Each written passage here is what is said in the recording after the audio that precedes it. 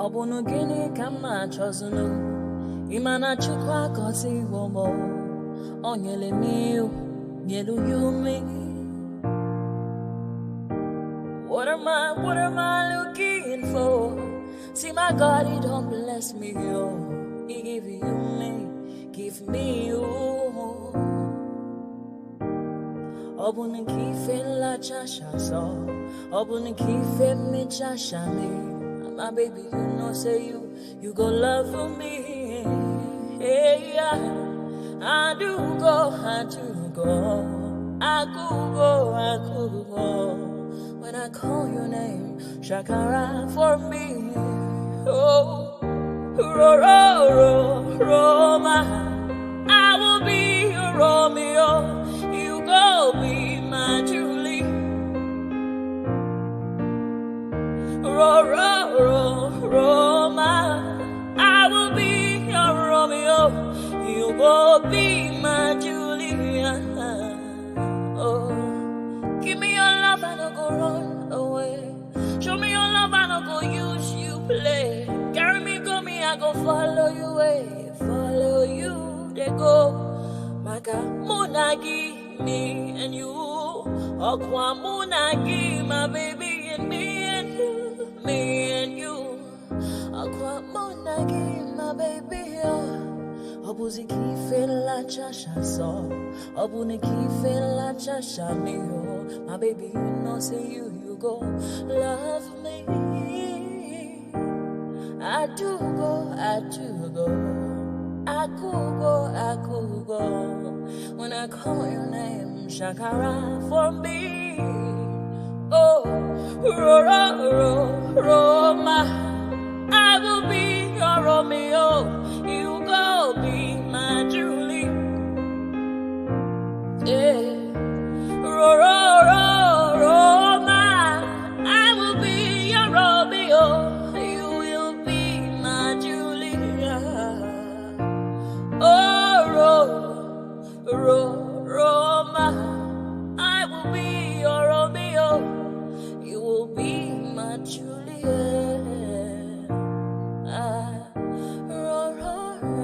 Roma, I will be your Romeo.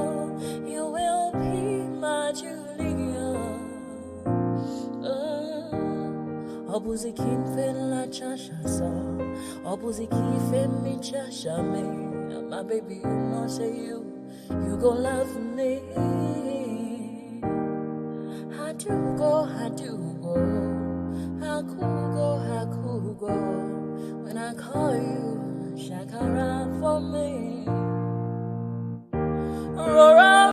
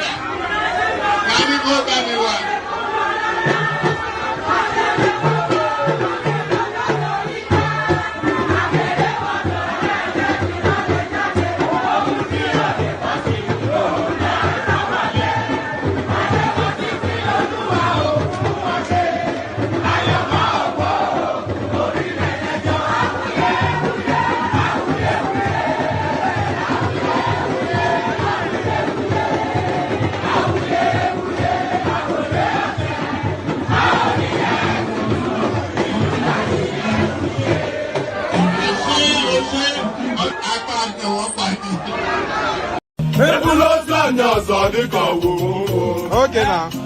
To person between my bed. I see. I see what I don't want to forget, man. Okay. I want you to feel. And then you get out. Mama said, I want me to go. I got no more Telumba. Oh, where would he get? I got you never tell one more.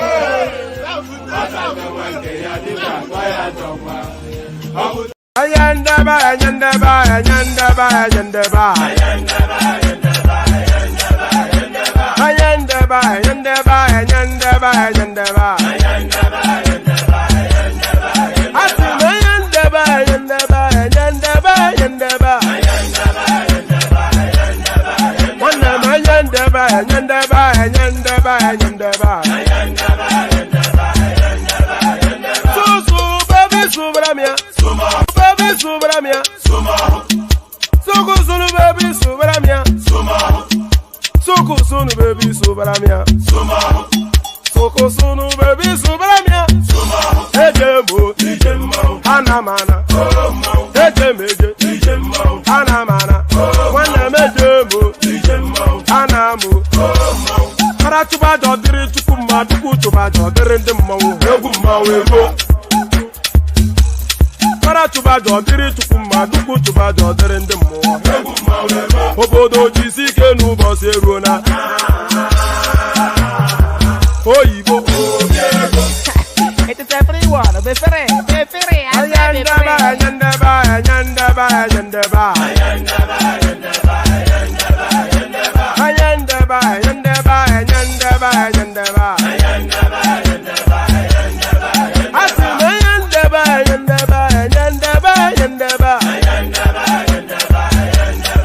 Wanama ayandaba, ayandaba, ayandaba, ayandaba. Susu baby subramia.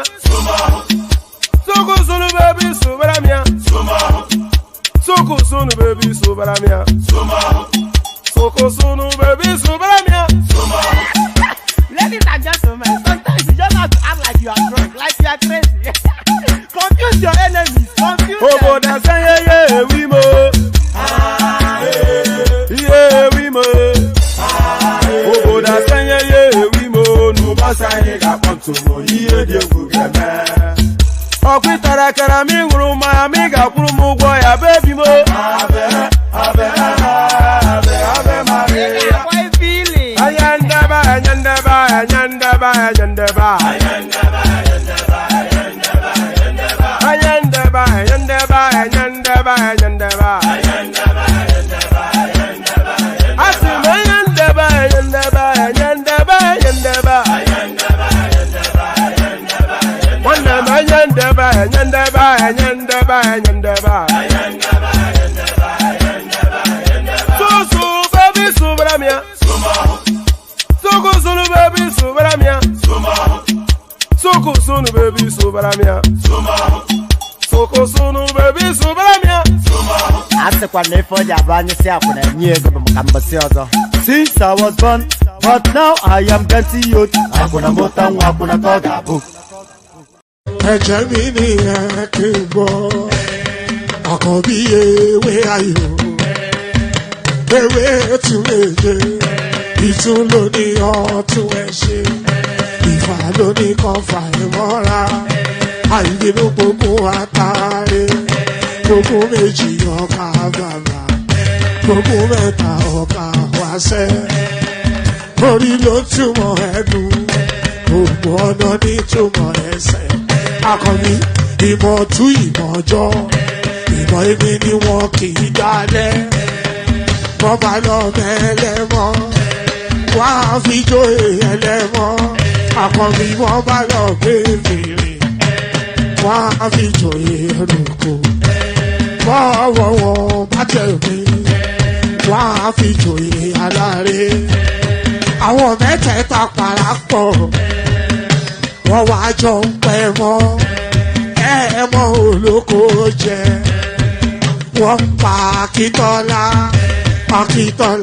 ọmọ Ògún wọ́n ń pàdé Ìyọ̀dà ọmọ Àtàràbọ̀bà Àkànbí wọ́n pàdé ṣàgbádá jẹ́ ọmọ ọba Ìjẹ̀bú mèrè aṣíwájú odògbólùkẹrẹ ajagun lólòdì ọ̀run tó o bá ṣe pé tìyẹ tó o bá ṣe pé tìyẹ náà máa ń darí jọ wí àgbèrò ni kò ń gbọ́wọ́ ọ̀bọ tí ṣìgìdì bá gbé àgétì ló máa ń gbé àyàn tí ìlàyàn ewúrẹ́ ọlọ́run dákun má padà lẹ́yìn ẹ kó má gbàgbé ọ̀rọ̀ tẹ́ aṣíwájú ọlọ́run dákun má padà lẹ́yìn ẹ kó má gbàgbé ọ̀rọ̀ tẹ́ Àkànbí ọlọ́run dákun má padà lẹ́yìn ẹ kó má gbàgbé ọ̀rọ̀ tẹ́ ọkọ̀ olúrẹ̀. Excuse me. You know, it never fails but catch me off guard. You know, I switch off the music myself, and still when that music stops, I'm trying to put, you know, because I'm using a green screen just to, you know, zhuzh the space up a bit. But maybe I don't have the right lighting yet, but I can see gray shadings. I'm not quite sure. Maybe it's how I'm positioned. But I was saying, it never fails to catch me off guard when that music stops, even though I stop it myself. So, but there it is. So there it is. Here we are. Here we go again. So there it is. Here we are. And here we go again. So, pardon me.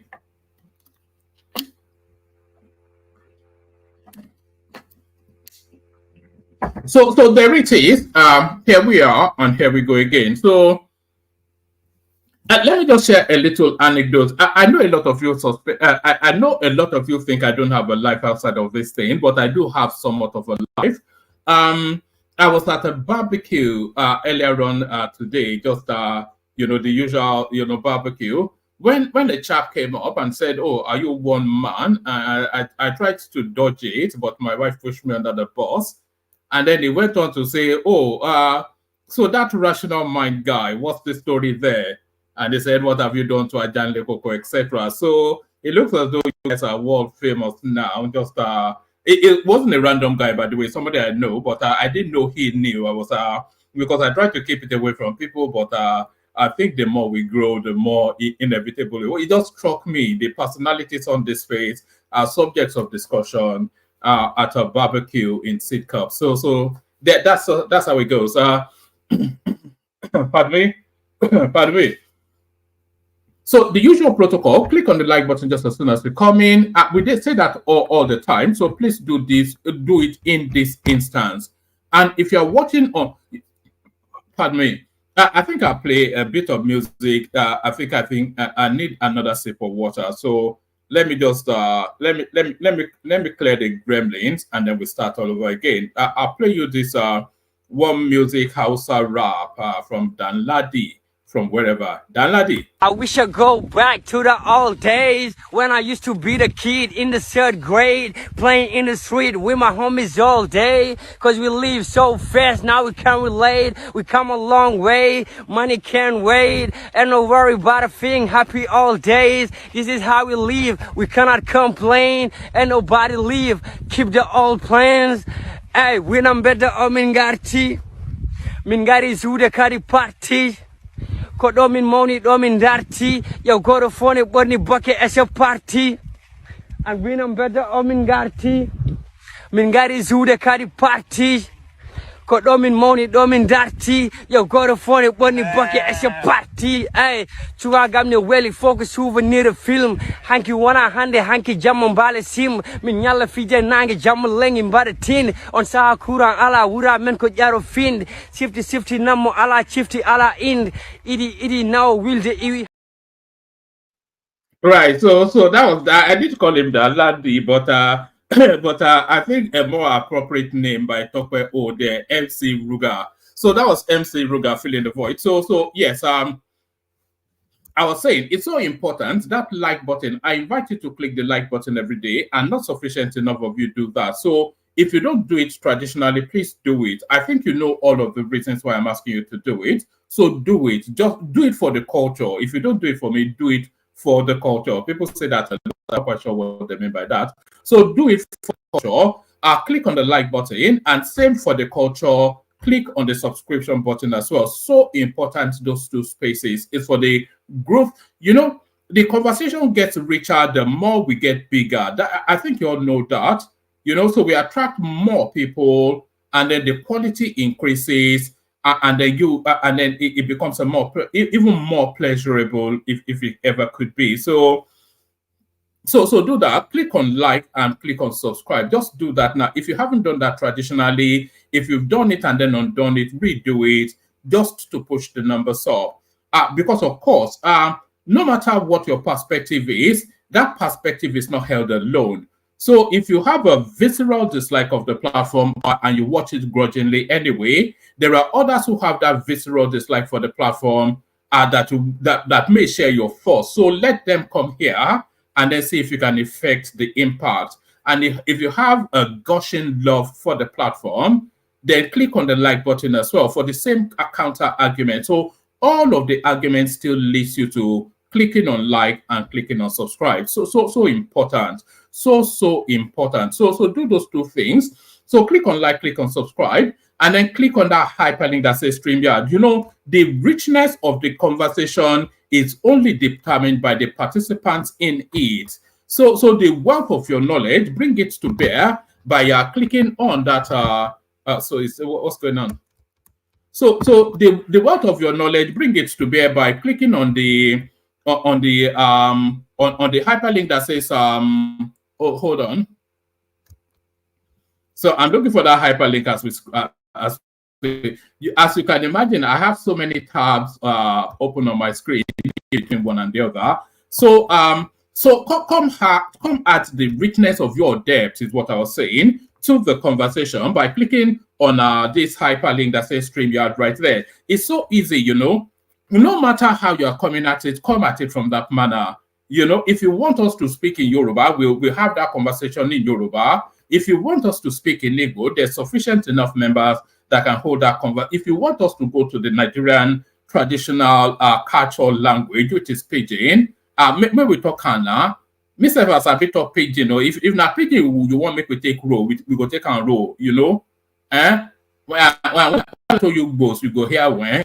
So any language. So don't be put off that the thing seems somewhat highfalutin and just that. So don't be put off. It's a home for all. So a home for all. Click on like, click on subscribe, click on that hyperlink that says StreamYard. That makes 3, and then there's one more click, which is the super chat button at the bottom of the YouTube space. Buy stars on Facebook, etc. Click on that as well. So this is what Efosa Isaac Orose, this is what he did to say good morning, one man and esteemed fellow viewers. So we have the anticipation of 5.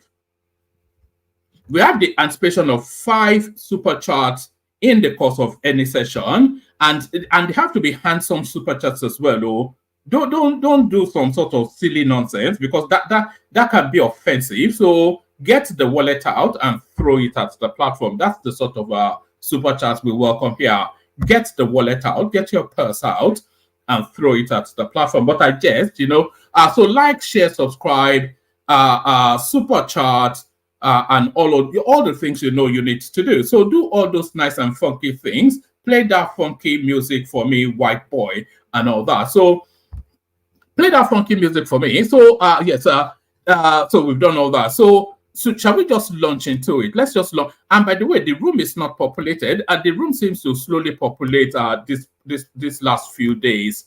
It fills up quickly, but then it's drip, drip, drip, and then a gush. That's usually how it happens. Drip, drip, drip, and then a gush. But we don't want drip, drip, drip, and then a gush. We want the full gush. And look at this guy. Come and challenge me now. Whoever wants to challenge me in pidgin language, I dare you. And then the audience will be the judge. You know, I be waffy boy. You know what they talk. If I land you, you go here when. You know, I be waffy boy. Don't try me. You think it's a joke? But no, all those nice and funky things. So all those nice and funky things, we have a mixed bag of all manners of items to talk about. So let's just launch into it. Let me actually launch into it with with a series of clips. So we come in it with a series of clips. So let's kick it off with clips. So we kick it off with this clip. This is Seyi Makinde. You know that pardon me.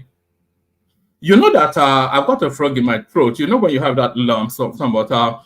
You know that the state governors are somewhat reticent in their acceptance, in their welcoming of this local government autonomy that has just been gotten via the Supreme Court, and they are somewhat, the language that you're using, it tells you then that they are still looking for a window of resistance, and that language captured by the Oyo State Governor Seyi Makinde. Watch this. Okay, there was judgment of the Supreme Court. There's local government autonomy, financial autonomy, and all of that. And I will still say it. I think it's just a distraction. We must face the real issues that we have. And the issue that we have is we are not producing enough. We're not productive. Whatever it is that we're sharing in Abuja, which is what this FAQ is all about. Oh, okay. Whatever is in Abuja, share it to the local government. Is that our problem? Well, okay, maybe it may be a part of the problem that, yes, you want to have a value for what is being shared, but our real problem is productivity. But now this is going to be the discussion for the next maybe 1 month or so, when issue of hunger and anger in the land will still be under the table. It's a big issue.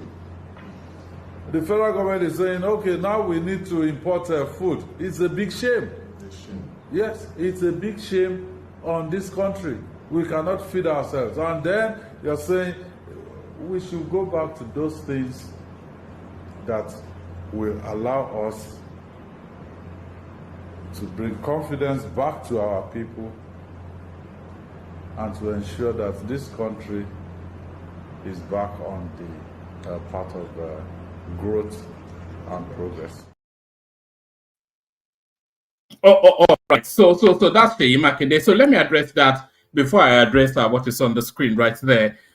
So that's Seyi Makinde telling us that the Supreme Court judgment that rescues the local government authorities from their clutches is a red herring. It has no meaning. It's saying that the problem of the country is not that in that direction, but it's the lack of productivity within the country. And it cited the example of the country to import food as an indicator that the country is on the wrong trajectory.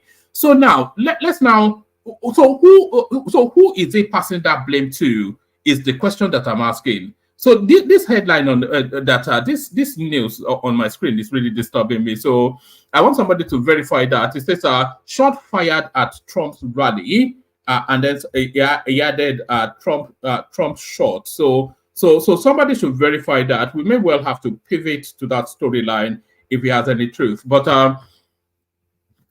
yes. So Seyi Makinde comes out there making all of this vuvuzela noise. You know that the problem of the country is lack of productivity, and it is a real big shame that the country is having to import our food. So, and it's saying that the judgment to rescue the local government authorities from his clutches and the clutches of his band of not so merry men, that is a red herring, that is a diversion, and the real issues, like I said, production and importation of food, a shame to the country. So whose fault is that is the question that I'm asking, and who is it passing the buck to? Because we have to understand the sort of system that we run. We run a federalized system in Nigeria, and that federalized system, it composes of semi-autonomous sovereign states that then come within a federal structure. So essentially, Oyo State, to all intents and purposes, apart from being a quasi-state within a federal structure, is a country of its own. That's how to look at it. So the best way to look at the sort of structures that we run is that all of these composing units, they are mini countries of their own. You know, he has sovereignty. You know that the land in every individual state belongs to that state, not to the federal government.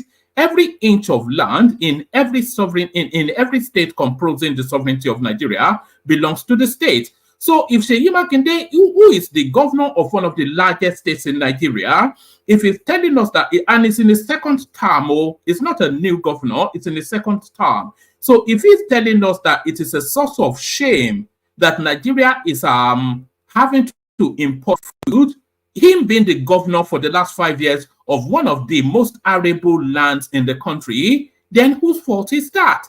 You know? So they are looking for a technique. They're looking for a pathway to get into that local government authority, but yet in law, you know, that one is gone. You know, the looting is over in that space. So that's Seyi Makinde talking double dodge and brouhaha. So double dodge and brouhaha, very confusing. This lady is certainly confused. So now, a lot of you would have heard of the proposed demonstrations, protests to come in August and later and later in July. So this is this lady's take on that space. Watch this. What exactly is the fate of the forthcoming nationwide protest? You all know that there is protest slated for the 1st of August till the 10th of August.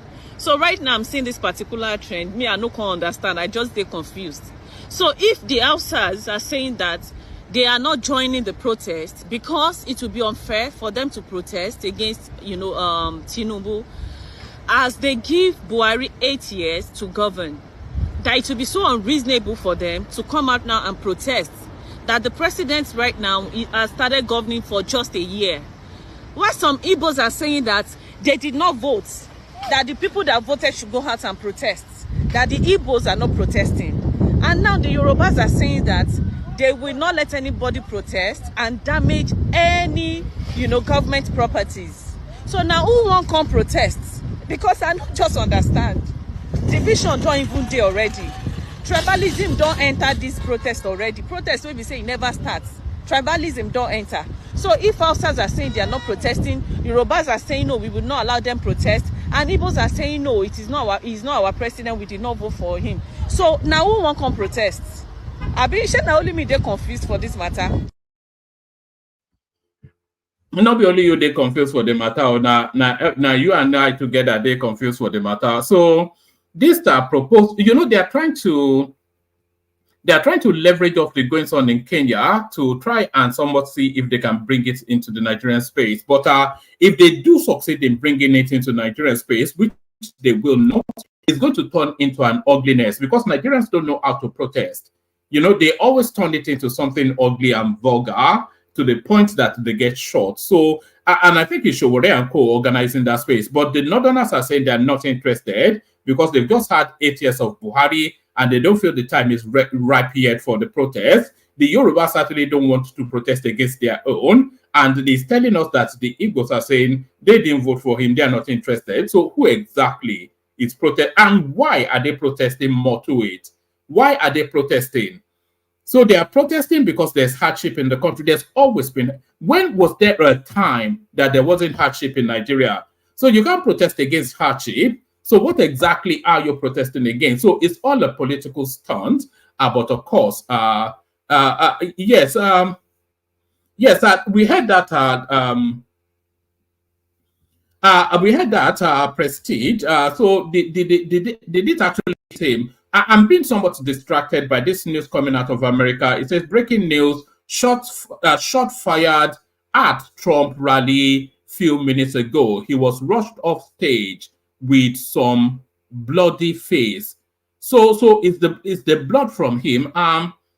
Shall we? I'm almost minded to go and check that, but we'll carry on with that structure, and then in the course of the session, then if there's anything there, we follow through. So back to that protest, a damn squib. There's never really going to be any protest in Nigeria. Showore will roll out his usual bunch of noisemakers. the police will carol there, he will almost certainly get beaten up, because it seems to be the tradition that Sowore gets beaten up by every administration.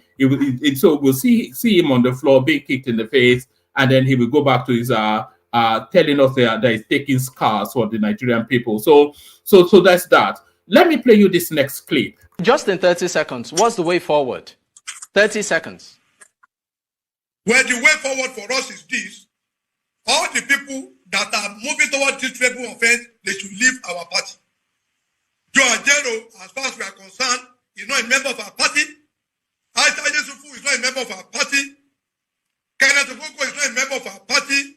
Jennifer Moruti is not a member of our party. They are member of Mr. Peter Obi movement, obedient movement. And finally, Mr. Peter Obi must respect our constitution. He must know that he's not the leader of this party. It is the national chairman at any appointed time that is the leader of our party, except when we change our constitution. So he must not be referred to as the leader of our party. He's not. He's a former presidential candidate, and that will remain the other position. They should not bring all those negative input from PDP into Labour Party, and they think they're going to have their way. In our constitution, the national chairman remains the leader of the party, and so be it. So for us, I'm begging Nigerians and not the press, stop referring to Aisha Yesufu as a chieftain of Labour Party. Stop referring to Kenneth Okoko as a chieftain of Labour Party. Stop referring to Kenneth Okoko as a chieftain of Labour Party. And Joe Ajero is not our member. He should concentrate on how he's going to better the life of Nigerian workers in general. He's not a member of our Labour Party, and he cannot, under any guide, take over the administration of Labour Party. It's going to be a very third dream. All right, thank you so much for being on the program with me. All right, brilliant. So, yes, let me show you this. You know it's been playing on my mind, so let me just show you it. This is apparently, allegedly, what happened to Trump. So let's just watch it together, see if there's anything in it. Let me make it a full screen. Hold on.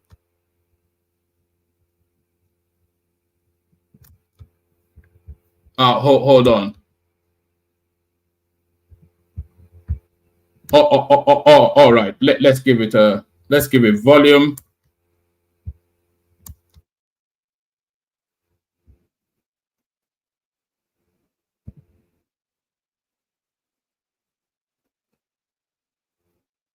See something that said, take a look at what happened.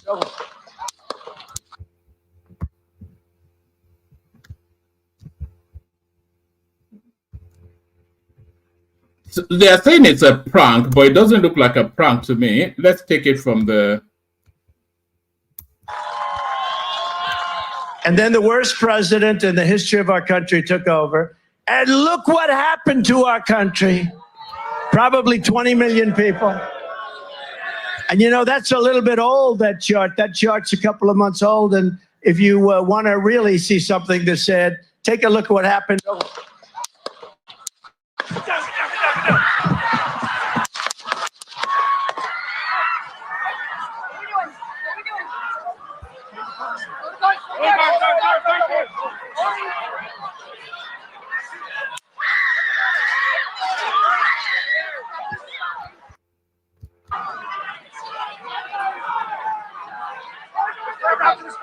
Move it there. Hold. When you're ready. On you. Ready. Move. Up. Move. Go. Up. Hawkeye's here. You ready?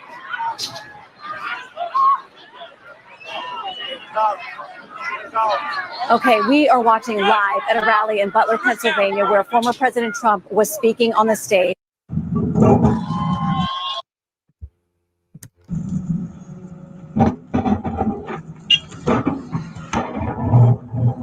All right.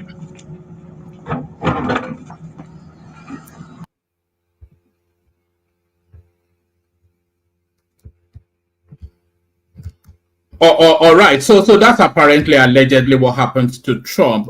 You heard shots fired. It didn't go down immediately, so I'm not quite sure.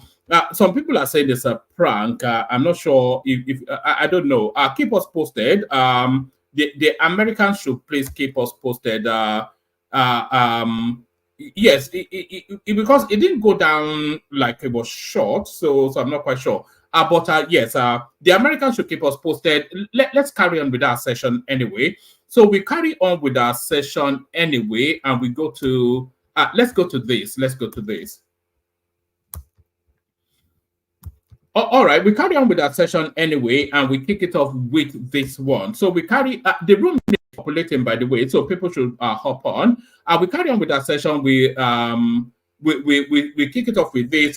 Nigeria's Agric Minister confirms duty-free importation of beans, wheat, rice. So Tinubu threatening to crash the food shortage within 180 days. That's I heard that rumored somewhere. So we go with that just as the headline. Let's go on from there to this one. Nigeria doesn't have people who speak truth to power. Your friend and mine, P. Toby. So just as a standalone headline, you might want to disagree with that. A lot of people speak truth to power, but does power listen to that truth is the difference. Nigeria does not have people who speak truth to power. This is Peter Obi. So we have Usman something. You remember that guy that was on channel running the administration down? Ndume, Peter Obi, Pade Banjo. There's countless people. Maybe not truth. Opposition politics to the central space, but whether they pay attention or not, that's a different matter. So let's take a little bit of this. The 2023 presidential candidate of the Labour Party, Peter Obi, has said that Nigeria lacks courageous people who can speak truth to power. Obi made this statement on Saturday during the 10th anniversary of Alaigbo Development Foundation in Umuahia, Abia State. He lamented that the country has an abundance of sycophants who tell leaders what they want to hear. The former Anambra State governor, who recalled how he judiciously managed public funds whilst in office. So that's a categorical lie, of course. The IGR went down. Peter Obi succeeded Chris Ngige, and the IGR went down sharply under him. And then Peter Obi was succeeded by Willie Obiano, and the IGR went sharply up under Chris Obiano. Or is it Chris Obiano? Yes, Obiano at least.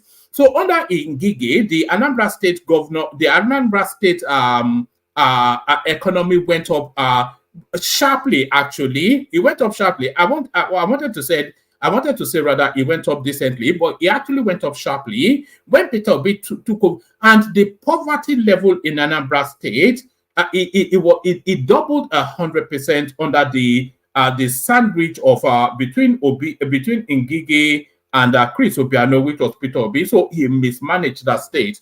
The former Anambra State governor, who recalled, he spent a lot of the money setting up all these breweries, etc., all this silly nonsense. A lot of those monies, in fact, most of the state's money went into his own personal bank, the bank that he was chairman of. We all know about the Pandora Papers, so it's just it's a nonsense.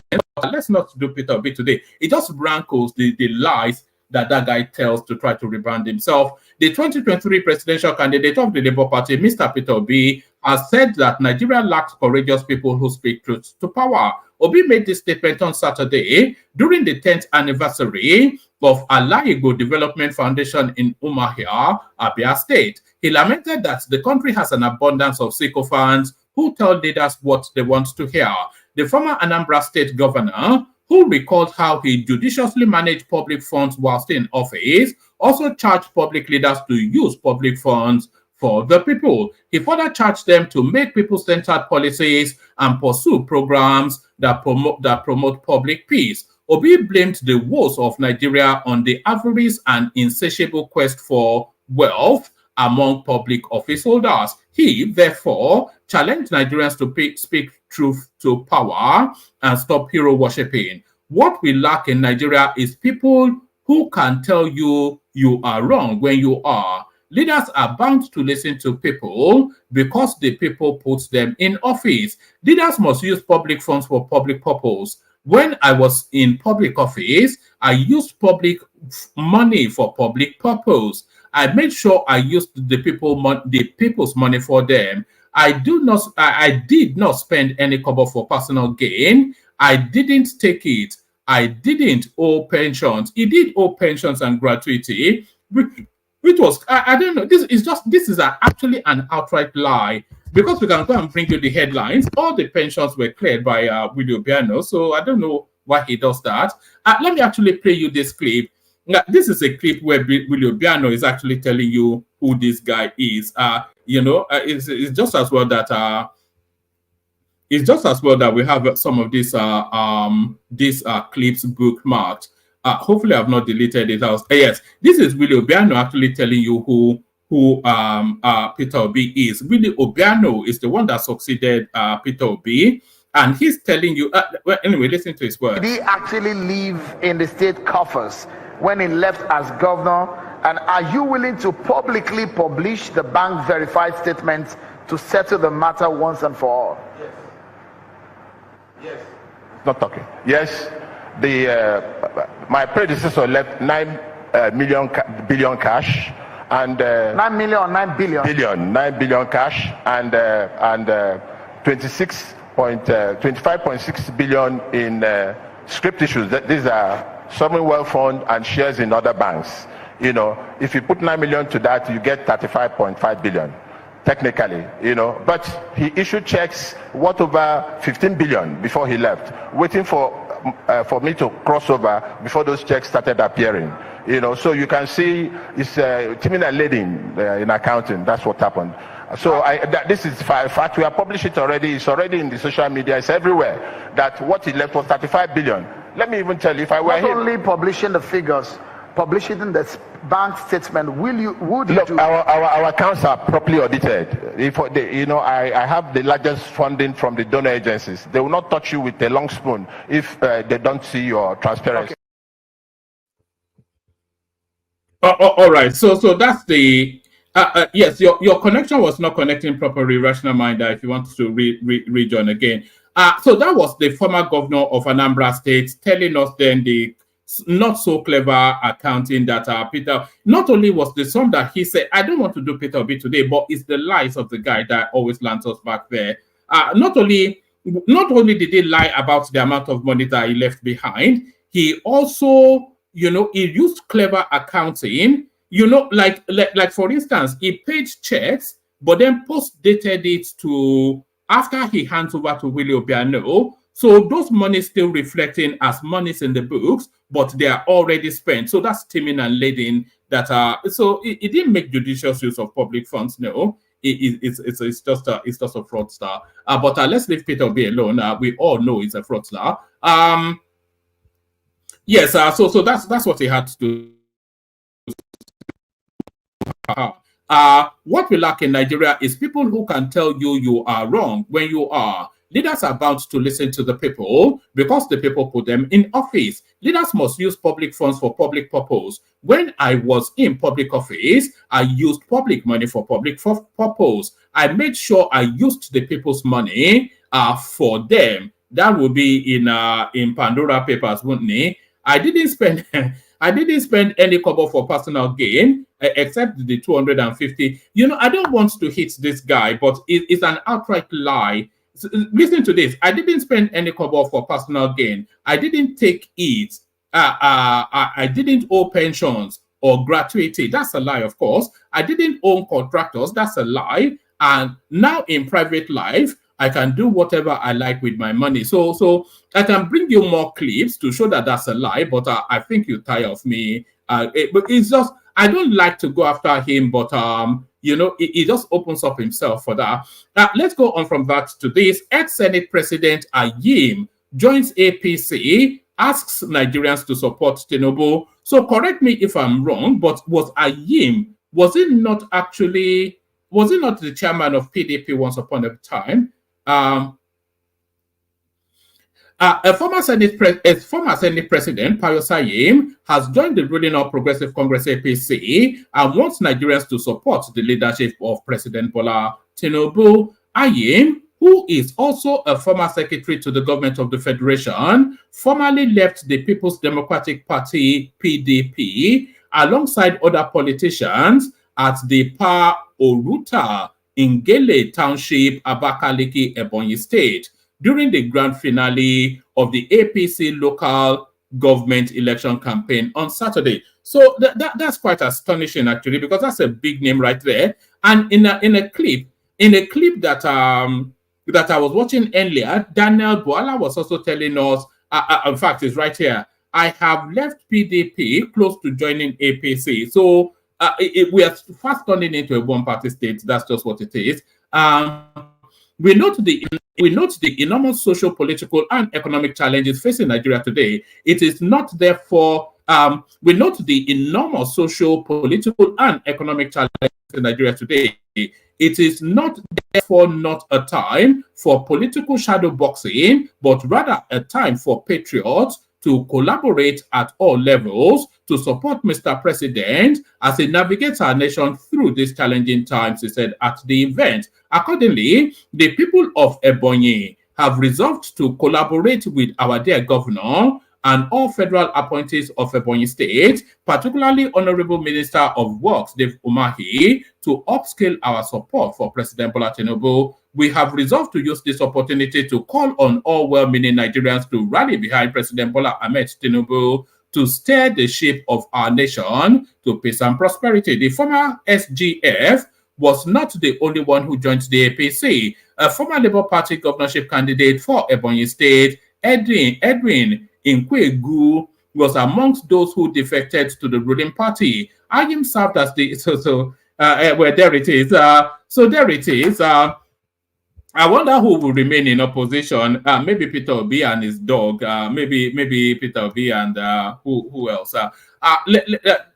This probably the last readout, and then we go into the conversation. Local government authority, Supreme Court judgment, conspiracy against democracy, Afenifere. So I always dislike it when they attribute. I always dislike it when they attribute the personal angst of this elderly man to the esteemed space that is their Afenifere space. So we all know that Ayo Adebanjo speaks for no one but himself. The pan Yoruba social political pardon me.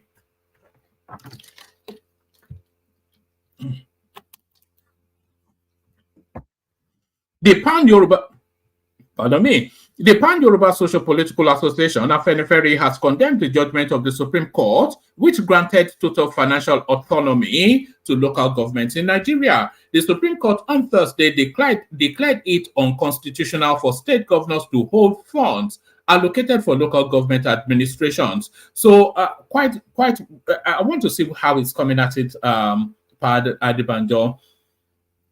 The court further declared that the state government has no power to appoint a caretaker committee, and a local government council is only recognizable with a democratically elected government. Afenifere, in a statement on Saturday by its leader and the National Publicity Secretary, Chief Ayo Adebanjo, and Prince Justice Faloye, described the Apex Court judgment as a mere judicial conspiracy. The statement was titled Tinubu and the Grand Conspiracy Against Democracy and True Federalism in Nigeria. According to the group in the statement, the judgment was against the principle of true federalism. It added that the Supreme Court had played to the gallery in delivering such a judgment. The statement reads, Afenifere views the judgment of the Supreme Court in the case filed by the federal government on the so-called local government autonomy as a shared judicial conspiracy in cahoots with the Tinubu administration against the Nigerian state and its foundational principles of federalism, rather than interpret the constitution to uphold its elementary but overriding federal principle, which recognizes only two tiers of federal structure of the central government and federating states. The Supreme Court played to the gallery and wittingly allowed itself a most retrogressive declaration that the power of the government is portioned into three arms of government: the federal, the state, and the local government. For the avoidance of any doubt, Afenifere makes bold to say that in line with its negotiated basis of existence, Nigeria is a federation consisting of states and a federal capital territory, as affirmed by XYZ in the Constitution. While Afenifere frowns at corruption and misuse of public funds at any level of government, it condemns in most unmistaken terms the subjugation of the states and their constitutional roles, including the local government system, to the whims and caprices of the federal government by any means, including obvious manipulation of the federation account, as is in the present case. The group also alleged that the ongoing administration of Tinubu had been practicing a unitary system in some of its policies since its inception. It maintains that the only way forward for the country was to practice through federalism. It is becoming stringently eloquent that with just over a year of its inauguration, the Tinubu government, more than even the military administration, is uncannily determined to unitarize the Nigerian Federation. Part of the unitary package is the creation of the Ministry of Livestock Development, which is the audacious euphemism for the reintroduction of cattle colony ruga and those other policies by which the Buhari administration sought to appropriate lands in the states, contrary to the provisions of the Land Use Act and Constitution, which vest the land. I'm not quite sure how the minister. It's just, this is conspiracy theory gone wild, isn't it? This old man is 93 now, and you know the culture to defer and respect your elders. But man, this guy, man, let's not even go. This grandpa, anyway. But Pa Adebanjo, man, you need to chill out. You know, it needs to be removed from that seat as well. He's a 93-year-old man, and he cannot straddle the Afenifere space anymore. Clearly, patently, he doesn't even know the remit of the role, so he clearly not fit for purpose. Part of the unitary package is the creation of the Ministry of Livestock Development, which is the audacious euphemism for the reintroduction of cattle colony ruga and those other policies by which the Buhari administration sought to appropriate lands in the states, contrary to the provision of the Land Use Act and the Constitution, which vest lands in the state, which in the governor in trust for the people. Afenifere insists that the way forward for Nigeria is not the confusing, rudderless tinkering, but a holistic restructuring of the polity to reenact the fundamental principles of true federalism as agreed by the founding fathers. This includes the fact that the local government system is an exclusive preserve of the states, either by direct constitutional provisions or residual powers in a federation. The group are submitted. So that's Pa Adebanjo being a stick in the mud as ever. Pa Adebanjo, as we know him, a stick in the mud. A stick in the mud. Just a couple more clips and then we roll it out. This is a more nuanced take by this chap. I think this is a throwback actually, and this speaks to the devaluation of the Nigerian currency, and it gives you a unique and peculiar perspective on it. Watch this. The tragedy of Nigeria began in 1986 when we did the structural adjustment program. When we were persuaded to devalue our currency every week for 32 years. When I went to school, and many of you are here, the Naira was $1.50. The Naira was almost £1 sterling. They came here, persuaded some brilliant men from Harvard and the World Bank that weekly devaluation was wonderful. 32 years of devaluing your currency until we hit 527. And they were still telling us that the Naira was still overvalued. That brought poverty, misery upon us. Then interest rates went to 30%. So nobody could build a factory, start a farm, produce anything, or create jobs. Because every time you bring in a shipload of rice, you also bring in a shipload of unemployment. Because you are transferring your wealth to sustain other economies. Somehow, Nigerians didn't notice it. So we became a nation of importers. Toothpicks. Each year it cost us $18 million. Importing toothpicks. Tomato paste, $400 million. So you talked about tomatoes now. One basket in town now is less than 2,000 naira. The farmers are losing money because the processors don't have enough funds to set up factories. They are going to do tomato paste. It's food-grade stainless steel. You can't just use anything because you'll be putting poison in people's stomachs. 2 factories have started off. I believe by the middle of next year, we can comfortably tell importers of tomato paste to stop. But when you do, you make enemies. Even the rice we're trying to reduce. We have enemies. Heavy enemies. People who can kill if they have a chance. Because you're spoiling their business. And let nobody take it lightly. These guys have seized this country's economy. They've taken us hostage. And they have no intention of giving up. Because this is a huge market. A very sweet market. And they have taken control. And I'm saying it because I have been in this business for 41 years and I can tell you some history. Abdullah Adamu is here. Import milk, sugar, toothpicks, toothpaste, handkerchiefs, pencils. We don't make. To cure Nigerians of that malady will take a while. It will take a strong government. That's the truth. And they are not happy that we're cutting down. When we cut down, they lose money there. So you see all sorts of publications. We're telling lies. We're not growing rice. We're trying to demoralize the local farmers and make sure that the economy fails. That's the story of imports. Now, I read a story recently in the newspapers. The French ambassador, the champagne ambassador in Nigeria, gave an article to The Guardian. He said Nigerians love life. We are the biggest consumers of champagne on planet Earth. More than the French who make it. There are parties you attend in some places where they only drink champagne. Of course, the individual is free to spend his money, but his money comes from Nigeria's commonwealth. So on imports, it will take a while for us to get used to local goods and accept that we should consume what we produce and produce what we want to consume.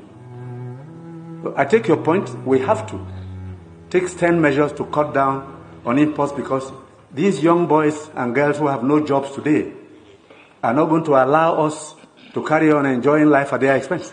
They need jobs. They need jobs. They are children. They've graduated, they've come back home to begin a second childhood because there's no factory to employ them. And the ministries can't take any more.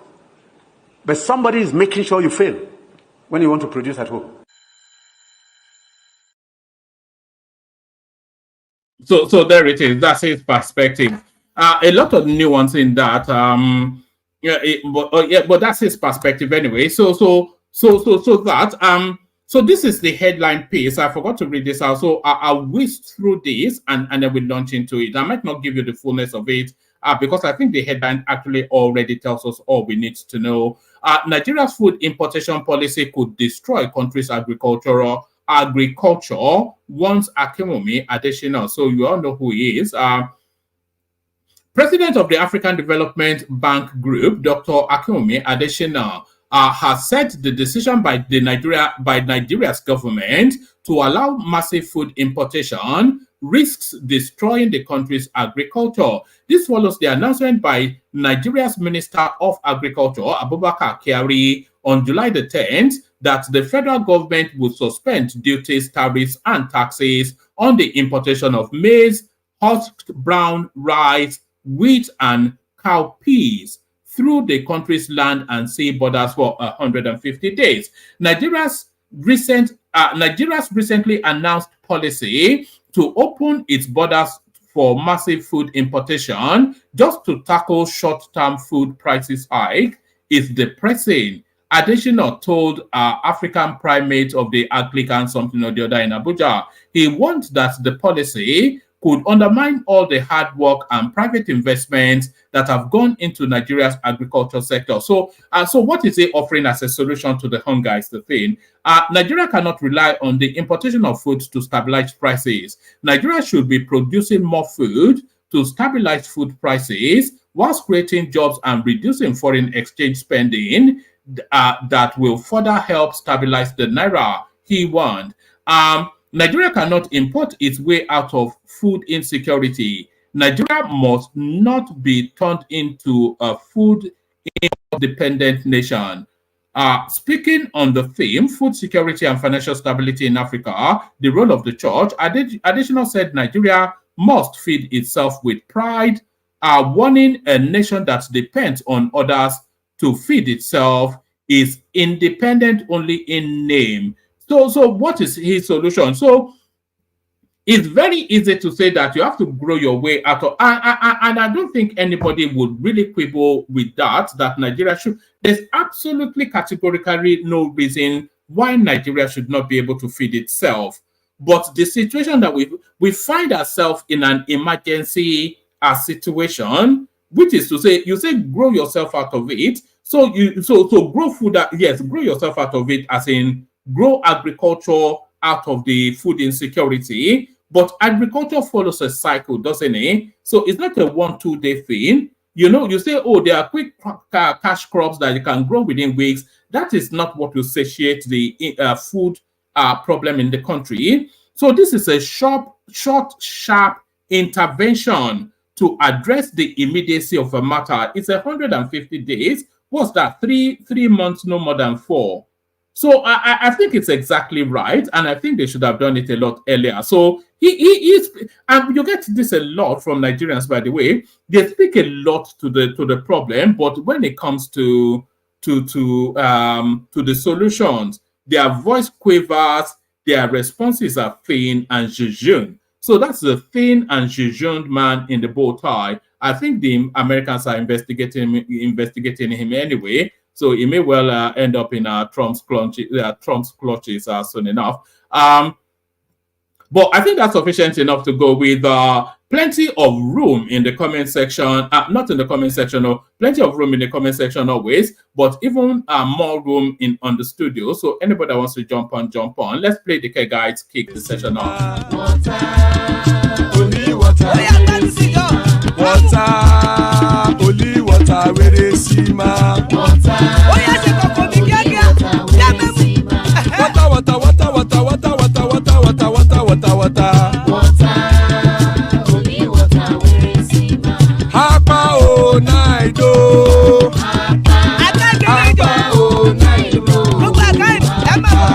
Hapa you don't come oh.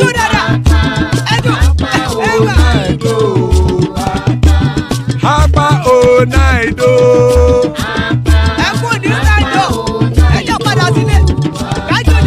Oro kẹ̀kẹ́ ẹlẹ́mù yé o.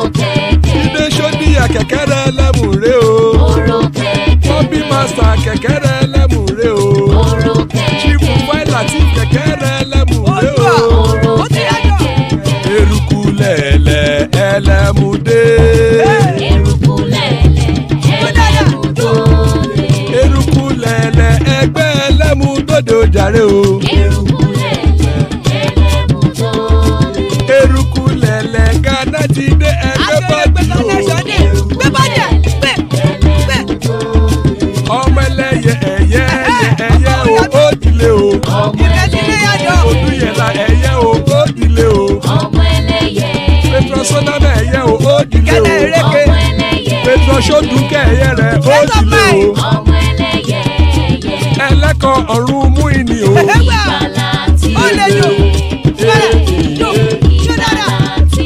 Àkùkọ ọ̀run méjìkọ.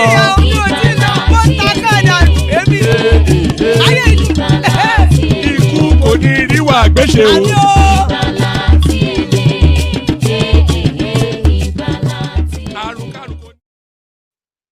And there it is right there. Iku kò ní ríwà gbéṣe, may death have nothing to do with us. So amen to that on behalf of myself and you, my friends. amen to that. On behalf of myself and you, my friends, joining us, Isaac. Good to see Isaac. An excellent session guaranteed with Larry here. Ekene in the house, always a delight. And Rational Mind makes up the set so far. So plenty of room still on the studio. Anybody that wants to jump on, jump on. And we need to see the comment section flashing up in the multicolors of our super chats as well. So do all those things, but especially jump on, be part of the conversation. Let's kick the conversation off. Shall we kick it off with Ekene just for fact that he's in Lagos? Ekene, how far? Megida, you don't sleep. They said Nigerians only drink champagne, and you are one of them. Should I show? I'll play a clip of Ekene getting drunk if it doesn't come on shortly. Can anyone hear me? We can hear you, woman. All right, brilliant. So whoever is ready to go, let's go. Yeah, I can go because I'll be very soon too. I will be able to stay long. Yeah. Yes, I can hear you. So you know the talking points. Akinwunmi Adesina telling us that we can't import we can't import ourselves out of the situation we find ourselves. So we're talking about that. Peter will be telling us that Nigerians don't speak truth to power. So I'm not quite sure what prevents them. Pius I am joining the APC. That surprises, but really doesn't. Pa Adebanjo telling us that the Supreme Court judgment is a conspiracy against democracy. He gives his reasons. And still on that Supreme Court space, Seyi Makinde rallying against this, saying it's a red herring just to try and redirect attention. So all that or anything else you want to speak to? Good to see you. Yeah, good to see you, woman, and good to see everybody. Our viewers, those in the comment section, and those who decide not to want to comment, but then just listen to us as we discuss these issues. Yeah, I want to thank you all, and we please urge all of you to please subscribe if you're yet to subscribe, and also always remember to hit that like button, as that also helps to propel the YouTube algorithm. Also, we would also urge you also to share this session or other sessions with people, because we are here to always talk about issues as it affects that country that we all love. Maybe some of us don't love that country, but some of us, even though we scream hate and whatever. You say maybe some of us don't love that country. So you answer that question. Do you love that country? Yeah, I mean, woman, save it that for now. Let me just Okay, carry on, because I'm sure I go. Oh, okay, yeah, carry so on. our viewers, without you, would not be here. Woman would not be turning on the light bulb on the platform. So we appreciate all of you coming here. Some of you have been here with us for years, as far as woman has been here. We thank you all. So, woman, let me go to the topic. For me, I would want to start with Akinwunmi Adesina. He's one guy that I respect. I respect him because he has class. I mean, when I mean class, is this kind of person who, I know maybe he might have some question mark to his person when it comes to, is he a clean guy in a clean sense, like, this corruption thing about we Nigerians, as we're all known for. I mean, maybe it's all known for. Most of our elites, those who seem to be, that we look upon as leaders from that country, they're always known to have been there involved in some kind of corruption, like they were trying to talk about he being investigated by the U.S. Government. Because I know the U.S. government also, they are shareholders in that African Development Bank. AFDB, yeah. So, so for me, I just like, it's just the mark that he left in that country when he was Minister of Agriculture, the innovation that he brought into that agricultural part of, sector of Nigeria, let me use the word, giving farmers phone, even though not all of them, but what I just saw that during Jonathan was that there was a little bit of transformation in that agricultural sector, being the Minister of Agriculture during this time. The fertilizer, how they shared fertilizers were, I mean, was it was quite innovative. You know, it was. Do you know why he gave those farmers those phones? He wanted that direct connect to remove the middleman from the fertilizer space, which was a scam. Exactly. And we saw it in the yield, you know, because it was So no doubt when he got the opportunity to go work for AFDB, I think he jumped on it because he knows that the way the politics back then was going, he doesn't see any future. So maybe that was. Let me not go through. Let me not bore our listeners with those stories. Some of us know that stories. But now talking about what he said, I mean, there is merit to what he said. There is substance to what he said. That no country that relies on other people will ever make it. You know, when Obasanjo did Operation Feed the Nation back then, it was for a purpose because even as big as America is, as in economic size. Not everything they import. A large chunk of what they eat is produced locally here. Even they see exports to even China. They export some something to China, some agricultural products. So you can imagine, even though we import things from Mexico and from Canada, some food agricultural products, we still export to this country. So they try to balance their own trade. You know, why do you think Trump was having this trade war with the Chinese, you know, because he saw there was a kind of imbalance. So I'm digressing to some of that thing. But what I'm just trying to say is that a country that relies heavily on importation of everything that they use, that country is not going anywhere. And that's just a fact. So it's left for those policymakers in Nigeria. I don't even know we don't have policymakers, if not just some kind of But we're not heavily reliant on, in terms of food importation, we're not heavily reliant. What food items do we actually import? Because most of our staple foods we grow our own rice. We eat tubers mainly, and we grow that. Yeah, you might be right that that's because you see, I think the reason is because we don't have real data to really, because you know, I mean, a woman, I've been engaged in firewall business years ago. If you know what is going on, when I mean engage, I know people who did it, and I mean just engage in it a few times in the past.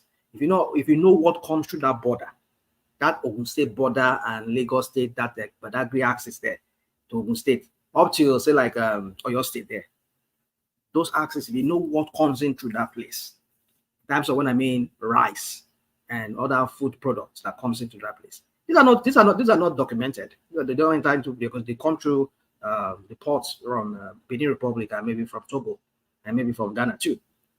So if you know heavily trucks, Nigerian trucks that go to those ports to go and bring in stuff. I'm not even talking about cars. I'm talking about food, just food alone. If you know the business of, rice importation. So how do they? Why do they not have the figure for this? How do they? How do they quantify it? How does it? So my point is this, woman, is forget those data that you are seeing at MBS or whatever crap you always throw out about the food importation. Where the whole thing is that those borders areas where food comes in through heavily. I can say it's even dwarfs what comes through that our Tinkan port. When I mean importation of food, it dwarfs that. So my point is just that we're not producing. We're not a productive country in every way you look at it. But whether in agriculture, in whatever, in manufacturing. I was reading in the newspaper. They said recently, was it 2 days ago? They said Nigerian manufacturing and agricultural went up in productivity. I don't know where that is. I know it's still coming from MBS probably. But the point I'm just trying to make is this: it's a fact that a country that even though we are importing food, but look at what I'm trying to give. I was giving an example of the United States and China when they were getting that trade war during because Trump saw some kind of trade imbalance that the Chinese have an edge over that. They are importing more. They are making more money from the US than US is even making from China. So are they being a productive nation? Let's even assume that our oil is not being stolen. We sell this oil, the money is being remitted back. There is no fraud in that. Maybe let's say the fraud is minimal. and then we still import our food. That is still understandable in a sense. But nothing we even do. Even our oil that even the quota they give us, we're not even eating it. And even locally, you just look at the trading balance, because when you import more than you export, that's where that right there. That's where the problem is. At least from my 101 economics that I took years ago. Your trade, there must be a balance in your trade. You don't have to import more than you export. So what are we exporting? Even our food products, they're being rejected even when they come here to America. They don't allow it to come. No, look at this country there, as small as it is, Botswana. They import beef here to America. Their beef is a high grade beef. What are we importing? What are we exporting rather? So my point is that we need to sit down. This policy, if I thought we ever have policymakers, they don't know what they are even doing. We export a lot of we export a lot of food items. We export a lot of drinks as well. Guinness, Origin, all this sort of. Who are the people buying them? What are the people drinking them? Oh, Nigerians now. Nigerians in diaspora. But you see, yes. Another thing you need to understand is this. I know I've asked some people. They tell you that some of our food are being taken to Ghana and everything, because the thing is, the U.S. government does not allow food from Nigeria directly. So maybe you are sending it for your own personal use, or you're coming here to come and sell it here commercially. They don't allow it. So what Nigerians they do is, like I've heard, is that they will take it, they will ferry them to like places like when I mean ferry, they'll take them through border to say like Ghana, or maybe to Benin Republic or to Togo, and from there they will now move them here to America, or maybe to Canada and other places like where in Europe. I think that's what they do. But then because they say Nigerian. Sorry, rational mind. I'm going to dip out and dip back in for a moment. My system is acting up somewhat, but carry on. Okay. So the point I'm just trying to make is that Akinwunmi Adesina has a point. We need to balance our trade. Our trade is not balanced. If we are trying to be good in some other, because no country has it all in this world. Not even America. Certain things America still imports. They import from other countries. They don't have it here locally.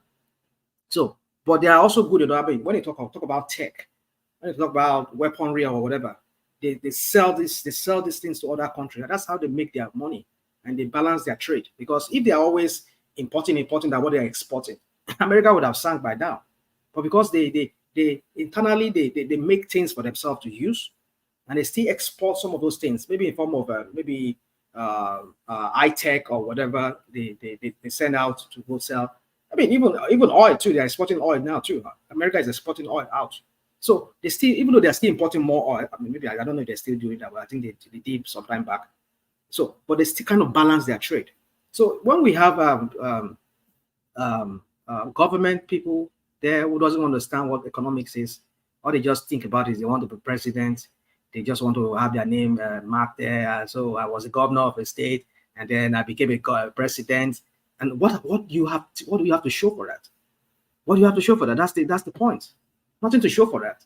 So for me, I just believe Akinwunmi Adesina is one guy that I really want to see come to have a part in that Nigerian political scene.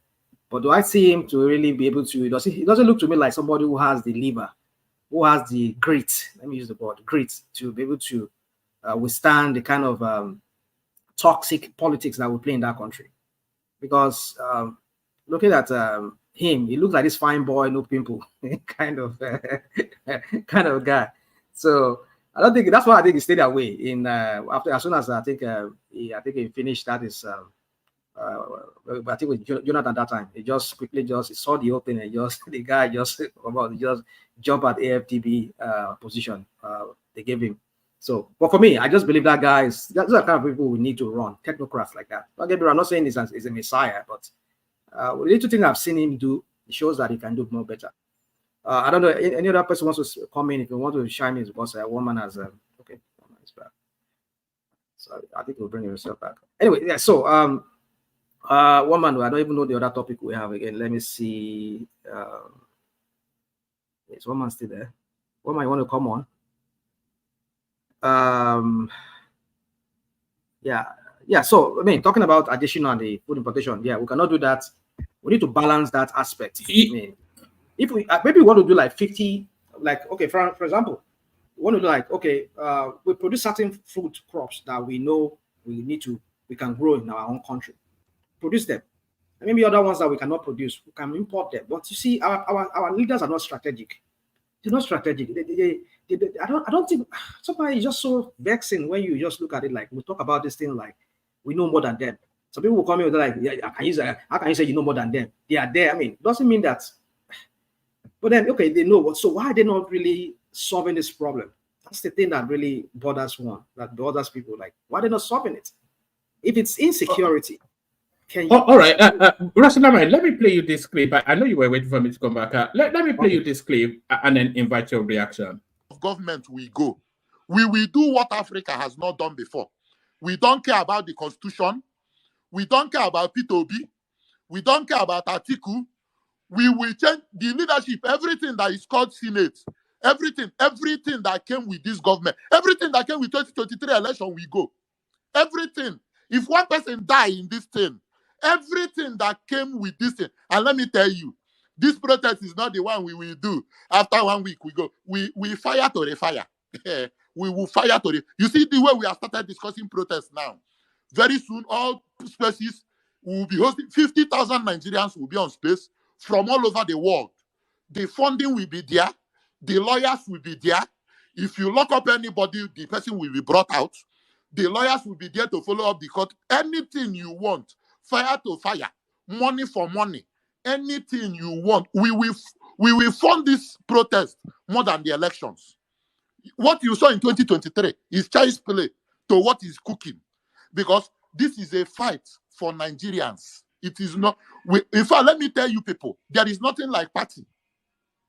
P2B can, as far as I'm concerned, go back to UK and continue his life, because the new tell P2B to start running now, so he can leave early. Tell Atiku to stay where he go back to UK and continue his life. He has tried. He has done well. He opened our eyes, no problem. But the new Nigeria we are talking about, all of them, Gaskia, all of them, we no want. We go just choose one neutral person. We never touch leadership before. We never smell politics before. Carry and put there. So what we are telling you is that we are coming with a list, and I've said it. Eboji go do no now. Where my own matter is now is fuel. That first week we are starting that in. Put fuel at 100 naira first. So that we will know whether we are dealing with animals or we are dealing with idiots. We know you people are cows already. But from that first week, as you hear Pium, bring down fuel to 100 naira first. I don't care how you want to do it. I don't know about the analysis of oil in Nigeria. Nothing concerns me with that mass.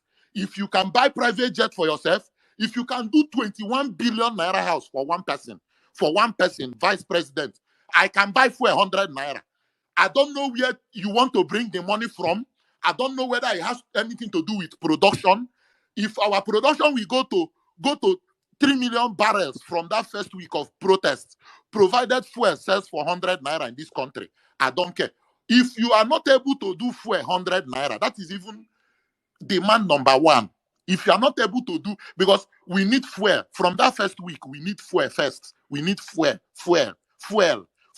That subsidy that you removed from day one, you will return it. And not just returning subsidy. You will make fuel 100 naira. Day one protest. Fuel 100 naira. That is what everybody in the north, south, east understand. Let's even begin to buy fuel 100 naira. That way we can now see whether we are dealing with human beings. That is the way forward. So please, we must maintain that spirit of oneness. One person die, pakam. I'm not saying police, you should not shoot.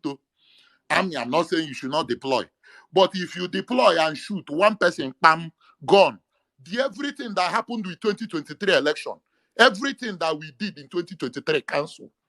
Senate president, House of Rep, and I have said it before, our people are languishing in IDP camps. And during this protest, we might need to fund moving all IDP camp people to the National Assembly complex. That our Senate is a comfortable place where some of our people in IDP camp can at least start sleeping there for now, because we are in this fight for our brothers languishing in the bush. We need to relocate them to House of Assembly complex, because the laws that are being made there, it is not for us. Oh, all right, it goes on for a couple more minutes, but there's this protest being planned, but the nature of it nobody knows. The success of it not a lot of people are confident, but they are trying to pivot off the back of what is going on in Kenya. But the tone that we're hearing from that protest, it sounds more like a riot and a chaos and anarchy than anything else. So does that actually sound like a protest against bad governance or hardship, or a protest against an electoral laws? Woman, you see, what happened in Kenya cannot happen in Nigeria. I don't think it can. Let's just understand that. That's my own opinion. That's my own reading of Nigeria. You see, the Kenya atmosphere, political atmosphere is different from that of Nigerian atmosphere. The Nigerian political atmosphere, there's what they call state capture. They've done that, they've perfected it. But Kenyans don't have that kind of prevailing political atmosphere in their own country. I see their politicians are more as naive. Before Ruto could understand what he was getting himself into, that was when we started seeing what he was trying to do. They were arresting people. They were seeing images of people being arrested, like where was arrested. Some people will just go, Gestapo style, they will just go to their house or their homes or their offices, and they will arrest them. And it was too late, because already the people, they've deployed themselves out of the street, the Gen Zs. So it was very difficult for them. But that is what they fail to understand, that but the Nigerian ones, they know how to. So that's what is playing out. That is, in my own reading, what I'm saying here. These are, so like, let me use the word of somebody that used to come here or that used to talk here. They say they are headless mob. What you're just playing here, I won't say these No, are. I spoke to her earlier on in the day, by the way. She sends her regards. She will join us when she's ready. All right. So these are just faceless people who don't know. You just come like, okay, like now I'm here on your platform here. And I mean, only people must have seen my face. I mean, even though I disguise my face when I come here. But at least I put a face to this before. But then what I mean is, people don't, I mean, we don't know who these people are. You see, you need to understand that. I mean, I know some of us understand that Nigerian politicians, they know how to infiltrate protesters, which I think Ruto tried to do. It was too late for him. I think those kids, they already knew the template of the Nigerian kind of way they infiltrate and try to give a dog a bad name so that you can hang it. So that's what the Nigerian. Do you feel a sense of deja vu with what's going? I was speaking with Kaizo on one of his streams, and I was saying that we've danced this dance before in Nigeria, because they came in they wanted the tax. We can't hear you, woman. Did you break? Oh, sorry, I muted myself. Oh, no, I was saying, do you feel a sense of deja vu, what is going on in Kenya? Because we've seen this rodeo before, which was NSAS. So they came in demanding that they wanted the tax bill repealed, which it was. And then they went on to demand that they wanted the cabinet sacked, which it has been. But now they are saying they want the president gone. And it's somewhat what we saw with NSAS. They said they wanted SARS ended. They ended it. And then they came up with a list of demands, which was being looked into. And then they wanted an end to bad governance until they spiraled out of control and they got shot. So do you feel a sense of deja vu with this? Well, a little bit of it, but there's not so much resemblance, anything resembling that of Nigeria. Yeah, it looks like the way you put out, like, oh, they started with, debt to whatever bill, financial bill they call it, reject financial bill, something like that. And then from there, and they said, no, we want Ruto out. And I think the reason was because when they started seeing people were missing, people were being killed, unarmed protesters. So that was when they said, now you have to go down. So you see, but what I'm just trying to say is that what happened in Kenya cannot happen in Nigeria. If it ever happened in Nigeria, it means that there are some other powerful people who have decided not to want to support the present government, that is Tinubu, which I doubt if there is any. because the guy, the way he does his own capture, if you know, like I say, if you say anything that more money cannot buy, more money will buy. So if you use more money, and you cannot get you, then they will give you the functional Williams treatment. Now, that's what they will do to you. So that's what you should expect whenever if it comes to that.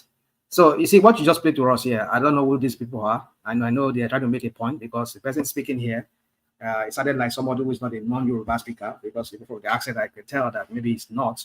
And I know that I know the people that are giving you all this kind of information, or at least maybe who probably make you want to play this to us. They want to like call us some certain people from certain part of Nigeria, like, oh, they hate Tinubu, they hate Yoruba people. No, that's not what we're talking about here. Everybody is suffering in that country, and everybody has the right to protest, but not in this way they are talking about it, because already the way they are talking about it, they are already giving hints. Now, if DSS seizes this now, DSS can use this as an example, or the state security apparatus can use this as an example that, okay, see, can you see that some people have been raking? They've been like, saying that they're going to do violence, they're going to do this, they will put down the country, they will put down the Senate, they will kill all, so they want to use as an example for not even preventing people from coming out to protest the first time. People that are who are already captured themselves, who are mentally beaten down already. And they start telling them don't come out because look at what people say they're going to do. And already they start playing these kind of things, and then people will start saying, okay, well, we're not true, we're going to go join them, we're going to kill us because they say we are part of those people who want. I think it's actually Shore that is spearheading this particular protest, because I've heard it in some of his spaces. I think there are three types. There are three different groups. I think Shore is one of them, and then there's the Tinubu one, and there's another one that is not Shore that I heard that they are going to do. So, and those ones are also like people who want to protest against the government. They're not part of the Shore group. Shore has his own, and then the Tinubu Agbado people, they have their own too. They want to do their own solidarity protest. So imagine these people, they clash on the every day. They want to do the 15 days. The Shore is just like, I think, 1 or 2 days. And then the other one, I don't know the one that the other 10 people want to do. Maybe it's going to take longer than that. We don't know. But for the fact that Tinubu people say they're going to do it for 15 days, it means that they will put up resistance. So now we're hearing this kind of faceless people that we don't even know whether they are real human or they're just AI cloned people talking on the platform that we don't even know how they. No, they are real humans. They're on Twitter space. Woman, it's okay. They are, but we know what the Tinubu people does. We know their propaganda. We know how they try to give a dog a bad name so they can hang it. So I won't put it past them. And it could be true that these people are just really people who are not pro Tinubu too, who are just people who are really want to do it. But then if they are not, if this is not Tinubu propagandists. Or that's why I refer to them. It's part of the Tinubu propaganda machine. Then if it's just ordinary people who are really vexed, then that's not the way to go about it. And if they are doing these things, then they're giving the DSS and other state security agency more reason to want to clamp down and even abort that even the protest before it even started. So this is just how we start. This is how they do it. If Ruto have already known all of this before, I know you have been using this Nigerian playbook. But now, like I said, my own reading of the Kenyan political atmosphere is different from Nigeria. The Nigerian politicians have done a real good state capture. The police, the means to violence is tightly under their grip. They can deploy it anytime, and which I think Ruto did not really understand that power dynamics. Before he could understand it, was too late for him. Before he started saying, even his chief of the IG of his police was not even listening to him at some point.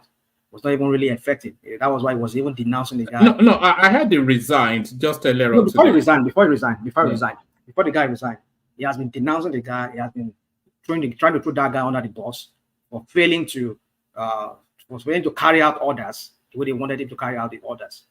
So there's more to that story, woman. But my point is that you see, the Nigerian state is different. Let's not compare Nigeria with that of the Kenyans. Kenyans is different. Yeah. So for me, woman, these are just, I know, I won't put it past the Tinubu propaganda machines. They are out there trying to make a point that these people are going to just want to tell Nigerians that, oh, these people are not true Nigerians, they're not patriots, because that's how they branded this. They are stupid word around. Because you don't support Tinubu, now you're not a patriot. Forgetting that Tinubu himself also sponsored several protests in Nigeria. Then nobody called him a patriot then. You see, Woman, you see, it's just yeah, but there would have been that argument at the time now that whoever was supporting Tinubu's no, nobody ever used the word. No, woman, nobody. I don't know. was not a patriot. You're not in Nigeria. See, that's the thing. Some of us just become like, let me use the word of Benny. Some of us just become emergency analysts here. I mean, some of us would not even. Come on. I think he was throwing that in your direction, but I know, but it doesn't apply to me. I mean, I know that you were throwing that when he used that the first time he used it. I know you were talking to me. I mean, forgetting that I've been in this game for a long time. If I'm reluctant in speaking about certain things just because I don't, but now I just want to be possible. I want to come out all out and just express my anger at the whole system, especially when Tinubu is there right now. So, like previous time, it's just I talk the way I talk, but now I'm really all out for them. Because this madness cannot continue like this. Not even having Nigeria in the hands of criminals. I've never seen the level of criminality of.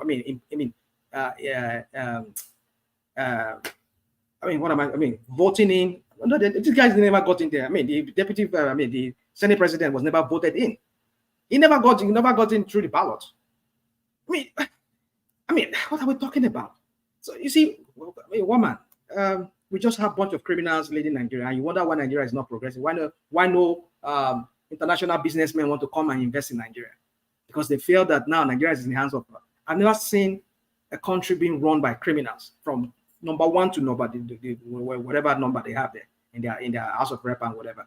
So, woman, it's yeah. If you have other topic, give me woman. I just want to talk more than all right. Let's vary the voices. It's not like we have an abundance of a panel, but let's vary the voices. I was going to come to you, Larry, but and Isaac, I know you're both there, so stay there. Let's go to Folly, who for reasons that one is in Nigeria and two we've not heard from him in a while. So Folly, Baoni.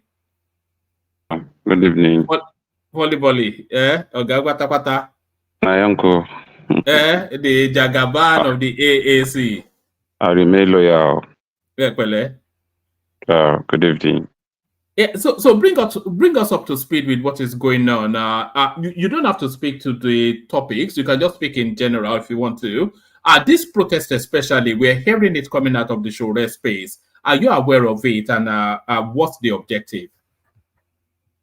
Actually, we always have what's it called? We launched a protest. We launched a what's it called? A particular revolution and protest in 2019 before Showore was arrested.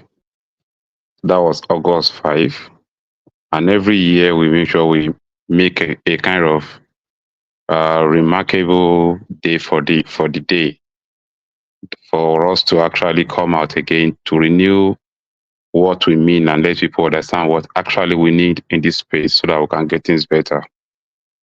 But fortunately, this year on, some people are actually planning. So I think there's something now called, it came towards the period that we're actually planning our own as well. So that's exactly what is going on this space now. And I listened to the, what's it called, the voice that you actually played the last time. The way those guys are actually saying it, they are making it look like something violent. And I would know there isn't any protest in Nigeria today that will not come with that level of being a little bit violent, because we don't have people who can actually condone the excesses of citizens, to allow citizens to what's it called, to show their anger towards the way they are being governed. So we have a kind of a system in place. It does not give voice to every decent voice in this space to actually protest. So I don't know. We don't know where this can actually end to. But I think it's what we need to do. At this junction, Nigeria needs to do something about these people governing us. Because the way they have been governing the country, if we continue this way, and we don't do anything about it, it's going to consume us. It will even consume the leaders they were all talking about, because most of them have their way of traveling. They have their way of living the country. It's we, the middle class, people who are not poor, who are not rich, that will actually face the consequence later. Because those boys will not even go to this politician's house. They will come to the individual's house, a banker, doctors, people actually managing their life as well in the space. They are the one that will actually suffer the most if care is not taken. But all the same, if we really want to protest and we're really serious, I think all the bankers, the lawyers should lead the protest, should make it look like it's our thing, so that they will not leave it for the hoodlums to lead. Is there any appetite for it? So we know the traditional people that will come out to protest. These are I don't want to call them professionals, but people that are already established in that protest sort of narrative. But do you feel that there's an appetite from the average Nigerian person to come out and protest? Definitely, people will definitely come out. People will come out. There is no doubt about that. The way people are talking about it is very obvious that people will definitely come out. You know, Mr. Ma, if you enter taxi today and you try to calm down and listen to what people are discussing, I think if one of my customers was sharing it to me yesterday that a woman inside the taxi was actually saying if he has 3 people with her, that he can actually lead the protest. That you go to government office. The way people are actually facing it in this country, things are getting tough every day, every blessed day. And we actually said this before this month started. I told this. I think this is on this same space that I actually said that subsidy remover is a dead policy for this man to embark on at that particular period, and people are defending it. A lot of people are saying it's the best. Why would you do that? Would I even know what is going to cause the consequence of what you are doing? And this is that same act is what actually leads us to where we are today. That simple act leads us, because there is no any other policy that this man has ever made that costs us that much, like that answers. And like that, what's it called? Subsidy remover. That is exactly where we actually, even the man will be regretting it today that he make the very wrong step. And we warned them then. When all of them were campaigning, they are saying they are rubbish. We told them subsidy is not something anybody can actually remove just like that. We don't have subsidy here. We only have a bunch of criminals stealing our commonwealth, stealing our money. There is no subsidy in anywhere. Instead of them to manage the space and make sure they go after the criminals stealing the money, because it's their party, they can't touch themselves. They threw all the problem to the masses. And here we are today. Things are getting worse every day. Things are getting worse every day. So I wish the protests can actually start, and I wish people can be able to manage it, because nobody wants anarchy. Is there a day designated for that protest? We were hearing later July, early August. Do you have a date? Some were planning for later July, some were planning for early August, and the Showere's anniversary on is August 5.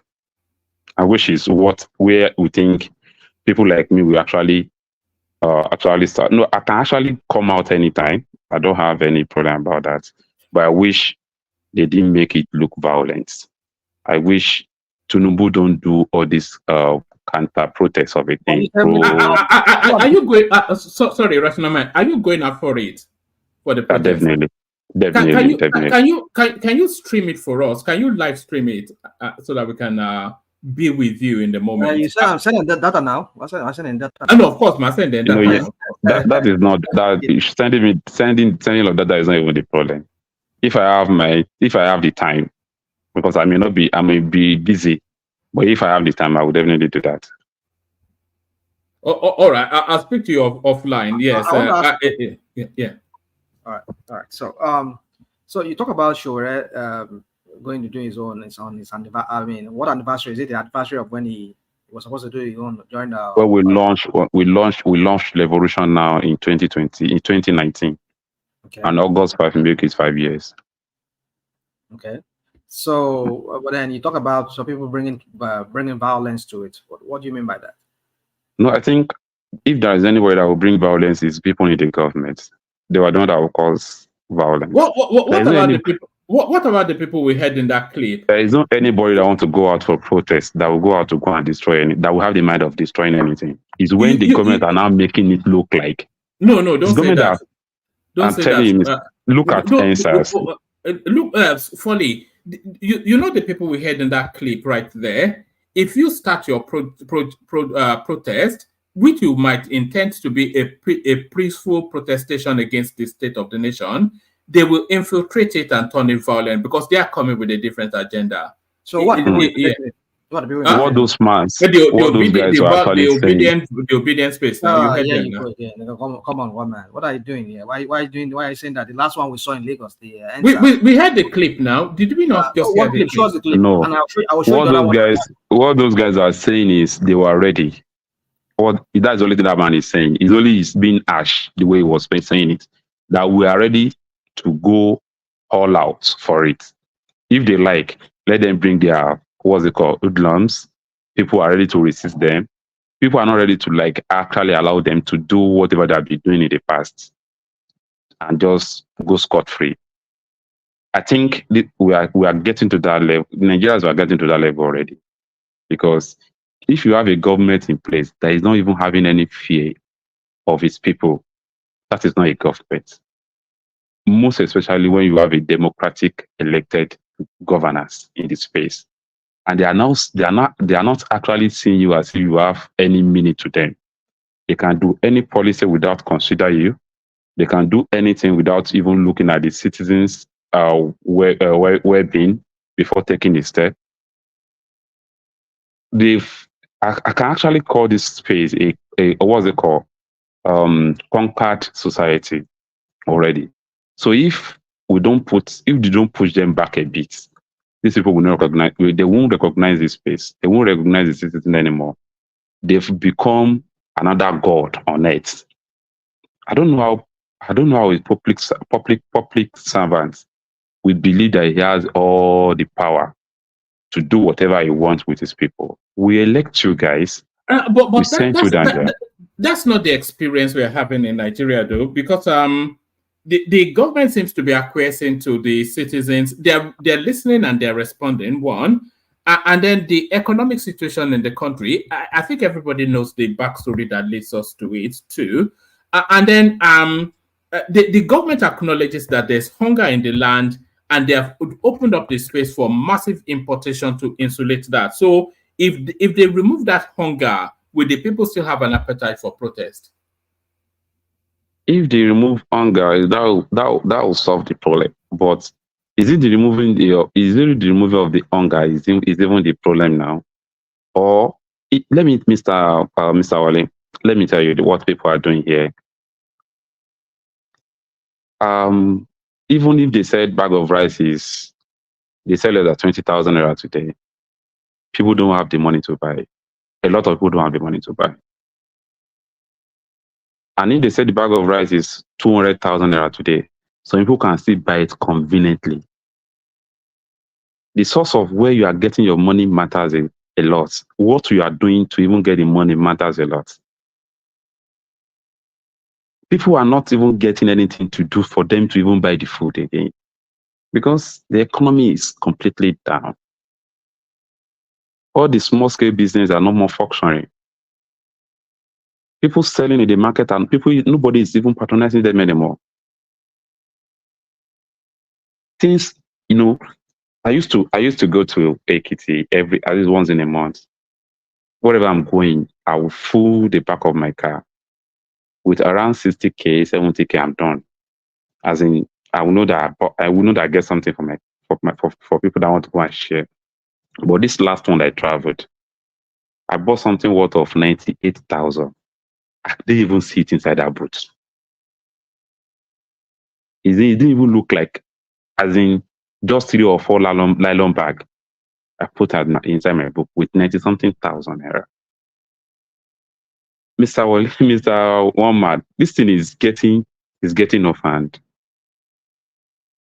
The way people are suffering in this country is no. At least. But they are suffering and smiling now. Is that not what is this? Nobody is smiling. It's only people have been conquered. So nobody have any option, no clue of what to do. Go out and protest and go vent their anger out to the. And we are okay. People are trying to do that now. Do you see a lot? Do you see threats? Do you see a lot of threats that be threatening them? They've been threatening them, yeah. The Agbado people Yes. have been threatening. So they've been threatening them. This is the divide and conquer that we're talking about.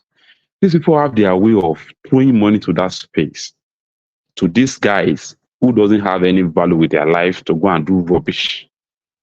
Folly, the resistance you're hearing is that people don't believe that the protest is anything to do with the state of the nation. I think people believe that the protest is still about that electoral loss in February last year. That's what people believe. I won't lie to you, Mr. Oman. Most of I was on that space as well. This same space that you actually play, I was there when that man was actually speaking. There are some guys that actually came from one Benga, or I don't know, maybe all these guys, paid guys that come to that space, come and be saying, if you like, come out, do this, we do this to you. That's why they actually respond that way. These guys were threatening everybody that if they burn you well, come to the streets, will come and meet us there. They were threatening as if protest is a crime. They were threatening as if the day will come out is the day we are going to be carrying on and be shooting ourselves. That's exactly what actually make that guy speak that way. And at the same time, the same mistake that we make during the election, had it been these people listening to us before the election, we won't be here. Anybody can bear me witness of my space, what I used to come here to say then. Nobody is saying Obi is no good. What we are saying then is Obi can't do the job that we need at that period. Because I was saying it here, we know that election will be rigged. No matter all the energy you put in place, they will rig the election to suit themselves. But can your candidate actually lead us to the street to say no? And that is exactly what happened. After the election, the electorate want to eat the streets, but the candidate is telling them they should calm down, and that's the end. I will foresee this before the election actually take place. That is why I was one of 14,000 votes that I believe that nothing good will ever come out of that space, except we organize ourselves. That failure to organize then before the election is what they are trying to do now. And at the same time, they are not even yet ready to even see who is capable of leading them to that barrack, to that place, to negotiate on their behalf without compromising.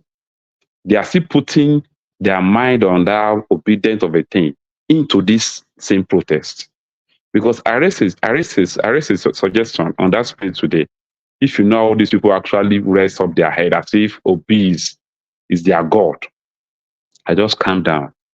This is not a matter of Obi. Nigerians are suffering. Anybody that wants to save this country will not put any politician in mind in this particular space that we find ourselves.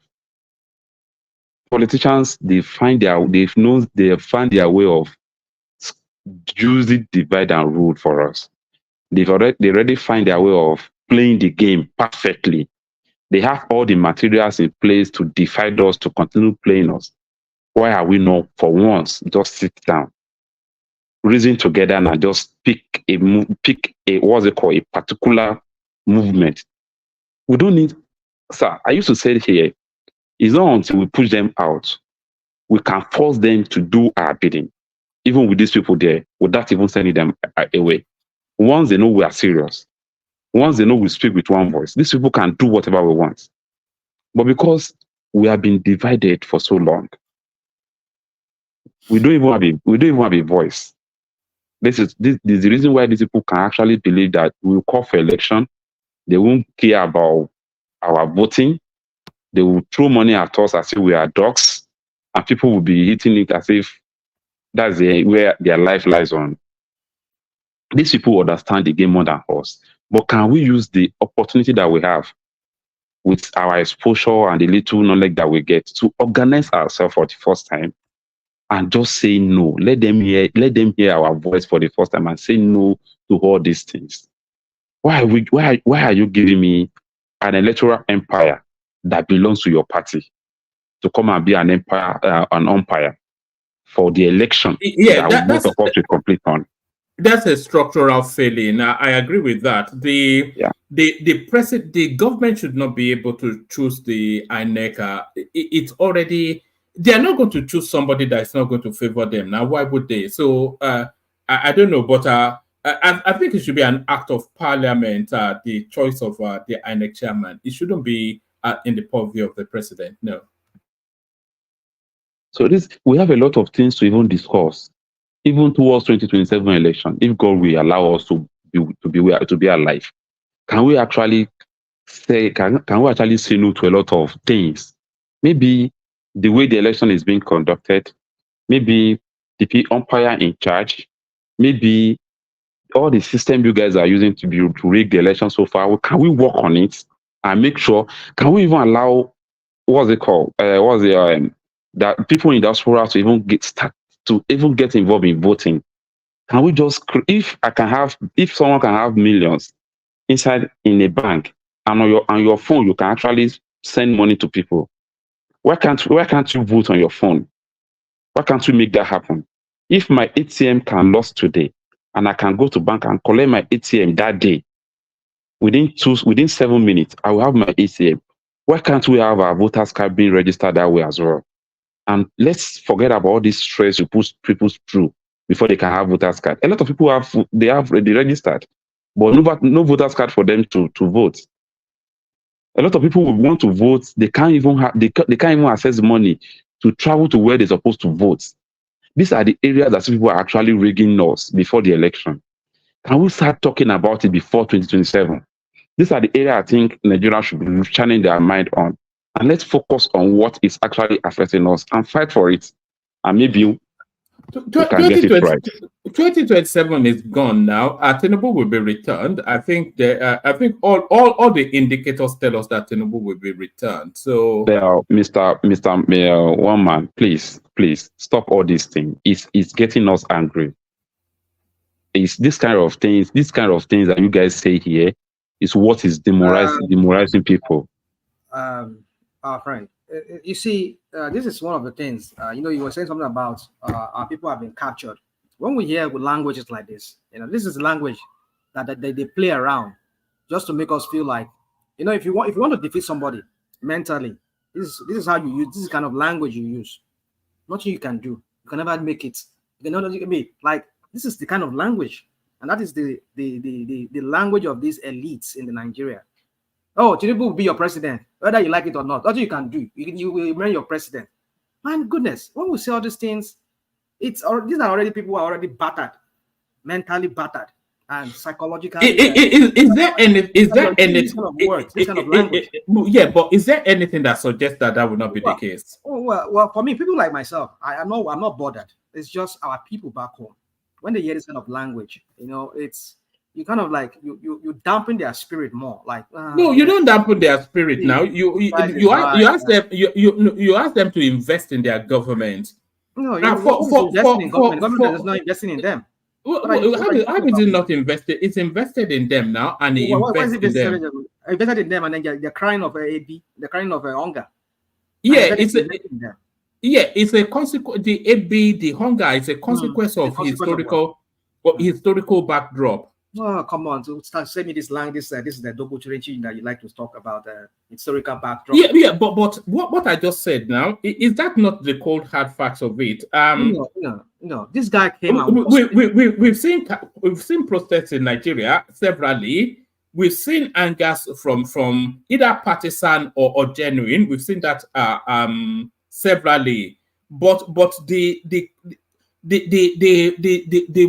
format always there's nothing that suggests that Tinubu would not be returned, and I cannot see how it would not be returned. There are so many. The only thing that we can just focus on is to press him to perform. Yeah. You know, because all the indices tell us it will be returned. Woman, I understand where you stand in this matter. It's okay, but then my point is this: when I hear languages like what you just used, and even the one you use, they will always return in. There's nothing you can do about it. It's going to be your president, whether you like it or not. Well, we know there's all the indication that we're seeing. If an election is conducted right now in Nigeria, yes, he will lose that election. No, he will not. Okay, all right, no problem. He will not. Except he rigged that election. No, it doesn't have to rig it. Tinubu can never win an election in Nigeria. He can never win an election. He won the last one. He won the last one. No, hold on. Let's leave. I forgot. I don't want to talk about the last one. I'm talking about based on the performance right now in Nigeria. Yes. Based on what is the prevailing atmosphere in Nigeria right now. If Tinubu contests, even somebody that does not know anything, he would defeat Tinubu. Why? Why would that be? Because he has plunged Nigeria into the greatest depression that country has ever experienced. No, that's your reading. That's your reading. That's not my reading. This is what every Nigerians are talking about. That is what invested partisanship is. Somebody on ground in Nigeria just said he used 90,000 naira and went to market to buy stuff. Yeah, that's a consequence of historical backdrop. It is not a consequence of anything. But one man. I'll let you continue. It's not a consequence of anything, one man. It's a consequence of his poor decision. He did not make any bad decisions. He did not understood what he was getting into. He understood perfectly. This way you guys promote him like he's a strategist, somebody that knows what he's doing. And he came and he said subsidy is gone. And he flooded the naira. How can you do two policies at the same time when you don't even know the reading? It's a consequence of the realities of the economic situation of the country. It is not, woman. It did not mean the country could not insulate. What he plunged us into is not what he met on ground. I leave it at that one. But you're exactly wrong though. That's your own reading. No. Those are the factual conclusions, isn't it? No, there's no. What he met on ground. What he did is a consequence of what he met on ground. It's not a question of anything. He could have played along based on what he met on ground. Until played along with what? Borrow even more money to continue to defend the naira. Hold on. Okay, see, woman, you want us to start going into the No, we all know it now. So our man is here waiting. Let me just let him speak. When I get to my turn again, I'll maybe flesh out what I mean by all of this. Let us let him continue. Go on. All right, back to you, Foley. Yeah, Omar, do you know today if our electoral settings is actually being programmed the way we're supposed to program it? Do you know all these people? None of them will have the access to that space today. Do you believe that? No, I don't. You don't? Yes. The reason why you see these bad eggs on that space is because the processing and the step to elect people in this space has been defeated. Shall I tell you something that might surprise you, Foley? Do you know that in that 2023 election, of all of the people that ran, so listen very carefully to what I'm saying, because you might mishear it. Of all of the people that ran, Tinubu had the most recognizable name nationwide. The most recognizable, not the most popular. So don't conflate it with that. But the most recognizable name. So people recognize his name, and they recognize his name for governance. And that was why he won. In the North, they know him. In the South, they know him. Even more than Atiku, they knew him. And they don't know Showore. Nobody knew Peter Obi. Even for all of everything, they didn't really know him in the North. During that campaign, yeah. So it has the most recognizable name, and that's what won the election. And it's a popularity contest, isn't it? How can Showore defeat Tinubu? Even if he has the best plan, how can he defeat Tinubu in a popularity contest? It's not possible. In a society where things are working, where people are doing things with the way they need to do it, people like Tinubu, people that have the Tinubu pedigree, will not even come close to election. They will not even come close to politics. I'm talking about in an ideal environment. okay, if we can actually clean up our system and make ourselves to have that idea in an environment, I'm not sure all these baggers will actually come out for election in Nigeria, because most of them did not have they didn't have the record that merit them to lead a country. So this is where I'm speaking from. I'm not talking about the pedigree or you have a name. The name you have, where did you get the name from? You are spending people's money to buy people's conscience, and you said you have a name. Who cares? Why can't they come out without spending money and let's challenge ourselves once and for all? Why would somebody who have access to state accounts be contesting All with right, somebody? all right. Let's do that. Let's have an election without money.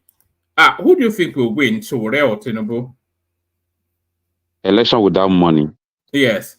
And we throw them out to debate. Everybody will pick Sowore. I don't think so. I'm telling you. I'm talking about in an ND environment, an ID environment. Do you know that the vast swathe of the North, it's the intelligentsia that You knows you just told me now that we should remove money and what they have. Let's remove all those things. Yes, let's but people put them don't on even know ground. Sowore now. People don't know Sowore. Let me tell you, during election, you come out. Environment that is working with listening to you what you want to offer them before they even make their mind, make their what's it called? Yes, but they will look at your history. They will look at your history. Even if you are looking at their history, Sowore will clear every one of them. If you are looking at their history. But Tinubu has a reputation of good governance. Which reputation are you talking about? Tell me the reputation you're talking about. Govern Lagos. Govern Lagos and Lagos we're talking about today. So what do you mean by successfully? Well, that's the narrative that people believe. It's the narrative. Which narrative are you? Okay, why is he not govern Nigeria successfully now? He is. These people just take over. They just take Lagos State as their family business, and they are running it. Go and check what is happening in Lekki today. You can't even go to any houses in Lekki. The flood has already taken over all the areas in the Lekki.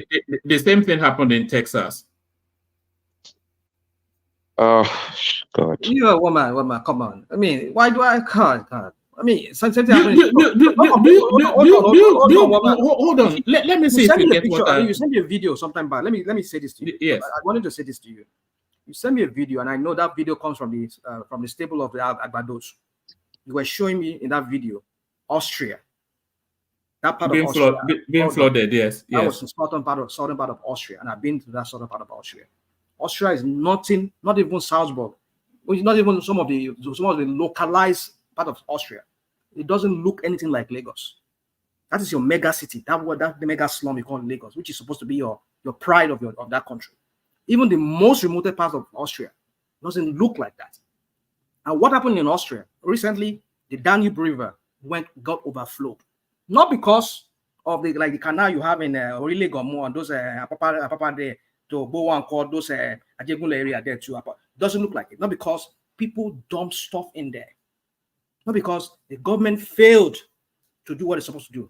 The Danube River overflew because it had a torrential rain, like what happened in Saudi and in some part of the Emirates recently. Not because they were just allowing people defecate and do anyhow in their surrounding. No, not because they failed to plan, but because the Danube River that straddles through almost like almost four countries. It happens annually. So it happens now annually. You are talking about Texas. It happens annually, though. No. Hold on. Texas. It was flooding in Austria happens annually. What are we doing here? I live in Europe now. I live in Europe. Yeah. No, you live in Europe. I mean, you don't live in continental Europe. You live in an island of Europe. I've been to Austria separately. Yeah. The point is, my point I'm making is you can't compare these things together. This is what the Agbado people like to do. I don't know why we like to make our head like as if we don't even know what we're doing. The type of Nigeria is a failure of the government. Failure to plan, failure to do many things that you're supposed to do as a government. All they are concerned about is how to rig themselves there every year in, year out. That's what they care about. But the very thing that makes the governance until we are hearing it recently, the Supreme Court had to tell them that no, you cannot be taking the money that belongs to local government. And yet, this same guy that is spearheading this very case in court, he was the very originator of all this crap. And now he suddenly became a messiah to some of you now because he has won a case. Come on, woman, you see, this is what we do. And I know I've seen some of them in the comment section. All the crap. You can land. That of Texas, it's not because the government failed. It's because of there are certain things you cannot control. One of them is weather. One of them is what do you call it? Hurricanes and whatever you call it, torrential rain. You cannot control that.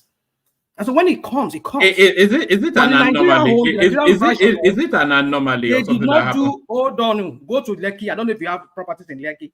Go to Lekki. Go to Ajegunle. Go to those places. The town planning. There's no proper drainage. They don't have drainage. They neglect those places. That is the failure of the government. I should not be doing. I should not be doing drainage. It's not within my purview to do. It's about town planning. That's what we're talking about. You just want to be governor. You just want to be whatever. They don't have any plan for the people. You're telling me that Austria. You're telling me about Texas, and you're like, wait, come on, woman, let's stop this thing now. This is not good for our mental health.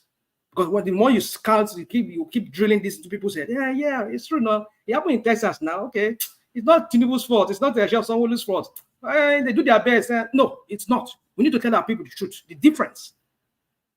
Come on, I leave it at that. Can I ask a question?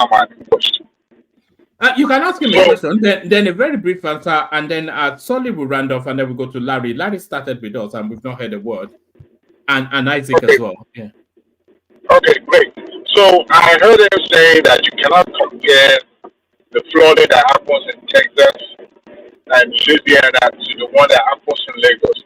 Could you tell us the reason behind the one that happens in Texas, why the almost entire city was submerged?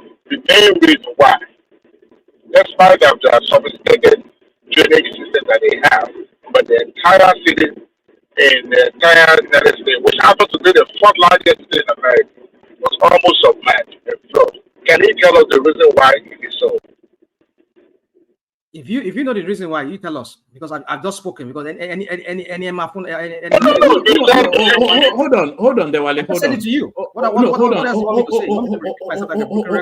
Hold on, Dewale. You just said rational mind that the reason for the Nigerian flooding was because there was no proper planning, no proper drainage, no proper anything. Okay. So now the America, which is the foremost of the first world countries, we're assuming they have proper planning, proper drainage. Okay. And we're assuming that torrential rain is not anomalous to that space.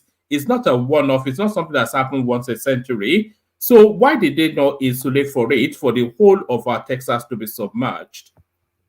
Not the whole of Texas. I don't think it's Texas. Maybe it's Galveston, and maybe you're talking about Houston. Not the whole of Texas. We need to understand that very well.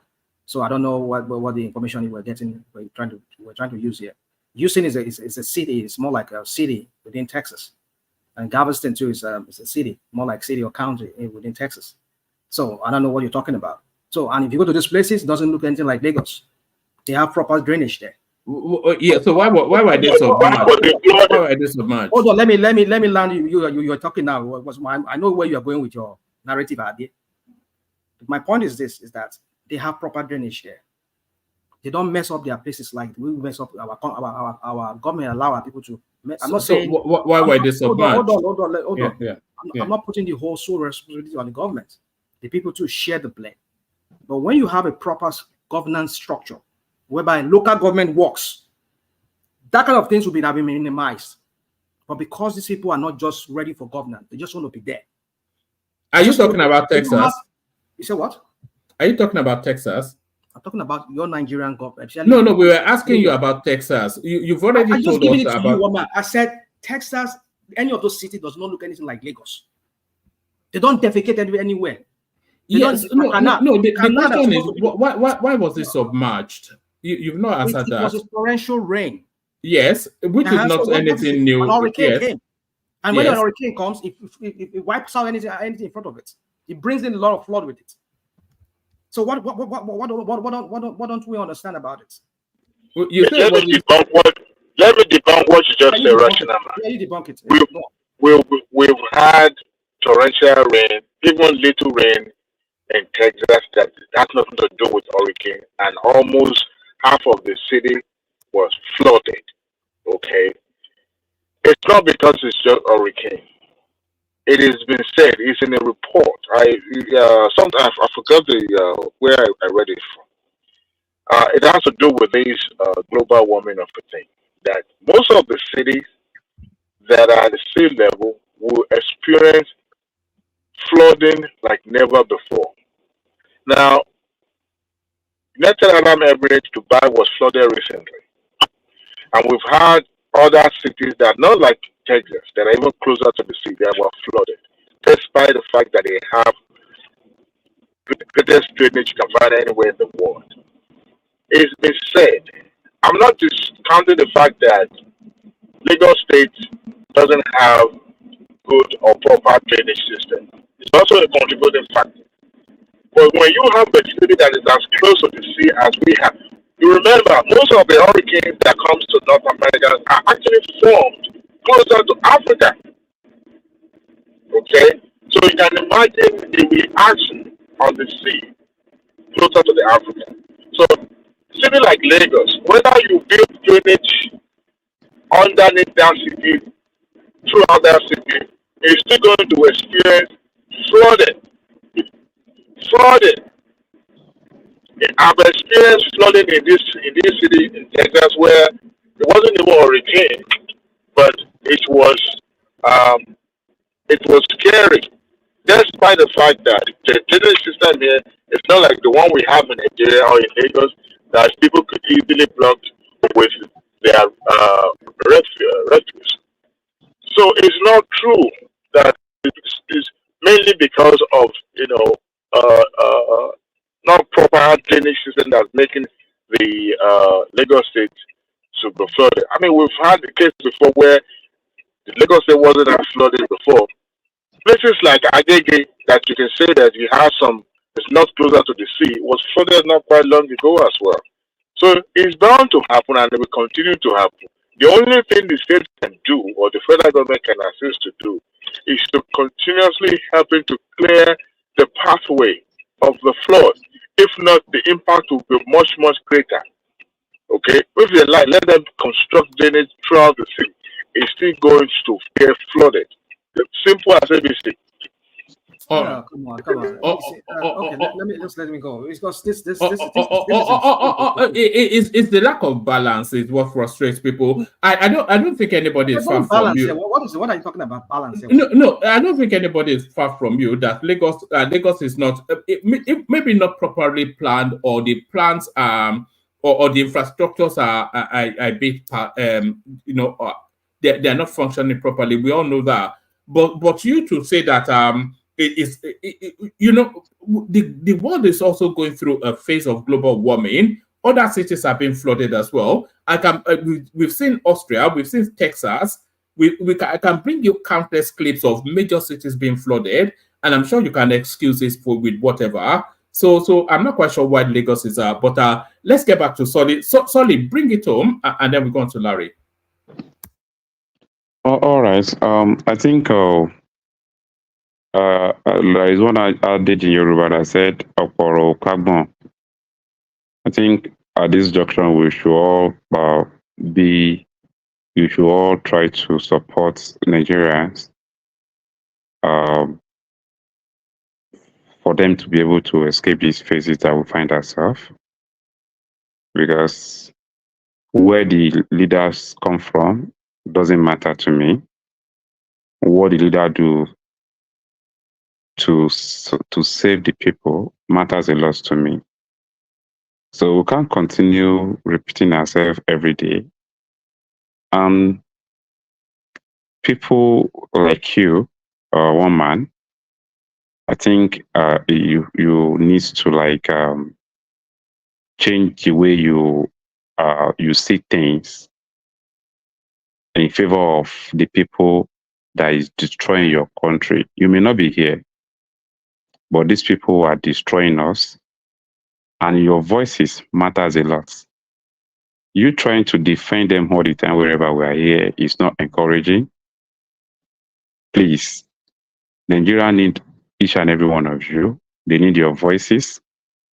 Let's just come together to speak to these people. Maybe, or maybe not, they will change their mind one day. Thank you very much. Oh, all right, brilliant. That's the excellent Folly. That's Folly B, a long-standing member of this platform. I think just earlier when we started, he's always been with us. So that's Folly, an excellent panelist. Let's go on from. I suspect. Hopefully, Larry is there. Larry, good evening, woman. You've been so quiet. I thought maybe you were not there fully. No. I'm actually here. It's good to listen to people. What have you been making of the conversation so far? We did have talking points, but then Yeah, it's good. It's good to it's good listening to people. It's good. Yeah. So what do we have?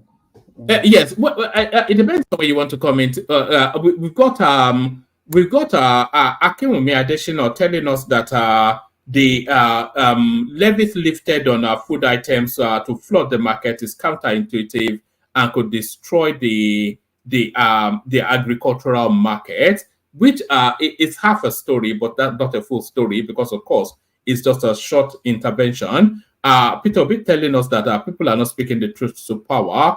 So I'm not quite sure anything stops anybody from that.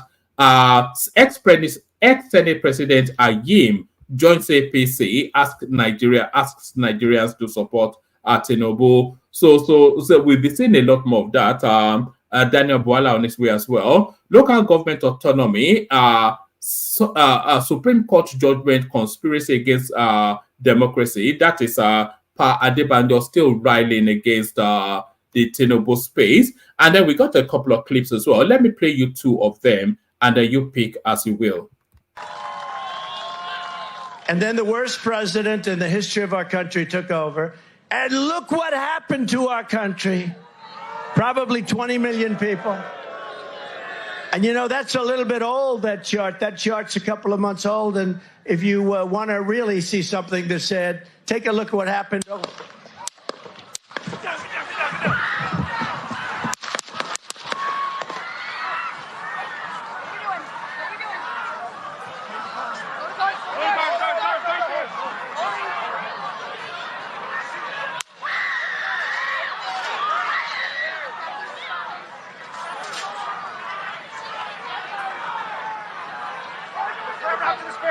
Moving his hair. Hold. When you're ready. On you. Ready.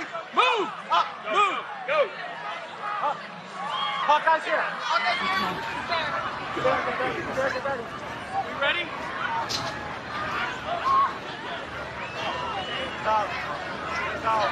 Okay, we are watching live at a rally in Butler, Pennsylvania, where former President Trump was speaking on the stage. So that's what's coming out of the United States. That almost certainly guarantees Trump that presidency now. But so that's that. And then one more, and then you take the floor. Okay, there was judgment of the Supreme Court. There's local government autonomy, financial autonomy, and all of that. And I will still say it. But now this is going to be the discussion for the next maybe 1 month or so, when issue of hunger and anger in the land will still be under the table. It's a big issue. The federal government is saying, okay, now we need to import food. It's a big shame. Yes, it's a big shame on this country. We cannot feed ourselves. And then you're saying we should go back to those things that will allow us to bring confidence back to our people and to ensure that this country is back on the path of growth and progress.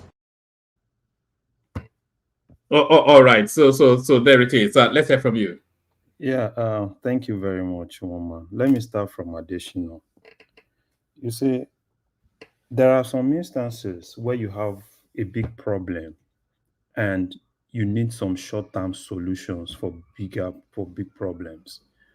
Yeah, what Ashideshino said is good for the papers, but in reality, that's not what we need now, right? You can say, oh, let's go and grow this, let's go and do this, let's go and do that. People don't even have the patience to even wait. So for me, I think what the government actually, what they've done is actually the right thing. For now, people are really interested in, they need food. And in Yoruba, Yoruba ní tó ebi bá kúrò nú ìṣẹ́, àbùṣé-bùṣe. So additional can, you can speak the grammar, you can, speak at, oh yeah, let's grow, let's do this, let's that. No, that's not what we need now. People in Nigeria need the government to do something to crash that price of food commodities in the market. And the only way to do that, right, is to, increase the supply, whatsoever way you can actually do it to increase the supply of what people actually have. That's the only thing that can crash the market. We can keep saying, oh, probably our farmers, they can give us rice, this. No, all those things are just academical. The government is doing the right thing as far as I'm concerned. They said 3 months. If it's going to take them 3 months, flood the market with food, and that crashes that price, right? So, I think it's good. Additional can be where he is, right? He doesn't even know what the person in Abeokuta is facing. Not to talk of somebody in Songwater is facing. So I think the government is actually doing what is right. They should, because I'm not sure that what we are producing can actually go around to the point of crashing the price, right? So as far as I'm concerned, they should do whatsoever they can do. If it's going to be 3 months, 6 months, do it in 6 months and crash that price. So within that 6 months, so things that probably people have been doing, like what Niger is doing, by that time, we'll have our own produce coming out from the farms. But for now, we don't even have the produce that can actually really go around to crash the price. So let them do 6 months. Within 6 months, then when we now start having produce, then they can stop it. That's the practical thing to do. So additional should, what he's saying is good for it's good for the papers. It's good, he's a good orator, and it's just good for that. Not practical for now. That's that. So I think the other one we're talking about Baba. This is a Ferry man. Well, do you think it should be removed from that? It's 93. Well, I mean, for goodness, I mean, how much longer is it going to? It's been riding against Tinubu for decades and youngs. The guy continues to progress in life. Enough is enough. No. He's an old man. So if that is what's going to keep him alive, yeah, he should continue doing it. For me, personally, there are some things he says that I don't really take serious. You understand what I'm saying? How can you tell me that local government autonomy is a conspiracy against democracy? So where were these people when the governors were busy pocketing local government finances? Right? Where were they? So I don't understand. They just come out, hey, all in the name of we want to criticize this and that. And they say a lot of things, and you sit down and look at them and you're like, what exactly are you guys saying? We've been in this same problem, right? Where the whole local government administration we don't even have it. And somebody will come out and say, oh, is democracy, this and that. Which democracy do you even have in Nigeria? Because some things are always good. Oh, sorry, can I interject? Yeah, you can interject. I don't understand why you guys are hating Adebayo, mostly one man. Why are you hating him? No, please. I'm not asking you. Hold on. I'm talking to one man. I'm not asking you. The fact that you said why you guys are hating, you never saw me here. I said mostly one man. I make reference to one man. Okay, probably one man. You can actually say, don't say why you. What piece? Nobody is hating. I think Larry doesn't know who is speaking. Yes. Sorry, let me mute you for a moment because of the background. Nobody is hating him. But the thing is, it's a 93-year-old man, and some of his public pronouncement now is out of sequence with modern politics. So he's just speaking from a space of hate rather than anything else. Yeah, I can understand that he has a personal beef with Tinubu, that is Yam Tinubu, and he sees a gray area in that stuff. That in a much LG autonomy is what we cry for. He's seeing the political side of it, which we have said before. You just create a local government autonomy without no better implementation and to supervise them. There's no clear path how these people are going to be supervised. Don't forget, before the state government hijacked local government, whatever, local government became a demigod. They were owning salary like crazy. That's why the state government could have opportunity to take over. Now, if you are giving them this power again, then you must put something there to checkmate them, so that they will do what they are sent to do. But again, the political side of it, Tinubu just have an access to cut everybody off, all the governor off. Now Tinubu can work with the 770 local government chairman with his fingertip. That's the political part of it people are saying, which is true. But you must put implementation on ground to make it fair and balanced, that these people must be held accountable. Anyway, let me use my floor. It's Larry's time, so I don't take his time too much. Thank you. Oh, okay. Yeah. Probably I didn't get you right. So because I don't hate people, because is someone I respect, because it's someone that is far older than my dad. So I can't even hate him. So but as far as I'm concerned, right? You see, implementation or whatsoever, we have institutions in place. It's just left for the institutions to do what they are supposed to do. How do you monitor? How will Tinubu monitor them? Does he need to create another institution to monitor them? He doesn't need to do that. All EFCC and ICPs needs to do is to do their job. There are institutions in place. They just need to do their job. And looking at the fact that the local government chairmen, they don't even have immunity, right? So and it's even good now that we even now have an FIU, which means that every transactions that go through every account can be easily tracked and traced. So, which makes it a little more easy, right? So, fine, we'll say people will abuse. They will do this. Let's wait till that time. We've not even gotten to that point, right? Let's see. We've tested the other guys and they fumbled. Now, let's test these other guys. Let's see if that is really going to make it easier for things to quickly get to the people. Then let's try it. So that's what I see about that. So Baba is old. When people are old, if something keeps him alive, yeah, he should continue, right? Probably that's what makes him alive, because I still want him to, he's 90 something. I want him to be 100. I want him to be above that. So, which is still normal, right? It's just like, when you see some people, it's politics that really keeps them alive.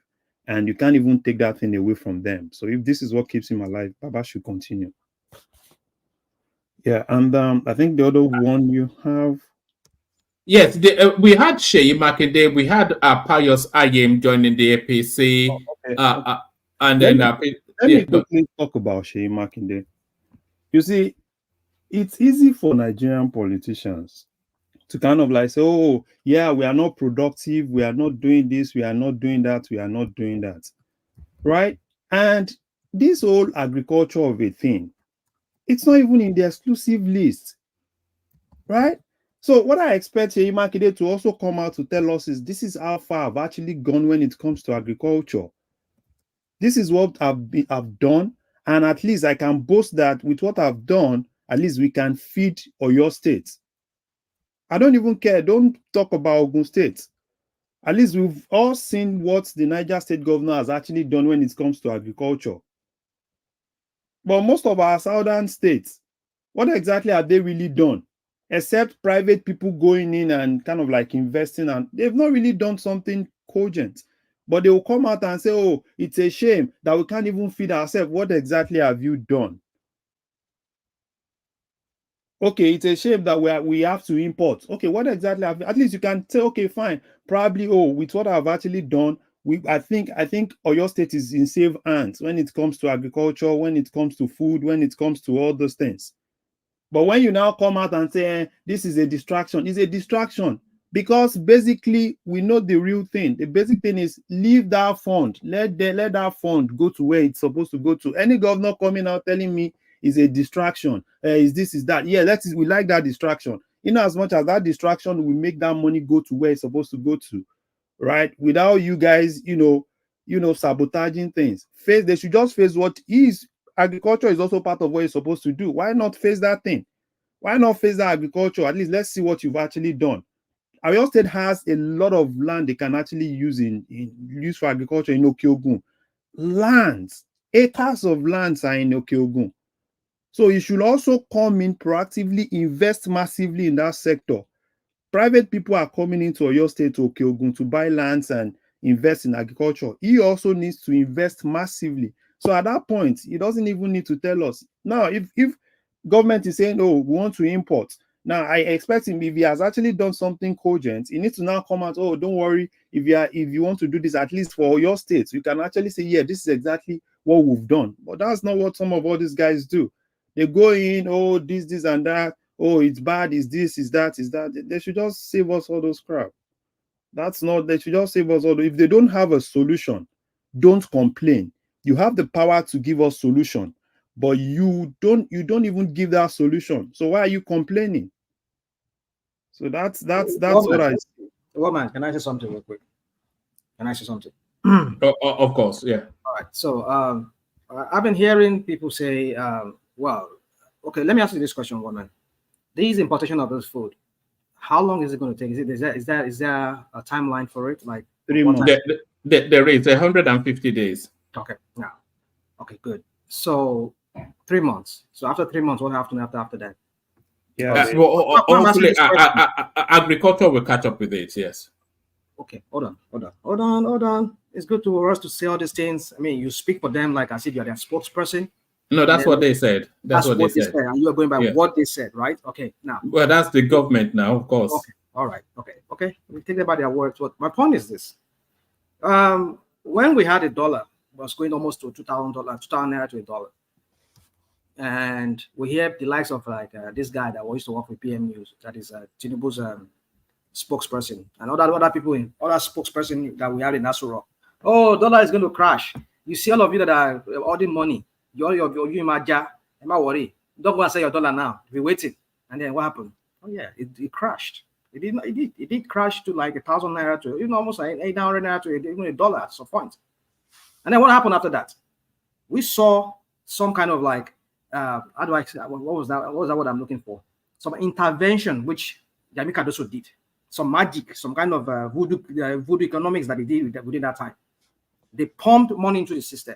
They were giving money out to. So it's like a temporary kind of solution. But what happened? It did not do that though. He addressed that at the World at the World Economic Forum. He addressed that. What did we not hear from Emefiele when Emefiele was in office? What did we not hear from him? So are we to you see, woman? So are we to believe you over the man that has the data? Well, are we to believe Emefiele when Emefiele was selling was turning out figures as to how when he was asked, he was told, when he was confronted by Edo State governor, when he was they were printing money, what did he say? Did he not deny it? What are we talking about, woman? Are you to go by what these people are talking about? What they tell you, and you want to hold on to that as come on, we know what this is. My point is this. Let's not diversify our attention. My point is this: 3 months, and then 3 months. Is there any provision? You said there's a provision for them to while that 3 months is running, they quickly, help our local production so that they can boost it, so that they can take off after that 3 months. Because what I'm seeing here is just a short-term solution, which I think that was what our friend from this guy from AFDB, Akinwunmi. And what's his name? The governor of Lagos, of Oyo State. That's what they're talking about. This short-term intervention, it's not the way to go. Just the way we saw with the dollar. We need a long-term strategy for this.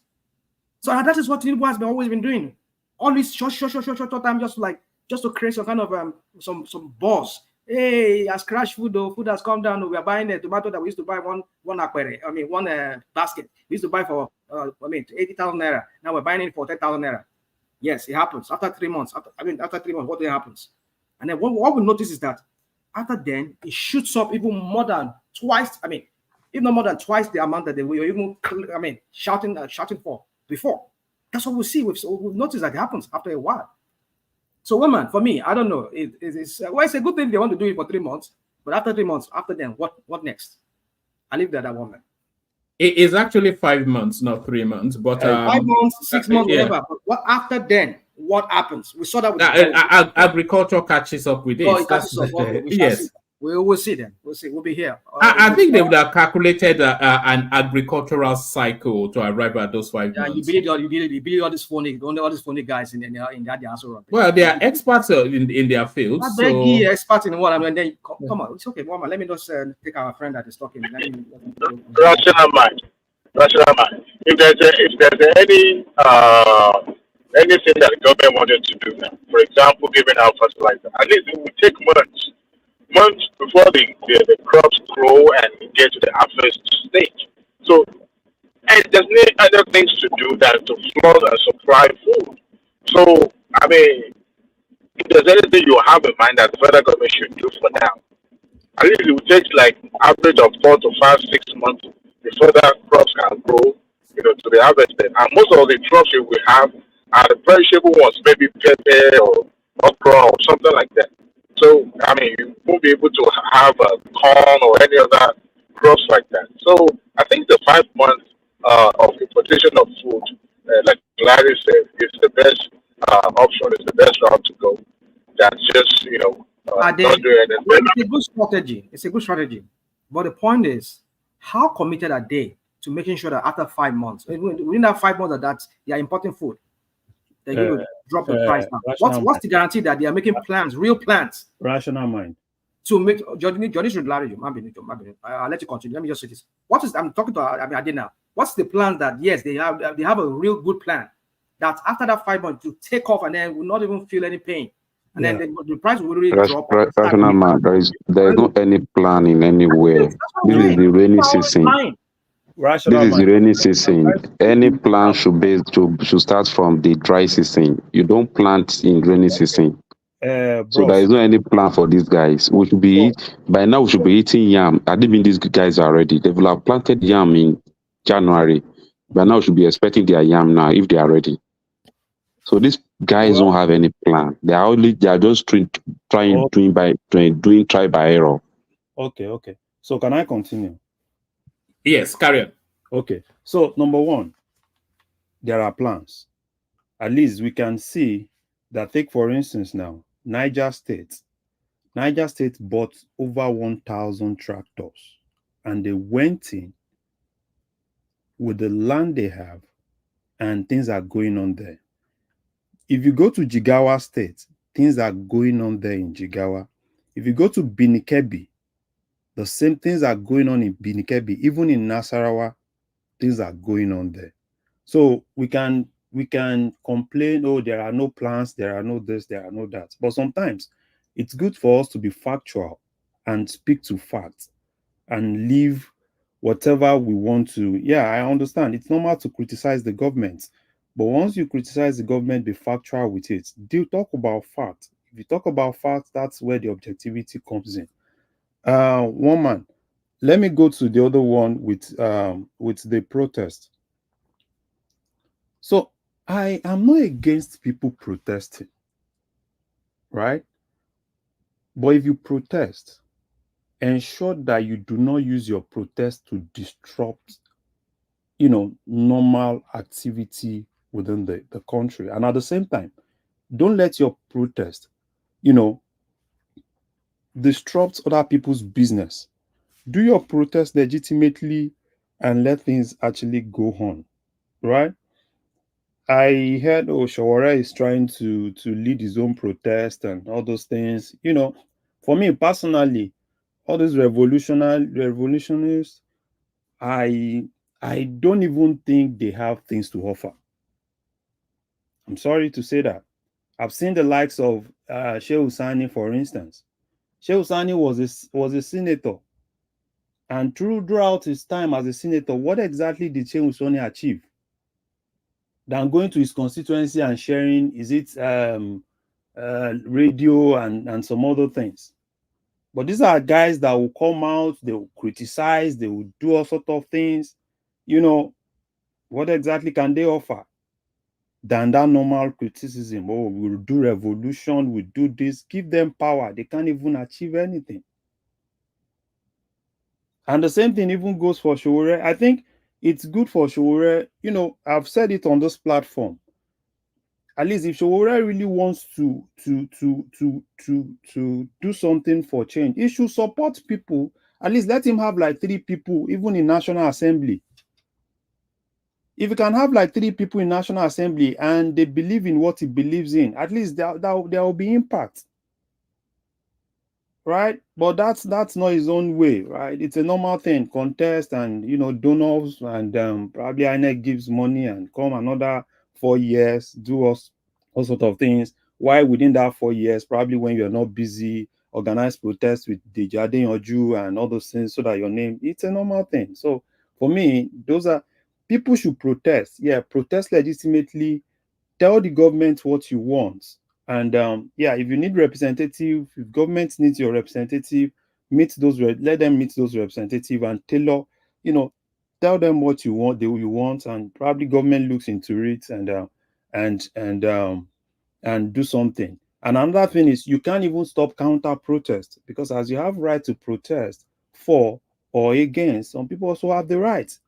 So, but the basic thing is just that the police should just ensure that if they have 2 different groups protesting and they are anti themselves, everybody should just do it legitimately without any chaos or any rancor, right? Because, you know, I've seen people said, oh yeah, what happened in Kenya, blah blah blah blah blah blah blah blah blah.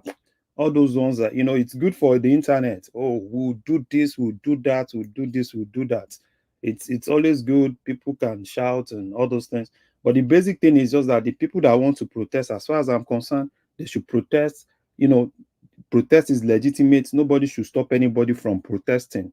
But if you now turn your protest to riots, the government has the right to also, you know, push back, which is just normal.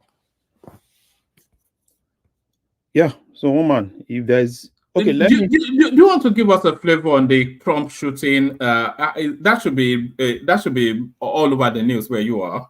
Yeah, One man, please, can we talk? Can I talk to this guy? Yeah, of course. Yeah, it's a very thin panel, so you can free flow. Yeah. All right. You just say something that Sheikh Sani did not do anything as a revolutionist when he was a senator. Yeah. Please, I don't know if you know the duty of a senator, what senator is actually elected to do for the citizens. I know the duty of a senator. Please, can you just put us through? Wait, can you point to 3 bills, right? 3 bills, as you are a close fan of Sheikh Sani, 3 solid bills that Sheikh Sani actually promoted in National Assembly. Why did Sheikh Sani what was it called?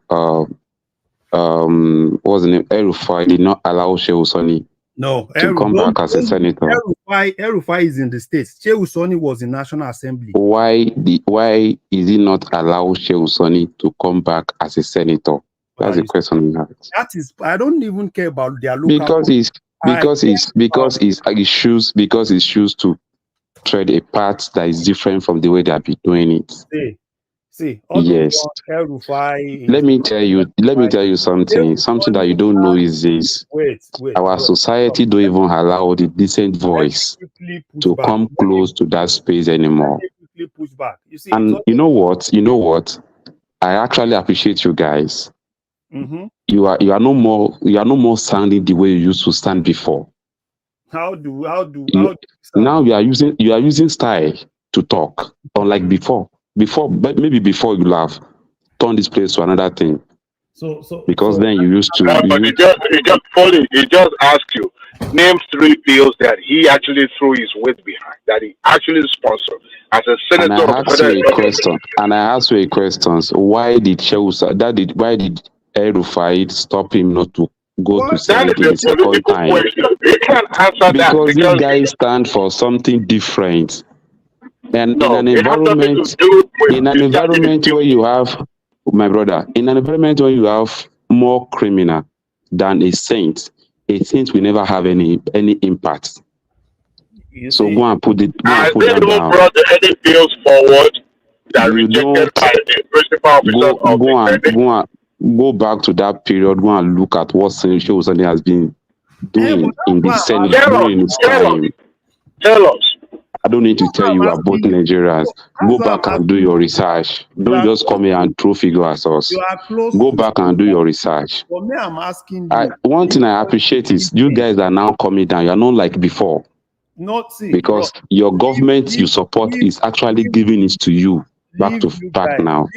I think it failed as a Senate. I think it failed woefully as a Senate.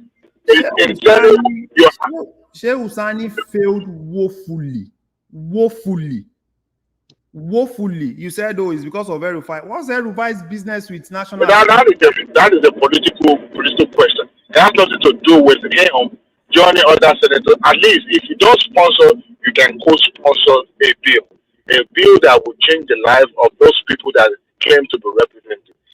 Activism has nothing to do with government.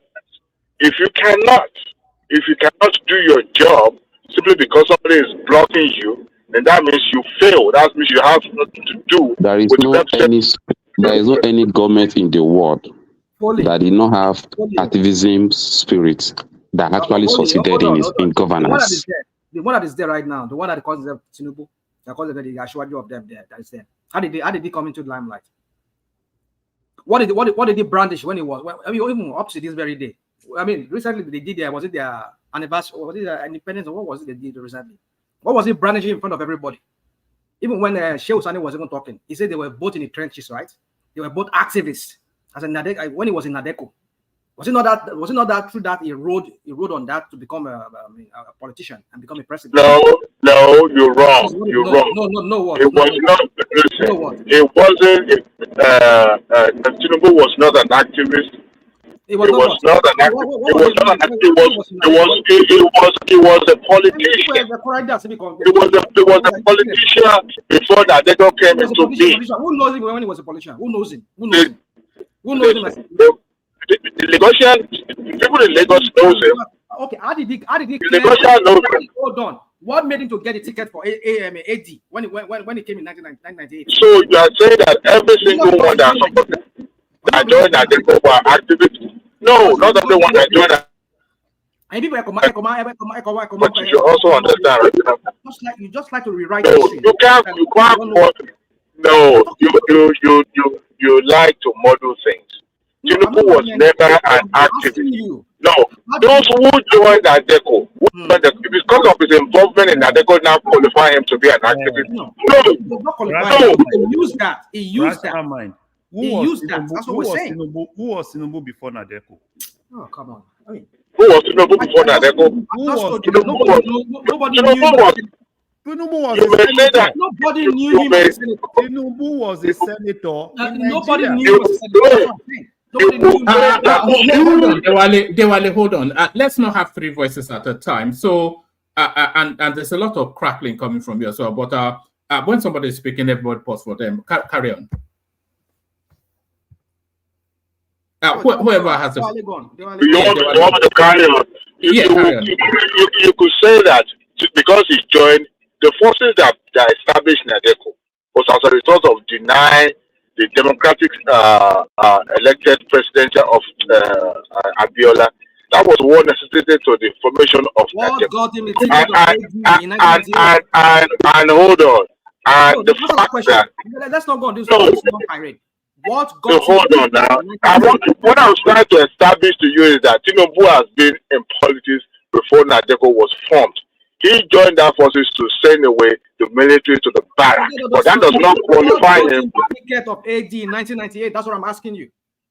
How did he get it? How did he get a ticket?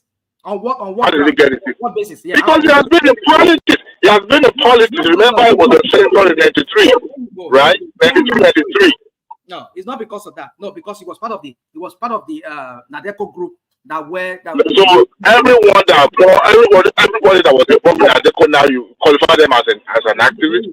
It's just because of you people just like you just like to use this half truth, half lies. The truth is, oh yes, he was a senator before. Yes, we know that.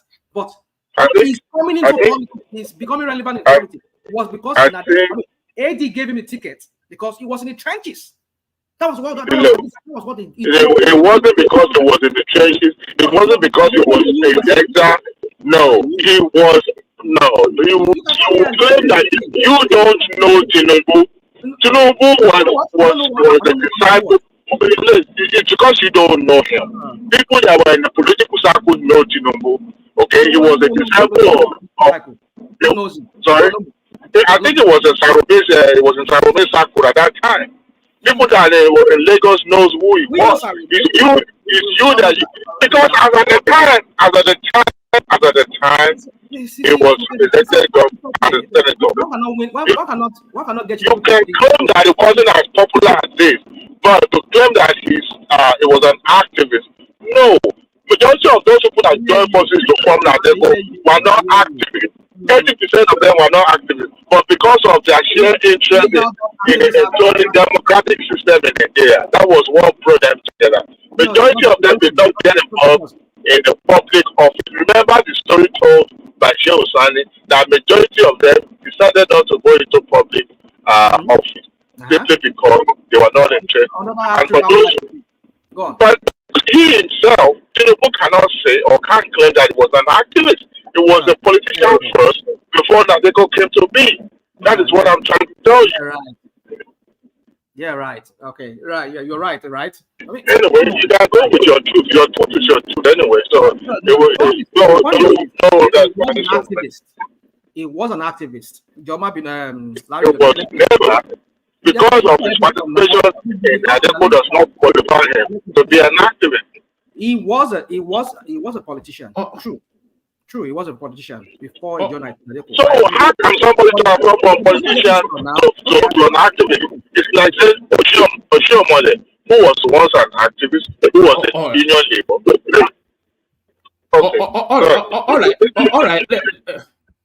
All right. Let's get back to. I thought that they had a new system, but I think it's back to the old system. Let's get back to Larry for him to continue. And after Larry, I'll hand over to Mike, and then the conversation carries on still. But Larry, back to you. Do you not have any thoughts about the attempted pie-in of Donald Trump? Yeah, America politics is now getting interesting. As we are on this call, somebody just showed me a tweet. I think Elon Musk just tweeted that he's fully 100% fully for Trump, as in, like they said Trump. Elon Musk said, "I fully endorse President Trump and hope for his rapid recovery." It's American politics, right? It's I know a lot of people, some people in the Democrats kind of like, oh, probably he planned it and all those things and all those things. It's American politics, and we are getting close. So a lot of things will definitely happen. And for me, personally, like I said, the last election I was for Biden, but this election, obviously, I'm going for Trump. Even my wife that used to be a Biden person, but this time around, is for Trump. I don't know. Probably I don't know. The one thing you have to know about Elon Musk is it's a very right-wing guy. You know that he comes from that Afrikaans. Yeah. It's a South African. He's not really come out lately, right? So for him to have come out, I've seen a lot of other people. Right. But he was always going to support Trump. Now one thing is for him to support. Another thing is for him to come out boldly now, right? For him to come out boldly now and say this. And I've been following that, immediately that happened, I've been following that to kind of like hear people, even people that are basically Democrats, they condemned it and they were like, yeah, this is not exactly what America is all about.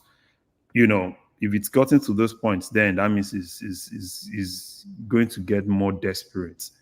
So, but whatever it is, I'm happy that he's safe, he's in safe hands, and hopefully he comes back and go back to campaign.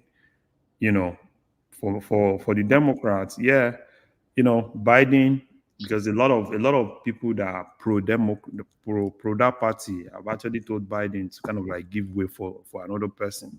But I think he believes that he can still go and he believes that, you know, nothing is going to stop him, then let's see what happens.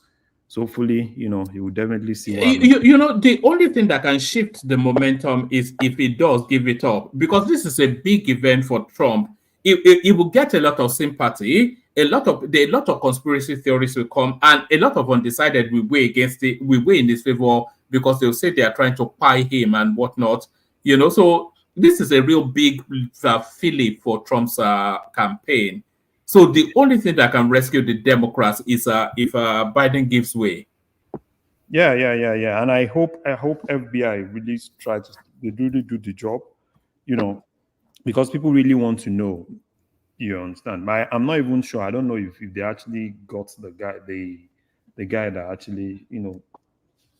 I was surprised about how feebly defended he is. You know, when Buhari was the president, they used to have this shield around him that even if you shoot at him, the bullet would not penetrate because of the maybe magnetic wave. Something slows it down.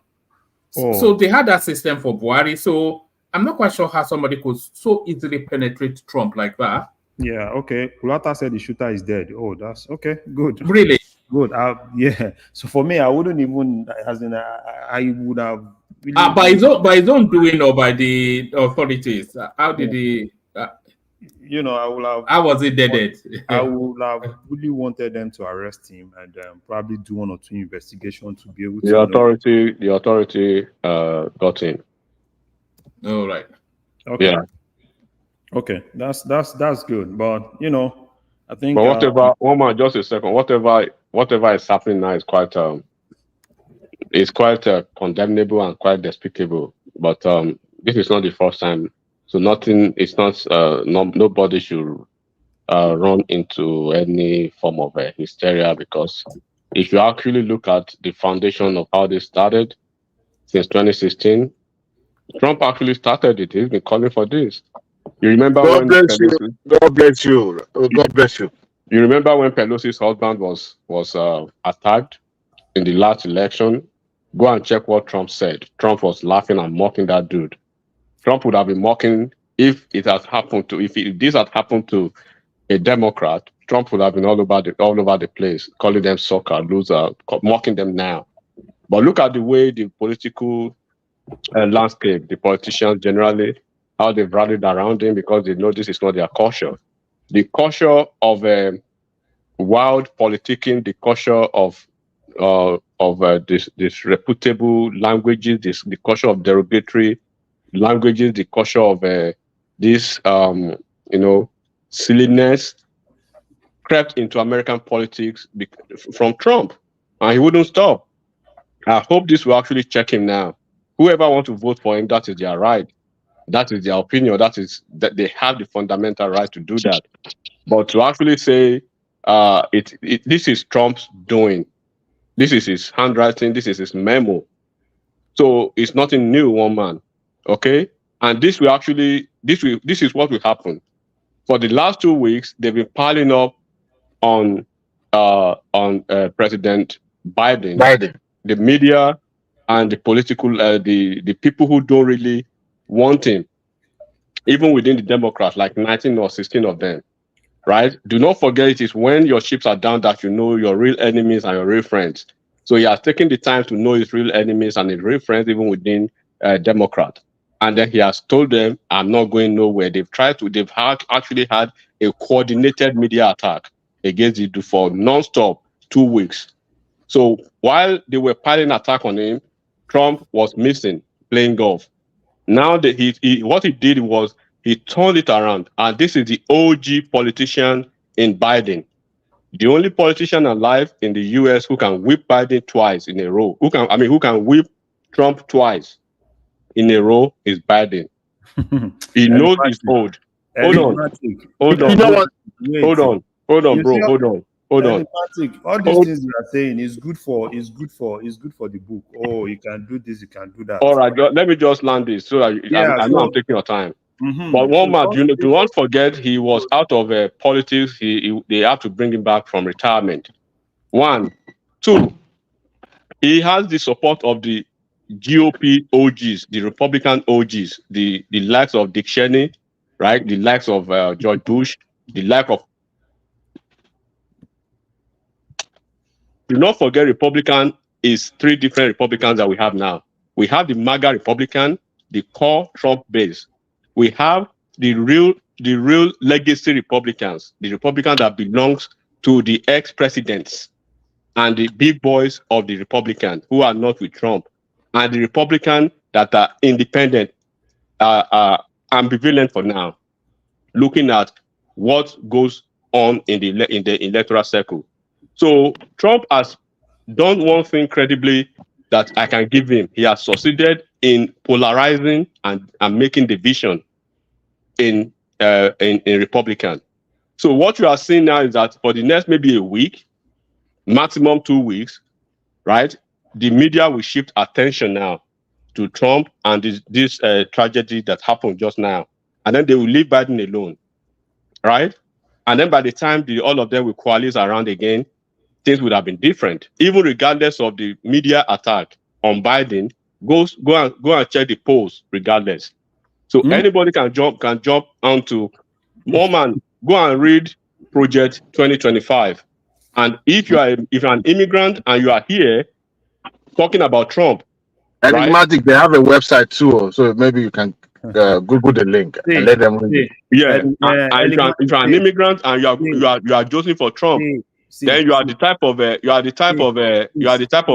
people that goes up the ladder and you want to crumble the ladder. Go ahead, bro. Go ahead and Larry, I have a question for you, brother. I have a question for you, Larry. Real quick. You can answer them together. It's just a one question. Let me just say this, right? You see, this gaslighting. Oh, if you are this, if you are this, if you are that. Number one, I'm an American, right? And I have the right to vote for whoever I want to vote for, right? I don't care. Others, you are immigrants, you're this, you're that, right? In as much as I'm an American and I pay my taxes in America, so I can vote for whoever I want to vote for. Without others, you are immigrants, you're that, right? I don't care about all those things. I care about who is going to give me what I want, right? So that please leave all those things, right? Don't gaslight anybody. Nobody's gaslighting you, dude. What do you want? This issue of if you are immigrants, do you want? Tell me what you want. I have a question for Larry. I've told you I voted for Biden the last time. I'm voting for Trump now. It's my right. So I did say that. All right. Hold on. Biden does not hold me anything. I don't owe him anything. Nobody and I did say that one man. Remember I said, can you hear me? Hold on 1 second. Hold on 1 second. I'm going to bail out Let Prince Daddy in. Let me acknowledge the super chatters. That's Isaac right there. That's Tope O. Ayo comes in big. Ayo always comes in big. So that's Ayo right there. Ayo still rolling at it. That's Efosa Isaac. So thank you, Efosa. Tope O still settling matters right there. So that's Tope O. That's George Blue Shell, who has now been able to connect himself back to that space. That's Tima Jack right there. So thank you, Tima Jack. Boson telling us about people defecting to APC. So keep the super chats coming. I'm going to shuffle myself for Prince Daddy. Hand over to Mike. Keep the conversation going. So you've got Mike. Yeah. Thank you. Let me before I just wanted to say this. I thank God that Donald Trump is alive. I thank God that what happened in the past, even while a lot of us were not alive, then hasn't happened now. But I hope this will shut that is a tap mouth for once and stop grandstanding. Now he has seen it now that you cannot just threaten anybody because you can say every trash that you want to speak. Thank God he's alive, and let's move on. Thank you, one man. I'll come back again. Hey, Larry, real quick before you continue. Larry, are you there?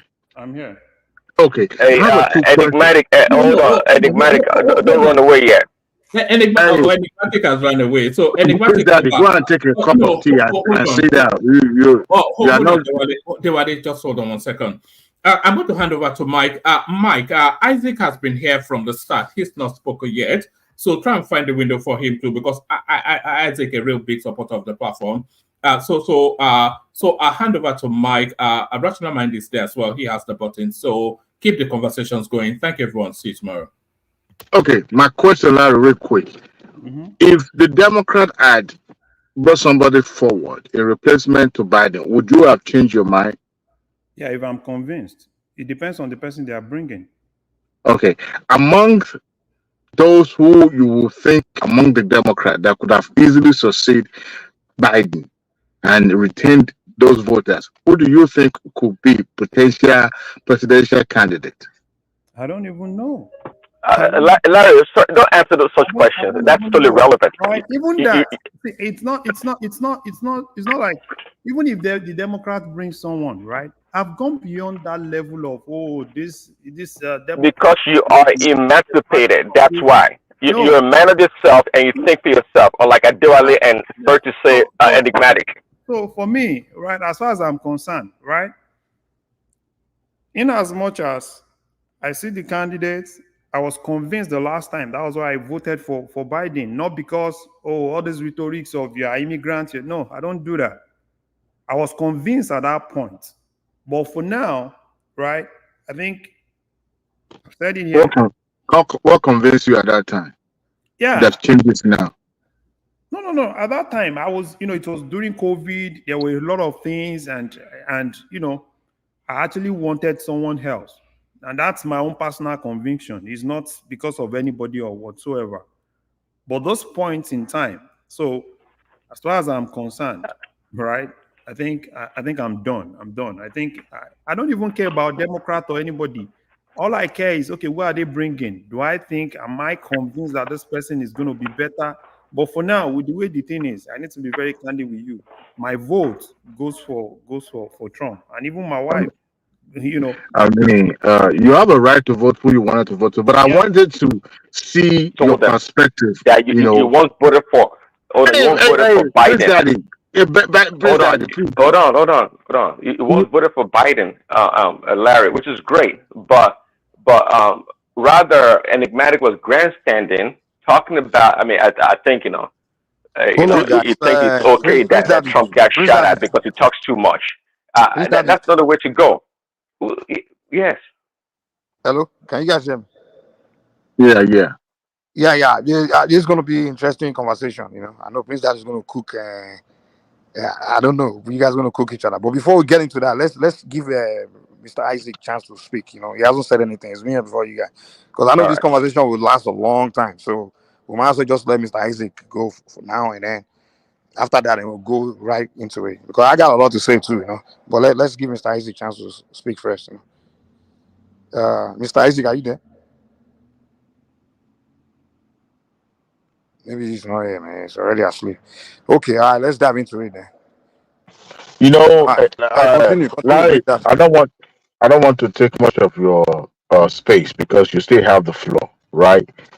You have the sorry, Larry was the one speaking before we started interjecting him. Okay. Yeah, you have the right to vote any candidate you deem fit that is going to represent you and do what you wanted. But I won't go in the route of enigmatic. But what I could do is to sell the candidates to you. Maybe that will change your mind. It may not change your mind at this time, but I would like to draw your attention back to. You have nothing to sell. Larry rather is more grounded than you are. Hold on. Larry is more grounded. He actually understands the issues. You have to look at his antecedents. I respect his opinion, and I'm not trying to impose a candidate, but I'm trying to maybe let him see things from a different perspective. It's impossible. The man understands the issues more than you do. So what do you want to tell him? It has to look. It's not like some rigid-minded people like you already make up your mind that nothing good come from Biden. But I'm trying to appeal to someone like Larry and those who listening to this show that will be at the crossroads, changing their mind just like he did and his family. Look, I respect that. But let us start from the beginning, how this all started. Enigmatic says something that if we look at it, we are now back to the politics of 60s where anything goes. The uncouched mouth, the rhetoric that actually started all this thing. Trump brought it forward. I'm not saying whoever was attacking him on the stage tonight should be. I mean, thank God that it's already been put down. It's barbaric and it's terrible, and I condemn it.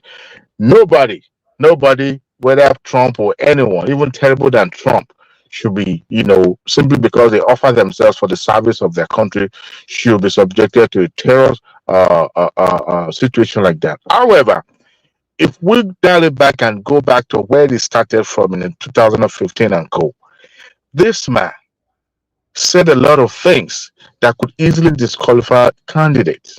Terrible things. But you see, like what? It Like brought what? out the worst in the system, in our society. When you No, have it's extremist, called media propaganda. You gotta keep in hold mind, on, hold on, it hold goes on now. both ways. No, Would no, no. you You let can't. me Listen, finish? don't be like Uptown. Don't be like It's not Uptown. going. It's not going to be you The and I Antatos are this alone and on that, this and it doesn't platform talk about tonight. obedience. Don't be We are like going that. to have. We are going to have other people. Let me Yeah. finish. Please, you can Hold make on, your guys. point. You are not going to You can make your silence me. point without I will you can have make my your point without interjection, and I talking will let obedience, Larry please. continue. Thank Hold on, you. let me I will just have my interjection, and I will let Larry continue. It don't worry. started Let me with. just say what I want to say, my brother. We know the You are fight. not. Just I calm haven't down. finished I my just want to say interjection, something to and you Prince want to Daddy. you want to interject as well. I've not I even just said landed. something. Your Just brother will 20 not let me seconds. finish. 20 seconds. It's I your 20 said, finish Prince Daddy, already done. please. Prince Daddy, Oh please. my goodness! You can mention yourself without obedience. Go ahead, sir. Nobody they drive floor with you. Thank you. That's what I wanted. So you and your fellow MAGA can have the floor to yourself. Now, what I'm trying to say is that this man whip out the extremism in people from both sides. We have some knucklehead on the left side that decided to disrupt the gathering of the Republican. This is one that we just saw happening today. I will also have those extremists. You can qualify it as not just extreme, but the real trouble, the real deal, that went to invade the capital. Okay, those ones are not just crazy head; they are the one that committed crime. Okay, now what we have now is the both sides will now have extremists in a way that people will now be scared to have an open campaign, which is terrible for the politics of America. We're now back into the system. Let me say something real quick. It would be nice if you guys do this thing, like talk about policies and things that actually impact lives, rather than just all these racist. Like, what's more important? This World War III that's about to jump off, the way the war on economy affect the whole world. Is that not more important than somebody said this, said that? I don't like things Trump say. I hate it as well. But that's not important to me, man. Like, he's racist, Mike, is this, is that's that? all they have. Come on. Like, oh, he turned these people to this. He said good on both sides. When he was president, he did come and come to your face and call you nigga or something. Come on. Let's focus on, there's some things, I'm scared of. Like, I won't say I'm scared, but I kind of worry about for some people because this anti-immigrant thing, the way I don't like that. We can focus on things like that. Actual policy that affect people. No, this, because when you guys bring all this argument that he's a racist, okay, who cares, man? Who's not racist in their house? You think Biden doesn't call us niggas in his house? All white people, they have issue with black person. So why do we focus on the white person say it in the public? And as long as it's not coming to your face or doing racist policy. But if it's only, come on. If he's doing some racist policy, then you can point at the racist policy. But don't just say because he said this, he said that. Who cares? This country is so advanced to be focusing on. He said this, he said that. He's racist, he's this. Right. Okay, it's I'm time for not me to against you. join I'm this not side, against your. I'm neither here nor there as far as who's The not reason why president. the But I just discussion want went better that way. argument than all these. Oh, he's racist, he's racist. Go ahead. The reason why discussion went that way was because of what actually happened today. Okay, it wasn't centered around policy. It was centered about the attack, or his campaign, and that was what brought this. Not true. When Reagan got shot, was it because he talks too much and was dividing the country? Tell us, Adewale. When Kennedy got shot, was it the same thing? You have no excuse. That's not a good reason. The Reagan era, you have to look at the context. Okay, you can't we just. can go as far back as Lincoln too. No, you don't have an argument. You see, the premise of that argument is flawed and it doesn't exist. But How let's can stick it to the be issue, just like flawed Mike said. when You have to sort about. when you have a president or a candidate who said, "I could kill somebody in the front on Fifth Avenue and nothing would happen"? That was just When a you have figure of somebody, speech. It's irrelevant. what Stick to the figure issues. of speech are Stick you to the talking issues. about? And Stick you to the have issues. people that are having mental issue that could easily take that and take it up. And there are some people that can't even stand him. Well, physically. let's talk about the democratic policy destroying our youth.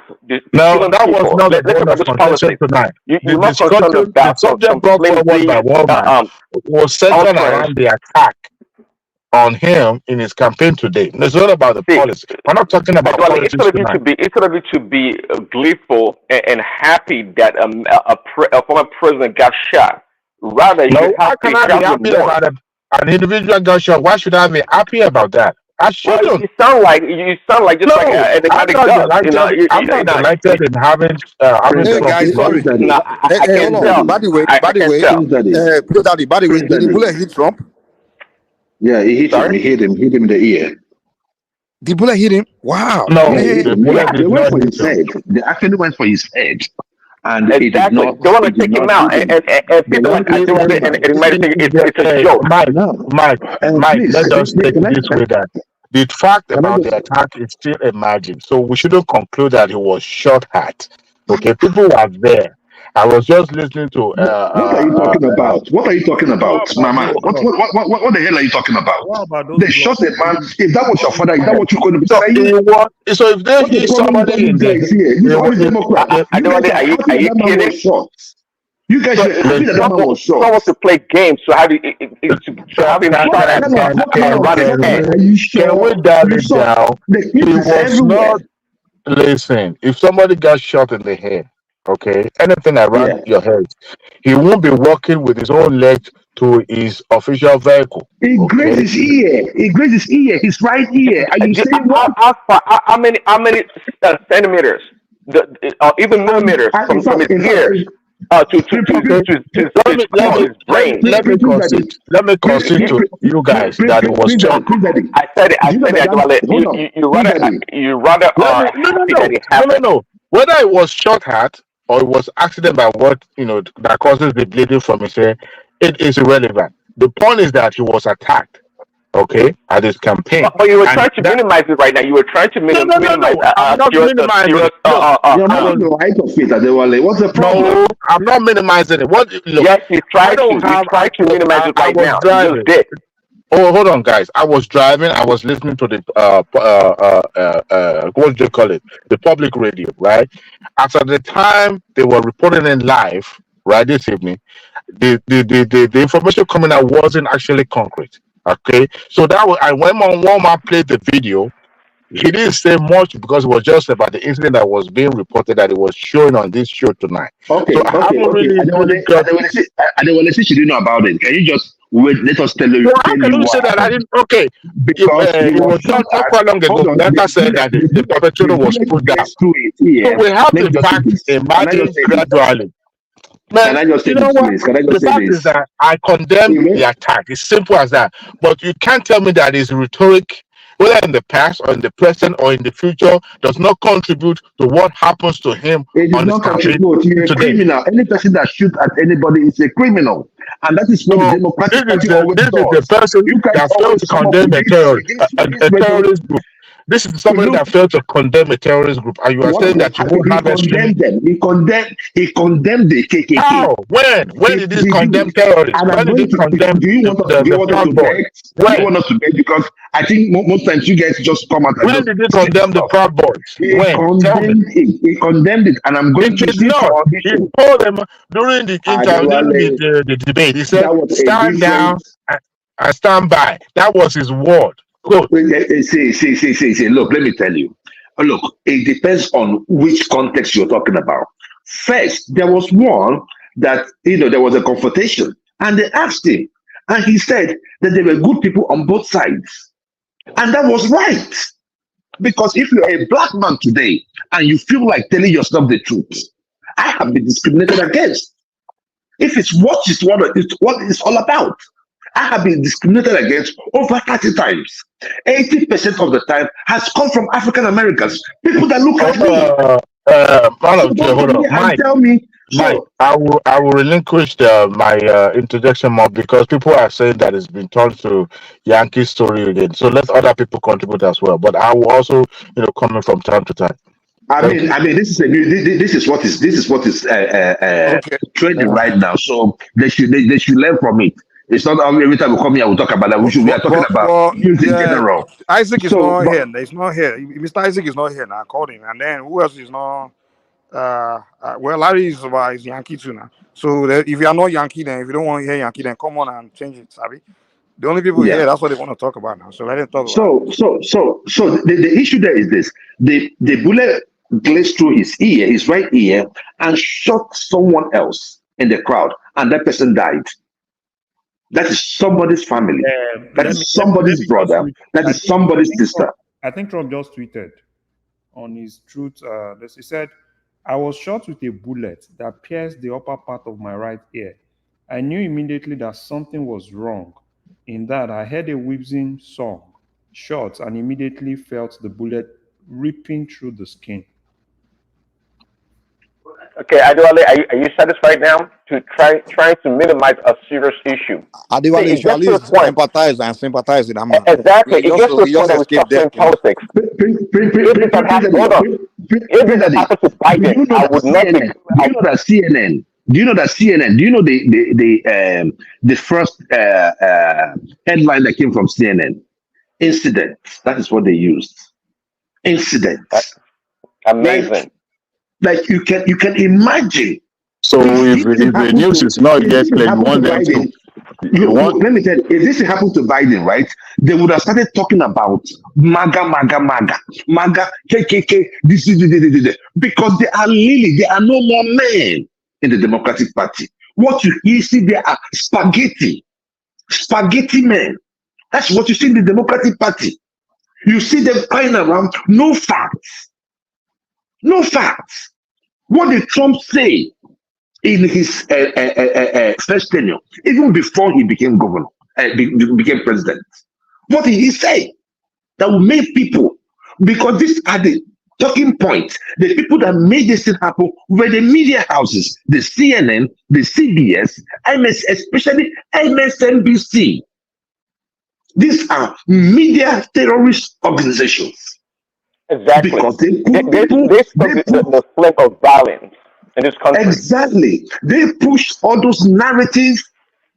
They are the ones that will always tell you that a man can be a woman. These are the people. I don't know how media houses will be reduced to the robbers in the United States, because they have made more. I mean, we have social media. They have killed Americans more than they have made them. What the hell is that? And you have this democratic. Look at what Enigmatic was just spewing. Anyway, I don't blame that one. Look at, he was just spewing nonsense. It was stating the fact. You guys would already have a biased mind. It was stating the fact. There was no fact in what Enigmatic was saying. He was just saying nonsense. Nonsense. He was spewing nonsense as usual. Enigmatic as usual. Number one, it was trying to gaslight, right? You understand what I'm saying? You are an immigrant, you are this, you are that. Immigrant for what? Immigrant for what? In Nigeria, is that not the same problem we're having in Nigeria? In Nigeria, we are complaining about immigrants in Nigeria. Are we not seeing it in Nigeria? No. Why are we making it look like if it's another man's country, then it should be right? When you are an American, right, and somebody tell you because you are an immigrant, you are this, then you don't have a life, then this is exactly where you have to go. Like all of us. Project 25 centered around immigration too, right? You guys know that, right? But as soon as Trump has nothing to do with Project 25. So look, he denied knowledge of. Look, you guys just bring up. Project 2025 is alive and well. If you guys don't know, let me tell you and something. the majority of it centered around taxes and immigration. I said. Let me come in real quick. Dewale, just one thing I kind of want to correct is Trump made it clear he is not anti-immigrant, he's anti-illegal immigrants, and I can understand that. And he can be anti-immigrant anyway. The American depend on immigrant anyway. You know how Because you long can't survive without Republican them. has been on this case. It's not just Trump. Bro, It's a project of an entire party. They've been on Even it the for a so-called hold on very now, let long me time. land now. You know I'm not saying too much. let Even me the tell you another so-called demography. immigrant thing, it's just politics. I don't think Let it's me tell really you another it really mean national. demography. Let me tell you another demography that is going all out for Trump, right?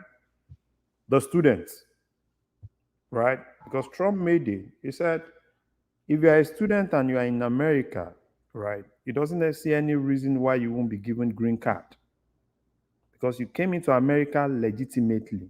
So that demography, again, let me not deceive you, that demography is going all out for Trump.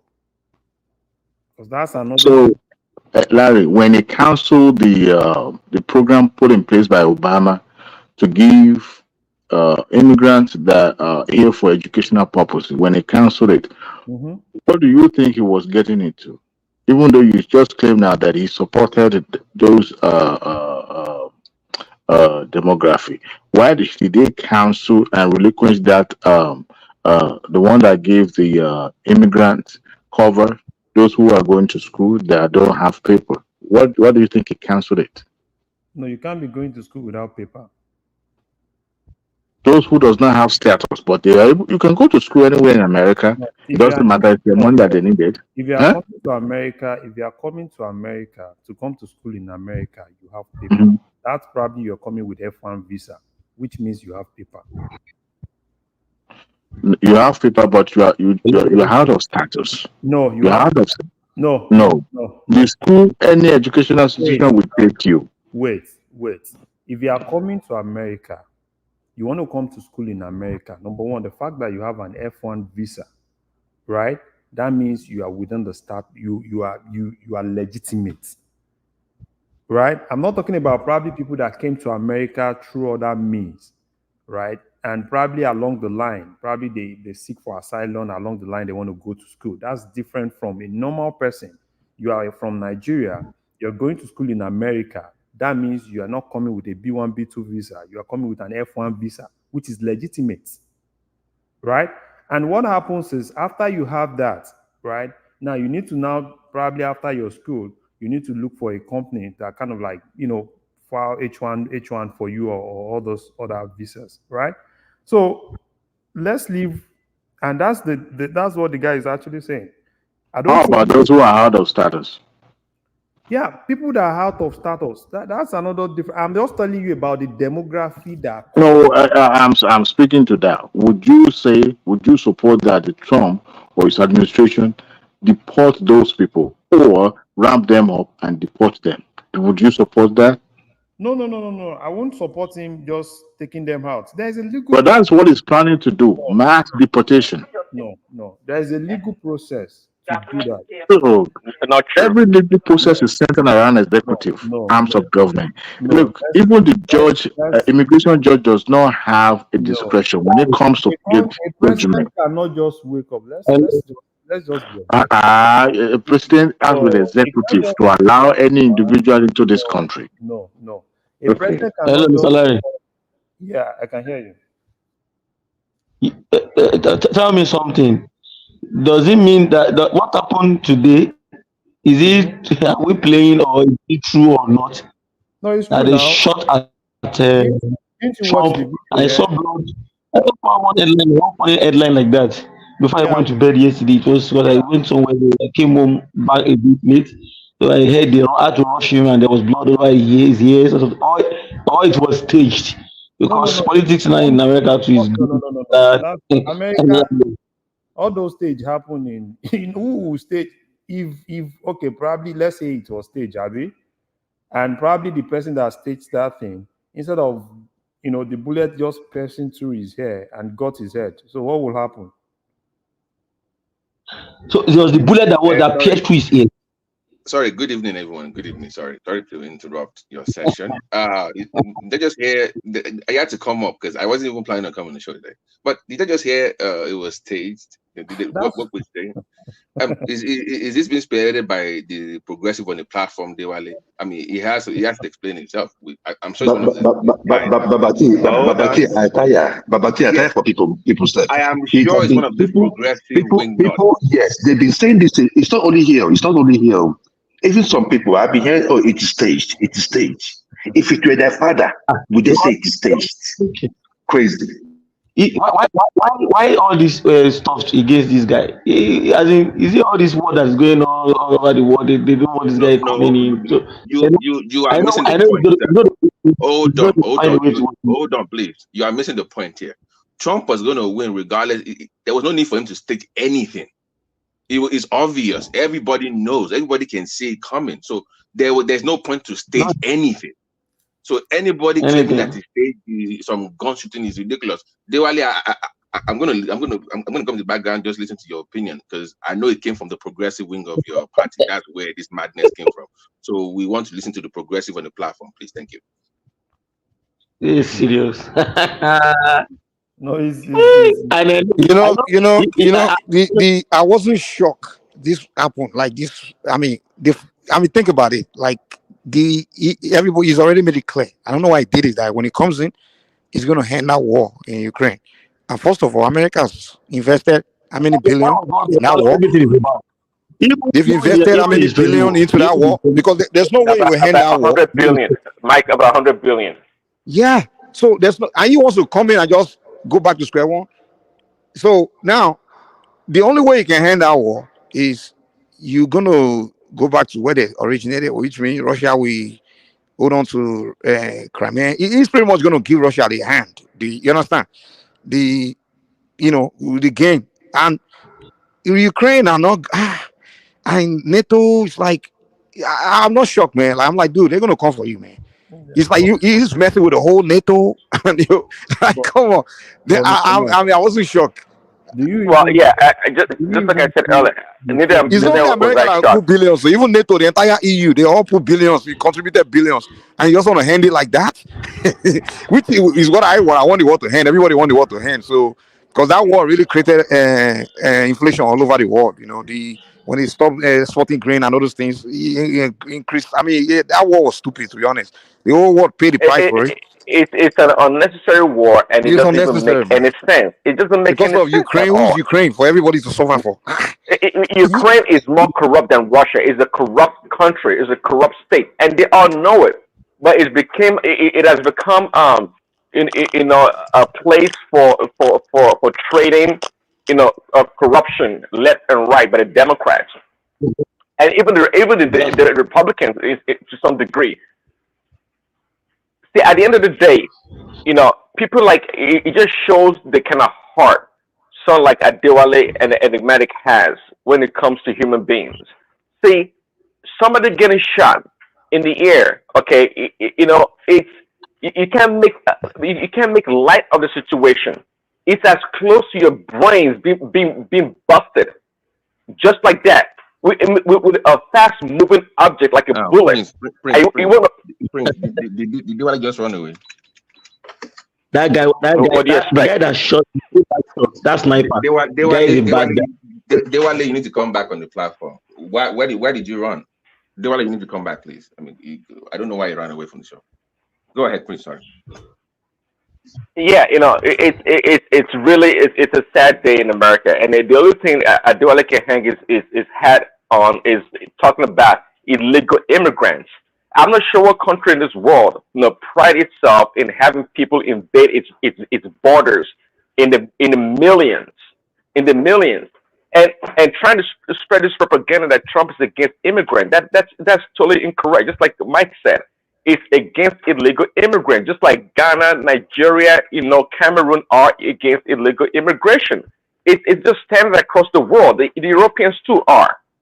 So the notion that because Trump talks about it, that's the reason why these people are against them. And the media is the one that stokes the fire of discord in this country. Trump, by his personality, we all know that, is going to kick back, push back, and punch back. That's his personality. It's always been like that for many years before he came to politics. So when the media attacks him, usually with lies, it has to respond. And in the country, in politics, and in anything for that matter, okay, if you don't respond, they will label you, ascribe things on you that doesn't represent you. That doesn't represent you. And that's what the media is good at. They've been trying to bury this guy for such a long time, but he's just a fighter. They couldn't defeat him. They couldn't defeat him. So the fact that he talks back is a response to what the media is doing. Not because the guy is just brash. No, he has to respond. And that's why he's still well and alive, kicking back and pushing back against the media. What happened today is nothing new. If anyone is familiar with Tucker Carlson, you would know that Tucker, on many occasions, as other people, they've talked about it, about Trump's life being on the line. We all know that. See, today we can talk about some crazy lunatic that's from a mental institution or whatever. We can make up that story, but the fact is that this guy's life has been on the line for such a long time. They want him out. They want him out at all costs. Now it's so convenient that at this point in time, that's when they try to attempt to assassinate him, to take his life. When we all know Biden is down the toilet. Biden is as dead as a dead lion or a dead horse. He has no value. Now they're talking about deposing him or expelling him from the party and not to run again. Now, conveniently, Trump got shot. Now, you all can play that game and try to bamboozle the people like Adewale, but we're not gonna fall for it. We all seen the playbook a long time ago. Just like I said by Tucker Carlson, they are gonna attempt to make an attempt on his life, and it's already happened. So it's really painful. It is really painful that Adewale would say, he tried to orchestrate a fake assassination or hurt himself with a gun. Who does that? Around his brain, around his head? You need to get your ass back up here. By the way, good question. Prince, I don't believe the liberal wing of the Democratic Party would do this. It is the progressive, because they're the most dangerous. They're the most radical.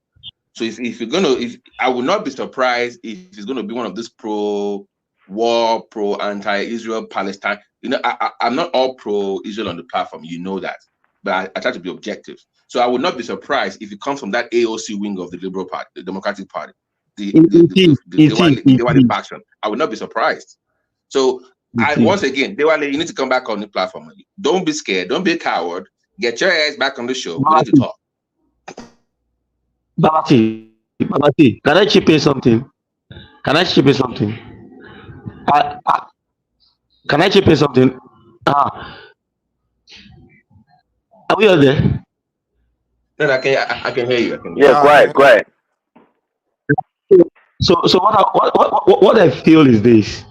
Even though I don't live in America, but over the years I've been a very good student of international politics. And for you to be able to understand international politics, you must have a little spice of the American politics. You must understand, because that's where the politics starts. And it starts there and it ends almost there. Then, if you look at it, the pro-war guy, the anti-war guys, anti-Ukraine war guys, all over Europe are being attacked. Do you notice that? Do you notice that they attacked this Hungarian prime minister? This what do you call it? The new Slovakian president was attacked. About 3 presidents in Europe, in the European Union, that were anti-war. They tried to assassinate them.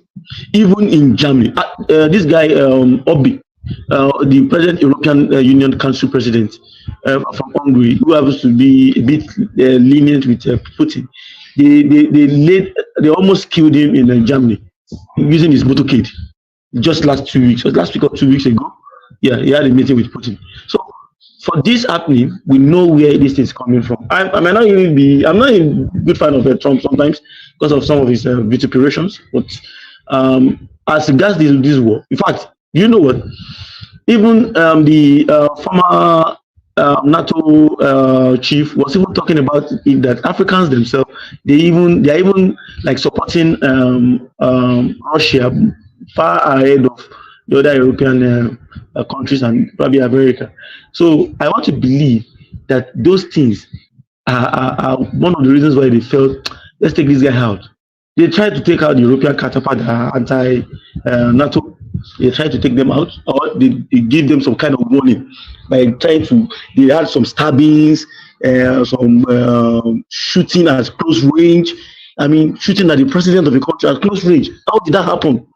That could have been some CIA agent or some MI16 guys like that are involved. But some guys that had some dog in the fight when it comes to how the goodies is being shared in Ukraine and all of that war zones across.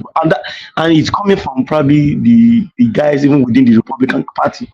Don't forget, in his first term, they never liked this guy because what they stand for, he was against all that they stand for, even in the Republican Party.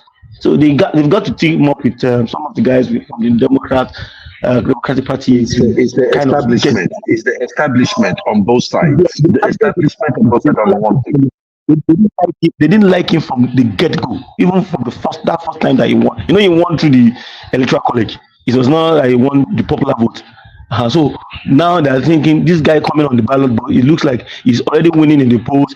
If you give him just one small step forward, 2 months, 1 to 2, 3 months, this guy sealed his place. He's already almost sealing it, and they're like, let's take this guy out.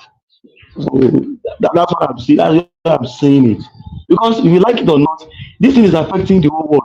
Let me tell you, most of the problems that we're having right now economically is tied to some of those wars.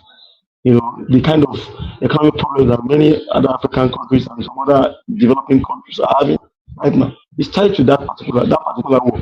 Although some people are looking, finding a way around it to build resilience and to also open a new chapter in their economy and at least forge ahead. But I can tell you, it's really, really affecting a lot of people. And Africans are not in tune with it. So I don't know. They are like seeing that for Africans to try to be supporting Trump now. That means because they don't have the Republicans don't have that big fan base of Africans and African immigrants, African Americans, and they are beginning to have a better kind of fan base, better than what they used to have before. So they're like, let's take this guy out before this guy finish everything. So let's just add one thing real quick sorry to interject. For those saying that my word was too harsh towards Duale, I think maybe Prince will understand why. Because something happened on the after hour show, so it's not on record. So Prince probably understand why I talk that way about Duale. So please, for those saying I was too harsh on with Duale, the way I was, you wouldn't understand. So let's just leave it at that. So don't come at me. But who cares? Why do you really care about what they say out there? If you feel like you want to say something, come up to the panel. You come up to the host seat. You understand me? Let's stop apologizing of all these trying to make trying to be politically correct. Say it the way it is. Nothing will happen. No, so for me, because I find it very. So he wants to stand for the country, defend his borders. He does not like wars, which ordinarily is a liberal stance, right? You would think it's the Republicans and the conservatives that would want to go bomb all the places. Exactly. Because I have said on this platform, if Trump were to be president, we would not be we would not be having Ukraine. There would not be no war in Ukraine. Never. Yeah. You know what's going on now is kind of similar to the Kennedy era. When the Cold War was going on, Kennedy was trying to kind of back down to the Soviets because he was. You go back and go and study that era, he was almost trying to back down. Although I'm not saying Trump is backing down in a sense, but it seems like he was trying to, in a sense, capitulate where the Soviet, because he didn't want the war to come to an end because they were so close to nuclear war that time. And they were like, no, we can't let the Soviet have the upper hand. So that's one of the reasons why they took Kennedy out. So now it's kind of like a similar situation playing now because now it's more like the same era, Russia versus the West, the kind of like the Soviet versus the West kind of situation. So him saying he's just going to end that war in Ukraine without Russia being defeated, it seems like he's playing the same scenario is playing out, So that's the way I kind of look at it, Like, how you gonna let Russia have it? You know, because back then they thought Kennedy was trying to let the Soviets just have it. You know, so they had to take him out, man. So I don't know. I'm not saying anyone's trying to take him out. It's not. It's just speculation. You know? No, I thought that Kennedy. I think that was the reason why they took him out. Yeah, there was a prime minister also that they took out because of that. In fact, it was just a personal low ranger like that, or probably we don't know. I think he's Escabino. I can't remember the name of that Israeli prime minister. He was trying to negotiate with the Palestinians, and they took him. The guy took him out. They said, "Why you negotiate with him?" So, and that's why most of the Israeli prime ministers, you have to check the temperature of the people before you. If you try nonsense, they will find a way to take you out. But so that's one of the issues at hand right now. So, but that war too, if they don't take it down a bit, it's going to turn into another problem, serious problem. It's already generating a lot of problems right now.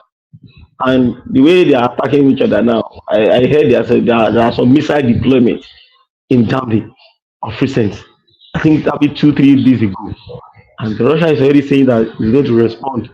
No, as in, we are just like Mike said, we are already in the Cold War 2.0. We are already in Cold War 2.0. It's something like everything was about missile deployment, military installations, and a lot of other flexing of muscles, militarily, politically, and you can see even the way they are playing the game.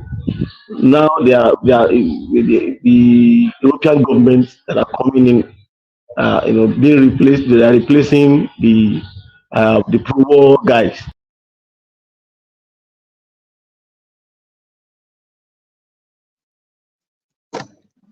Everybody, man of press, how you doing, man?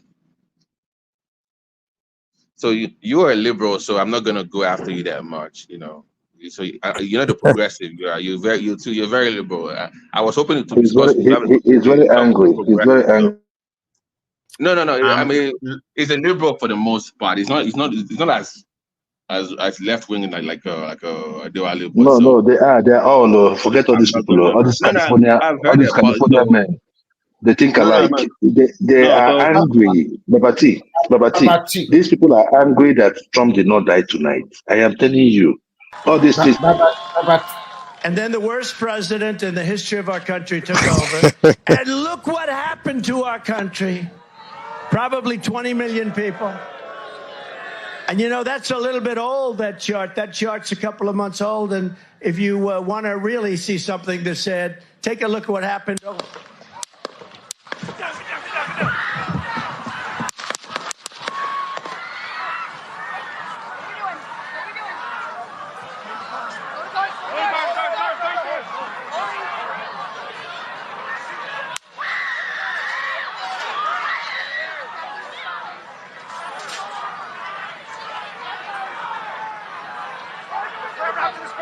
Moving to spare. Hold. When you're ready. On you. Ready. Move. Up. Move. Go. Up. Hawkeye's here. Get ready. We ready?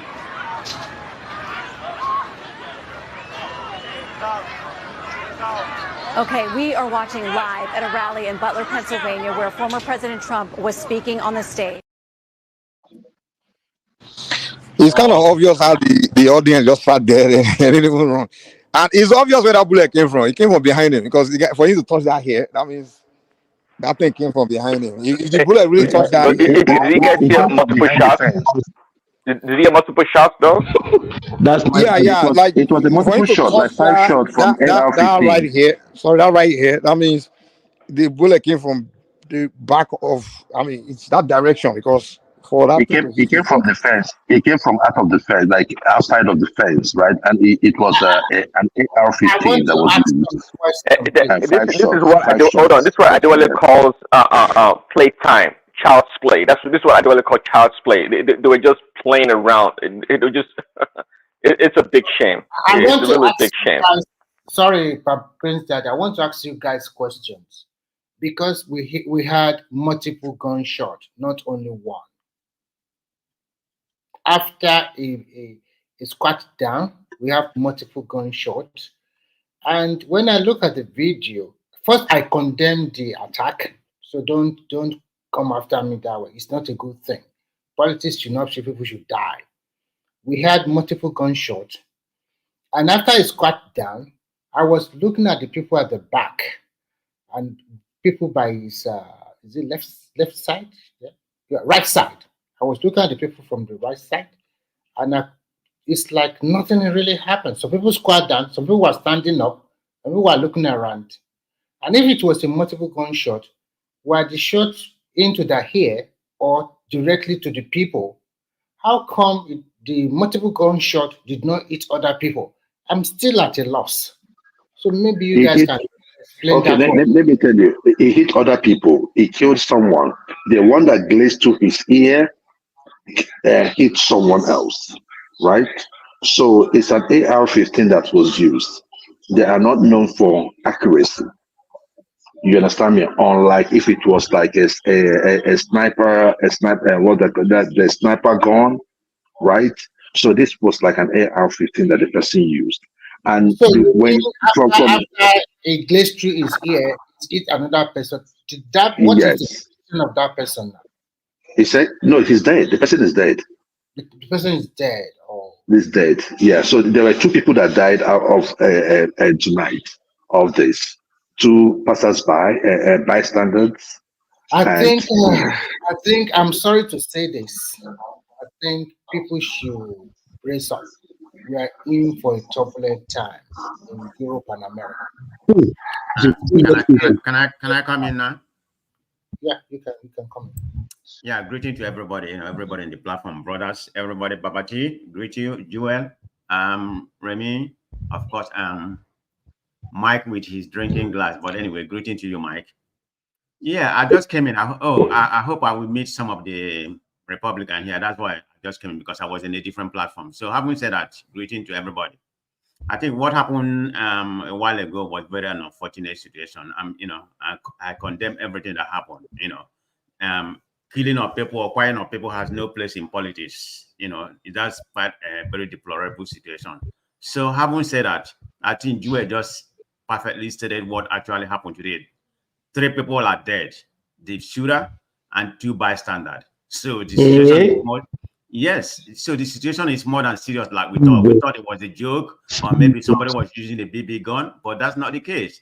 There was definitely an assassination attempt against, Mr. Trump.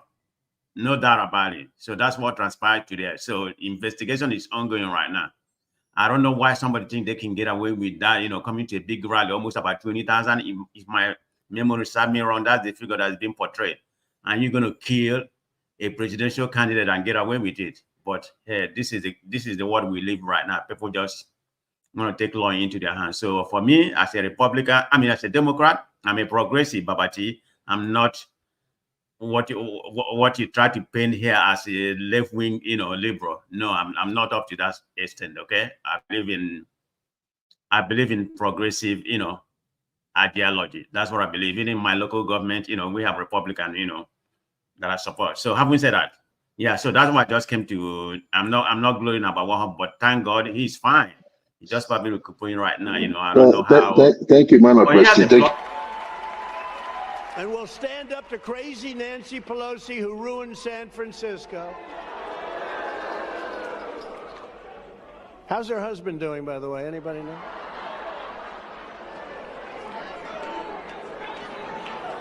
And she's against building a wall at our border, even though she has a wall around her house, which obviously didn't do a very good job.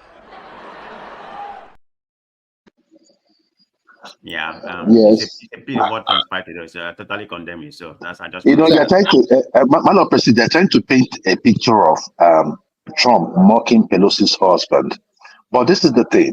What most people do not know is this: that the person that came into the person that was alleged to have broken into Pelosi's house was actually the man's lover.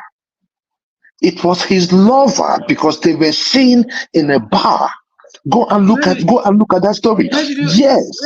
Where did you get that story from? I Never am heard about it. okay. Don't worry. Man of prestige. I am going to furnish you with it. That is the conspiracy. The media hid that story. They did not allow that story to go on. But there have been reports of that because he's a gay dude. The guy is a gay dude, and they were seen in the bar.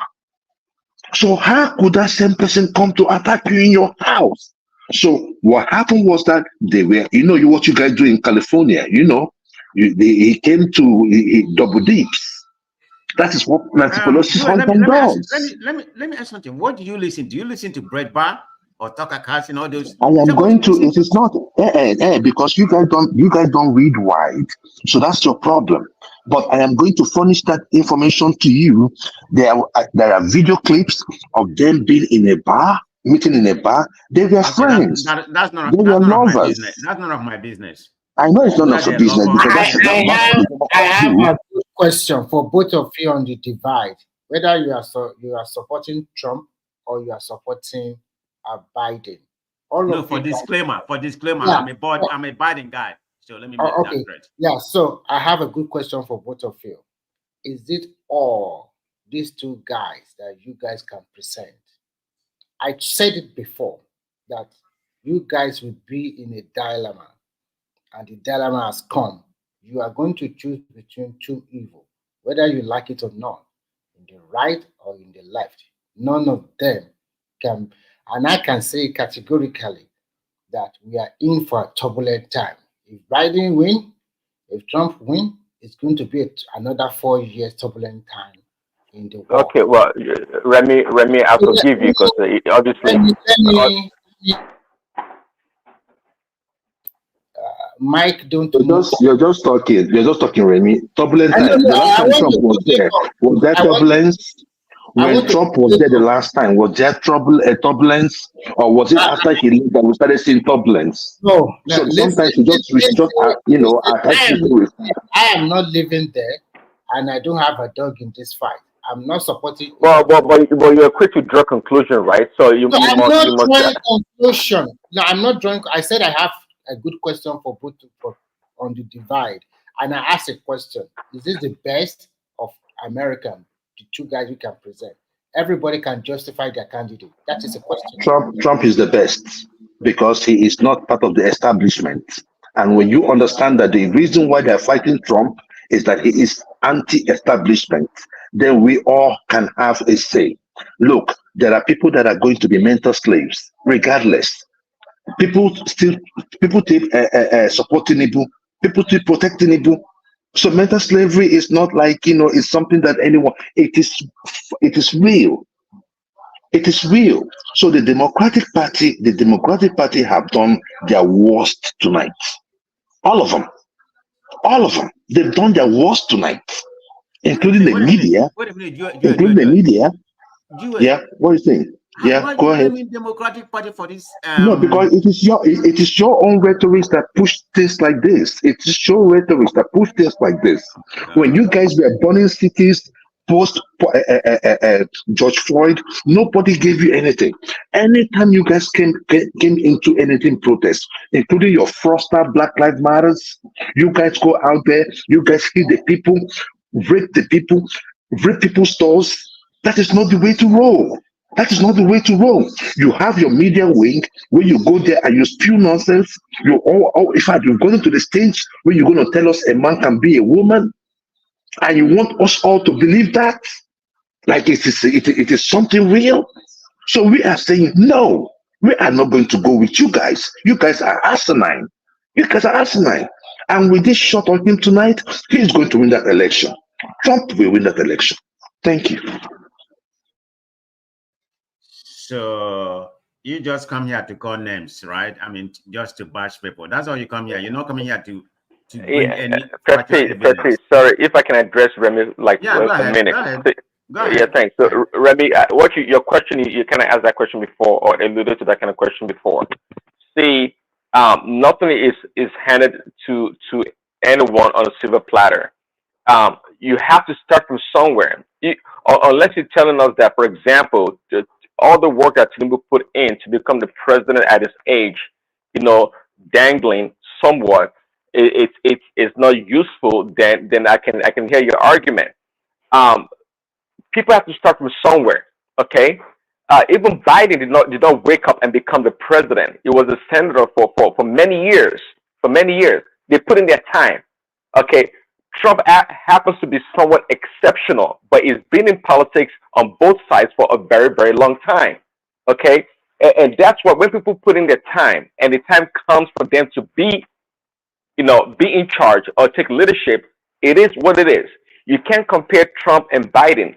And your question is kind of about, you asked your question in error, by the way, because if you look at Trump's record when he was the president and to Biden's, then you wouldn't ask your question, because under Trump we fought no war, zero war. We had the best economy, the best stock market. Okay, we have the border sealed, essentially the lowest illegal immigration in America in 30 or 50 years. Okay, we had the lowest unemployment across all categories of races in this country. We were at peace. NATO was not trying to fight war. Russia did not invade Ukraine. There was peace in the Middle East. What else do you want? What else do you want from a leader that did everything possible? So your question was in error. So again, I forgive you for asking that question. But go ahead, Prestige. This President, President, a quick follow up. Let me come in. Let me come in, because Prince Daddy just presents some economic data, which is mainly falsehood. Everything he just said here is incorrect. I mean, there's some area he has some truth to it.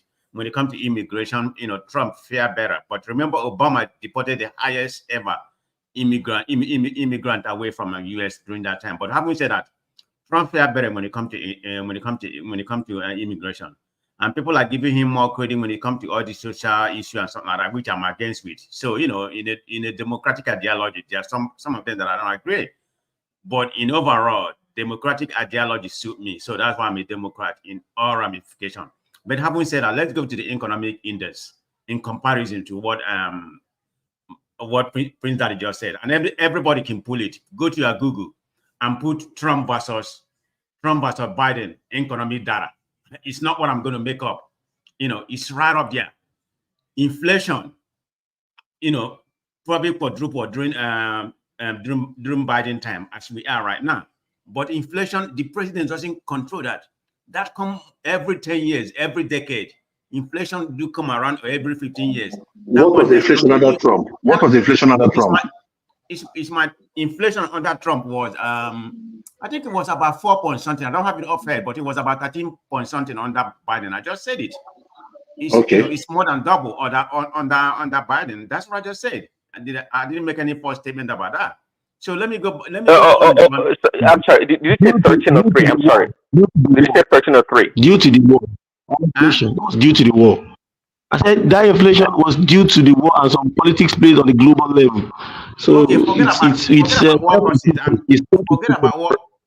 forget about workers. Prestige, you did say 3 or 13% inflation. I didn't hear you. I'm sorry.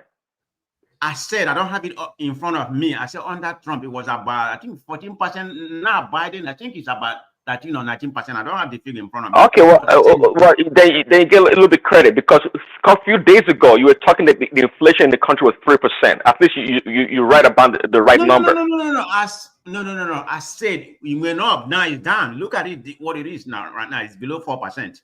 I'm talking about through his 3.5 years. That's what I'm basing it on. Remember, there was a time it was very high, but if you have to aggregate it, it has been higher under Biden. That's my point I'm trying to make. So let's go to economy. Under Trump, U.S.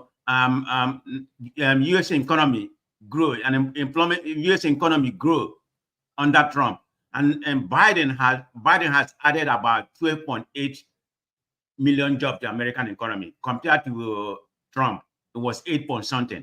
So that's in dispute. When you're going to come out, you need to go with the indices before you're making all this comparison you're talking about right now. The unemployment, are you looking at the stock market? What it hit the last few days? Almost 4,000, mark. I mean, under Biden, the stock market has quadrupled under more than any president ever had. I don't know where you are, if you are living in this country or you don't pay You don't pay attention to the You economy. know what?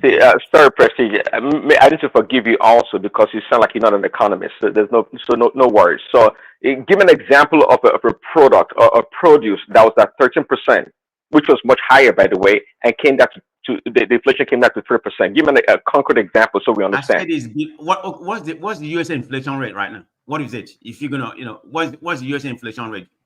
Bring it up. I can tell you as a common person that goes out there and buys stuff, it's about 15 to 18%, depending on the product or the produce. What is the data said? That's what we have to base it on. It's just like Nigerian inflation rate is about 33%. We know that in terms of food, it could be about 40 or 50%. So we have to base it with the data we have. So that's what I'm giving you. Current American inflation rate is below 4%. It's right there. And that is incorrect. See, hold on. Maybe where you saw your data, there's something called cumulative inflation, okay, and there's what you call maybe a one-time or current inflation.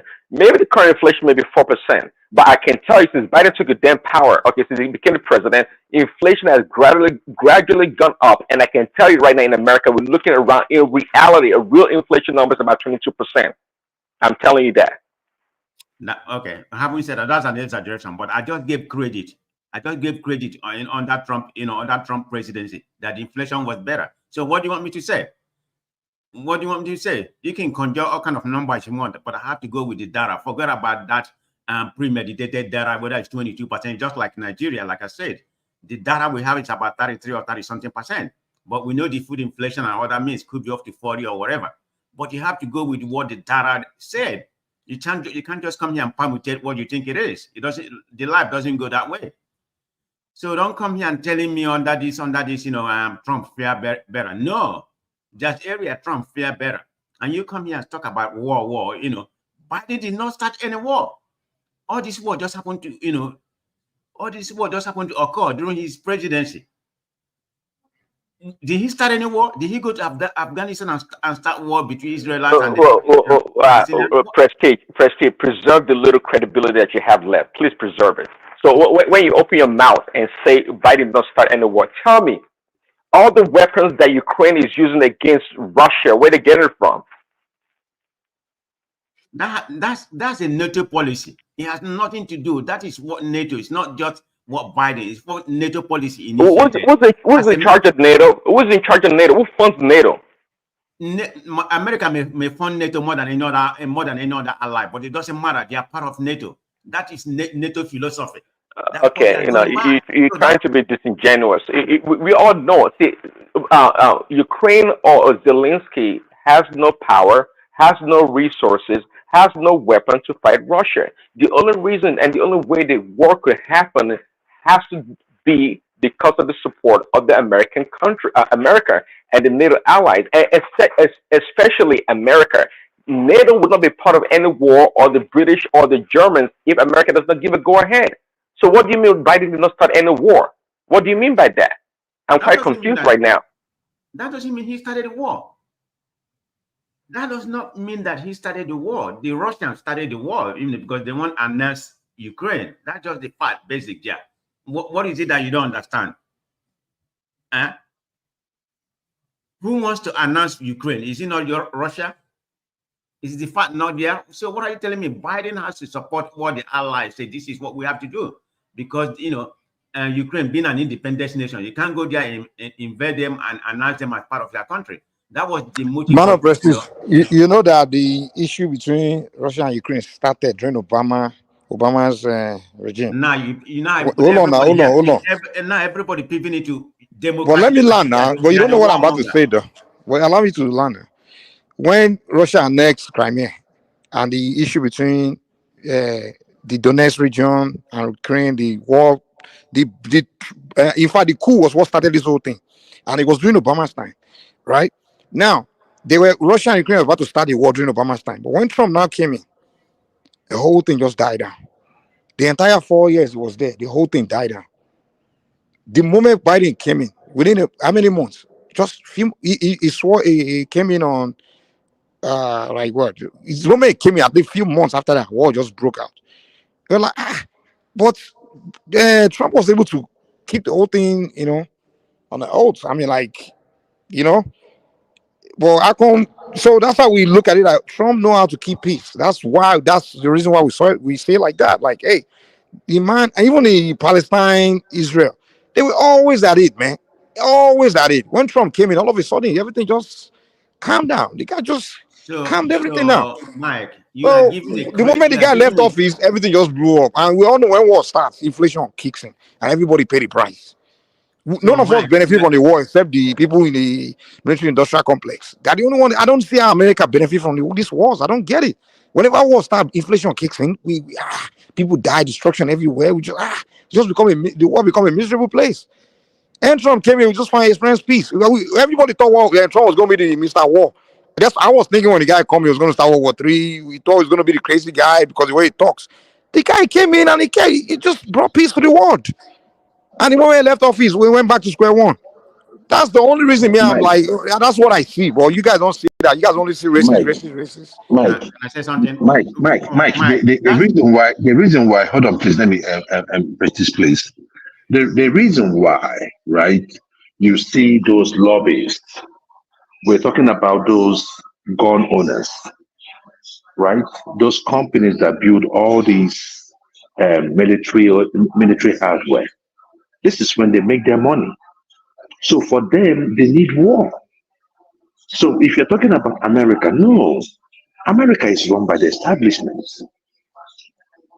You understand? It's run by the establishment. So this war that you see going on right now, there are people that are lobbying that this war must go on. That is why even in the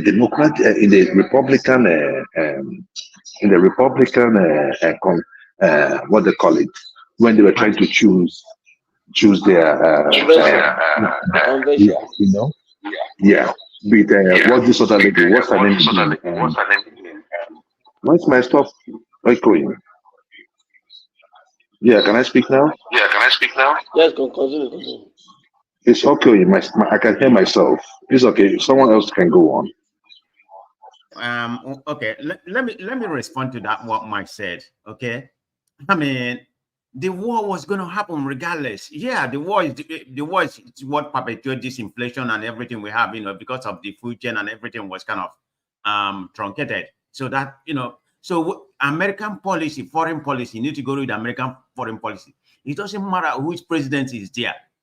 They have a stipulated foreign policy that the guideline that our president that came in is still going to be the same, Republican or Democrat. Even we have more warmongers in the Republican Party, that people like Lindsey Graham, that want to nuke everybody that disagree with them. So what are you saying? Madam President, you're mistaking something. Trump is not acting as a Republican or even Democrat. We all know all of them. But Trump is more of a Trump. He's even the Republican people don't like him. No, Mike, you are wrong. And let me tell you why you're wrong. This Ukraine war that manifested during Biden era, it would have happened under Trump. You can say what you want. How Trump stopped The what? No. Hold on, I didn't hear you. You say what would have happened? This Ukraine-Russian war that's happening right now. As it manifested during Biden era, it would have happened if Trump. Why did it not happen during while Trump was there? The issue I just told you that the issue began during Obama. We all thought the war was about to happen. In fact, the civil war in Ukraine started. No. Hold on. Not the way you wait now. Wait. Hold on. In fact, anybody can go back and look at it. When the coup happened in Ukraine, Russia quickly annexed Mike. But he's right now. He's right. Mike, you remember the Asian pivot? That was what started this game. Obama started the Asian Pacific pivot. So making sure that he gained the attention of other Asian Pacific countries, to tie them, to bring them towards America, US, is as part of their foreign policy. But it was the one that coined that word, that Asian pivot, and it was this woman, Catherine Nuland. Nuland was the one that was doing the work on ground then in Ukraine. That was what that thing is not. That's not something that started today. It started as long as 2008, when they wanted to bring in Georgia, Ukraine, and one other country within the Central Asia region. Let me say something. Hold on. See, but he doesn't understand. Percy doesn't understand the historical context you just provided right there. He doesn't understand it. So that's why he's talking the way he's talking. I think the problem has to do with also some country, because Ukraine joined the EU, and right now as we are talking, the problem we are having that is why I said everybody should get ready for turbulent time. I live in Finland, and I know how the Sudan also parade the street because Russia is at our door. So you can't blame them. They will be afraid, and not only them. Sweden also joined NATO recently. The same thing as Finland, because they have to protect their country. They don't have the might and they don't have the military capability to face Russia. If Russia continue with what they are doing, whatever you are saying here, even if during the 4 years of Trump there is no war, but things have changed. It's not the same thing. 4 years the 4 years ago. Now that Russia is already advanced to Ukraine, if they take Ukraine, do you think the rest of the country beside Ukraine, do you think will be happy? Do you know how many Ukraine that fall that quickly? Sorry, Remy, hold on. Remy, hold on. You are the moderator. We need to talk. Okay, now. go ahead. That's fine. Thank you, Remy. You seem to be only wise, independence-minded person here. So the point I'm trying to make, people talking about who started war or who didn't start war, they have forgotten about American foreign policy philosophy. It doesn't matter which president is there, and I can give you a lot of variable to back up what I'm saying. Ronald Reagan, is he not the one that Gorbachev, break this damn war? Is he not Bush? Okay, what does that mean? Is he not hold on. Is he not a Bush a Republican that went and invaded Iraq? So the one I'm trying to make, you're making it sound like it was. Well, you keep making me. They keep saying Republican. We are not saying Trump is acting as a Republican. The reason why we like him is because he's not acting as neither a Republican nor Democrat. Exactly. He's acting in the way the people want him to act. We're not supporting him because he's a Republican. Let me tell you. He's not getting I was never a Republican or Democrat person or anything. In fact, I'm not even. But give me 1 second. Just want to correct Remy. I don't think you know the Cold War history, politics. You know that Ukraine was part of the Soviet Union, and when the Soviet Union collapsed, when the West and Russia were making a deal, they agreed that NATO will not expand towards Russia, and the West constantly violated that agreement, where they were pushing and keep taking more. Correct. So you need to understand that. And the only reason Russia, which is justified, like, hey, you cannot bring NATO to our doorstep. It was an agreement they had when the end of Cold War. So the idea that Russia is trying to invade Ukraine is supposed to be part of Russia. In fact, most Ukrainians are Russian ethnic. So I will ask you one question, Mike. So this idea that it's actually NATO that's pushing towards Russia, taking, so you need to understand that history first. Well, go ahead, Sha, go ahead. I understand you. A quick question for you. Before Ukraine was in the former USSR, we know the split to several countries. My question is this. Ukraine wanted to join EU for a long time. Russia is trying to block it because they are close to Russia. I understand you. They also feel threatened. You are right. But at the same time, the rest I don't think Russia. No, it's not EU. NATO. Russia is not against. I don't think Russia was ever against Ukraine having economic part. Hold on, this room can be corrected. I don't think Russia ever had issue with Ukraine having any part. Hold on. But go ahead. Just have it floor. Go ahead. Okay. Let him go ahead. It's fine. Remy, go ahead. Okay, fine. So they try to block them not to join the EU because they know once they join the EU, they have to follow the EU rules and regulations. And at the end of the day, they join the EU. But this war that started, I also think that, I'm sorry to say this, America too has to be blamed.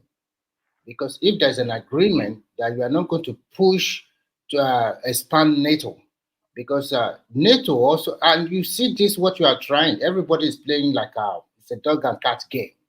You can't blame them for having their NATO too, because they also feel threatened by when Russia continues to have an ally with China and the rest.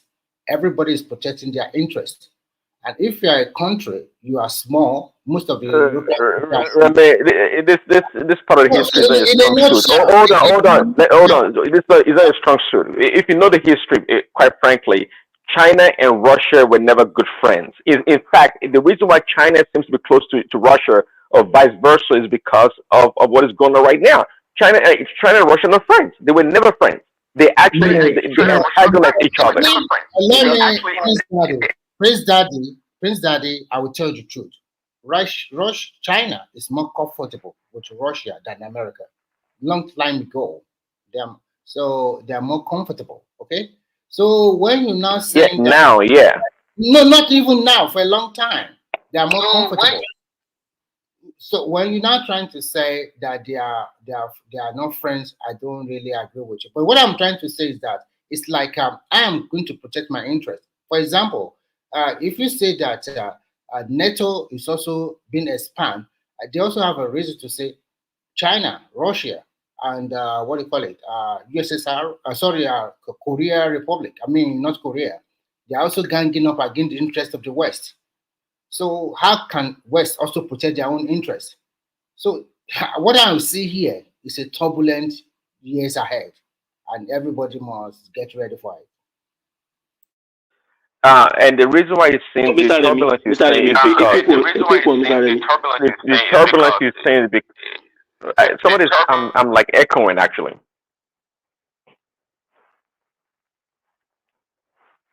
Hello? Go on. It seems like I'm echoing. Okay, let me continue. See, the turbulence you're saying is because it's why all the forces in the world are coming together to resist Trump, because they know Trump is neither a Republican, quite frankly, nor a Democrat. It doesn't belong to neither party. It does not, and that's why his policy is strictly American first policy. And let me tell you, see, don't let people like Manor Prestige trying to bamboozle you, actually, because you see, Trump, the Republicans, before Trump became the president the first time around, second time coming, the Republicans were the number one enemy of Trump, not even the Democrat. The Democrats thought of him as a joke, actually. They didn't think he had any chance. The He went to Republicans are the war with one the that Republicans now before he faced the Democrats. He went to war with Bush, all those guys, all of them. Was talking alone. Hold on. Mike and Prince Mike, hold on, Remy. People Prince forget, Daddy Mike. finish. People forget that. People forget that. Things have changed. You cannot Well, let Prince Daddy land the point trying to make. Remy, allow people to talk now. Abba, which level? You don't No, even I'm saying that's what I'm saying now. Like I'm telling you to let Prince Daddy land because Prince Daddy was making a statement. No, I'm not talking to you, Mike. I'm talking to Remy. I'm not talking to you, okay, Mike. okay. I'm talking to Remy. Yeah, see, again, the Republicans, if you know the battle that he fought in the Republican Party before he came forth, before Trump came forth, you would truly understand. The Democrats, they have their own territory to protect, but Trump's problem really started with the Republican, and is neither a Democrat nor a Republican. Absolutely, it is not. So his policies, when it comes back, okay, is anti-establishment, just like uh, uh, Joel said, is truly anti-establishment because it's not for war. It doesn't care for people dying. It doesn't care for this corporate greed that's going on. It doesn't care for that. All it cares about is protecting American lives, American jobs, and American first and everything. And there's nothing wrong with that because where you live in Finland, if the Finnish people, okay, they do everything against their own people, I don't think you're gonna have a good time living in Finland. I don't think so. They protect their own land, they protect their own people, and they protect their own resources. So why should America be any different? Why should it be? Okay, can I ask you a follow-up question? So let's just assume that he's going to be the winner of the election. Are you telling us that immediately he becomes the president, then Russia will say, I'm withdrawing from Ukraine. I'm no more into war with them.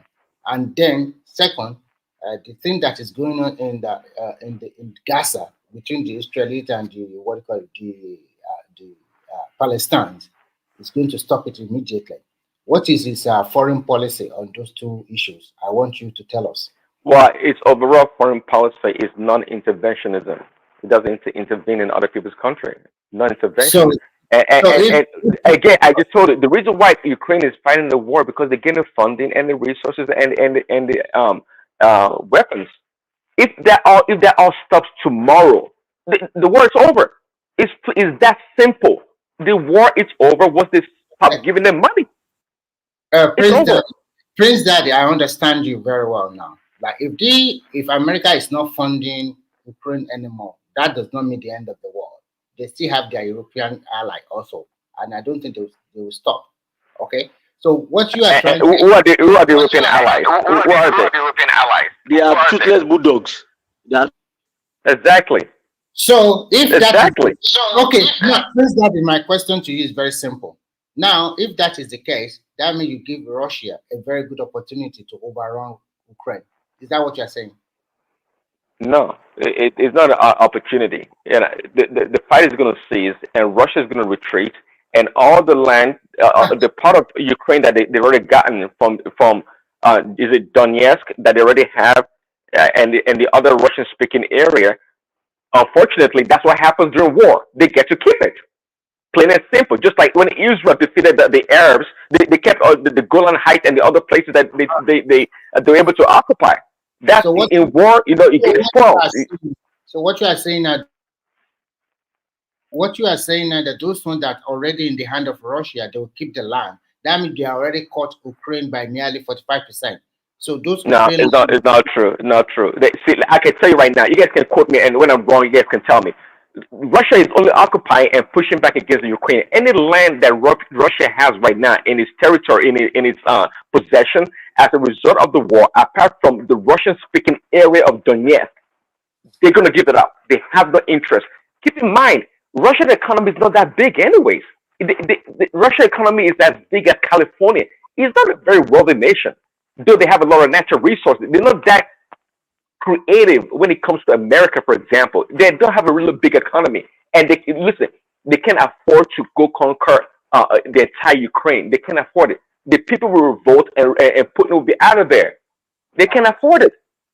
It costs a lot of money to fight war. That's why America can fight war because they print money. From your analysis now, I quite get it that actually you said something that's really shook me. You said in a war, if you conquer some land, you got to keep it. So if, like what you are saying now, if there is a ceasefire, all those areas that Russia already occupied from Ukraine, they got to keep it, and it has to become part of Russia. So if after 4 years, let's say Trump is your president, if after 4 years you have another president, then maybe okay, Putin say I'm not going to fight the war. After 4 years, then he can continue to acquire more land, continue to fight the war, take another country. So I don't know. Well, you're not listening to my analysis. I just told you that Russia is not a wealthy nation. They cannot. Russia cannot afford it. They can afford it. Let me just tip something.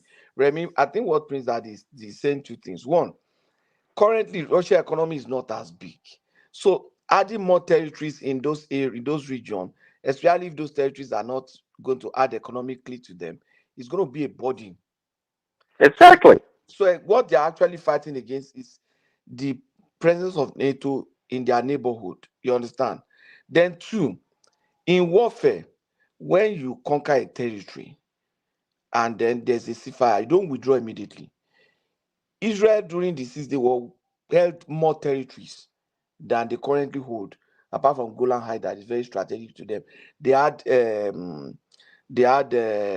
this place that is close to Egypt. What's it called now? They have the Sinai Peninsula. Sinai Peninsula. They had some other places. So, but the point is that once the war is over, the other countries will start putting pressure on them. At that point, they will withdraw from all those places that are not Russian speaking, and then they can hold on to the Russian speaking side and continue to make international arguments. At that point, you have brought them to the table, and that's what is needed. You understand what I'm saying? So they are not necessarily just going to we have grabbed this place, so when Trump goes, we can start expanding. No, we can continue to expand. No, they are probably going to release the rest and hold on to that Russian speaking region. I will let this guy speak. After him, I will come. Okay, you can go ahead.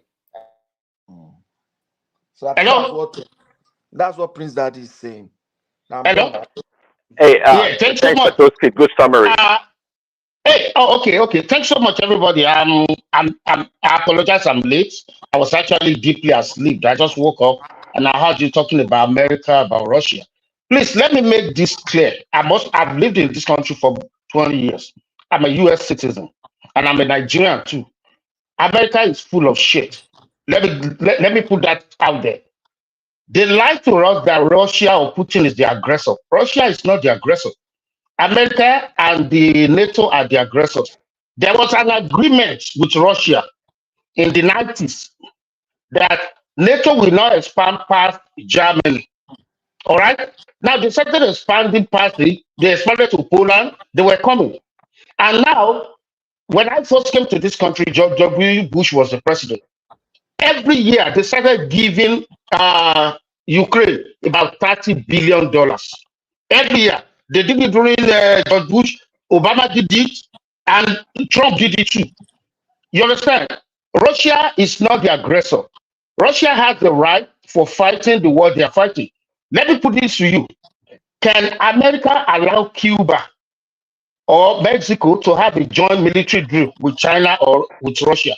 Or can they allow Canada, their neighboring countries, to do that? Now you want to put your boots at the backyard of Russia. If Putin allowed that, history will not forgive him. Putin is fighting for his right, but you cannot take. Don't give it to your neighbor. That's just it. America they like to, paint other people black. They will tell you, oh, North Korea, they are dying of hunger. It's a lie. North Korea is doing well. If they don't have money, they will be firing missiles every time. Now they're telling us they are better than Russia. What makes you think America is better than Russia? You put this war started like 2 years ago. You put sanction on Russia. Check the value of dollar and the currency of Russia. The Russian currency has actually appreciated after the sanctions. And America, they put all their tanks. The latest tank in America is called Abraham tank at the cost of 25 million per one. They gave Ukraine 25 of them. That's 25 million times 25. It didn't take Russia more than a week to destroy all the American weapons. Everything is on YouTube. So don't lie. Don't rely on the lies of the CIA and the FBI. They are liars. They lie to people. They lie to call every other person terrorist, just like they did to Nelson Mandela. Oh, Nelson Mandela is a terrorist. Oh, this guy is bad. That one is bad. That's what they did. They do to destroy the world. Can they allow Mexico or even Cuba to have a military joint drill with China or with Russia? So why do you want to put your own boot at the backyard of Russia? Putin is fighting for the right cause. It's not the aggressor. That's why the Pope, the current Pope, and the Vatican, they will tell the NATO that Russia is not to be blamed for this war. So let me hold it for now. I'm still with you before I go back to bed.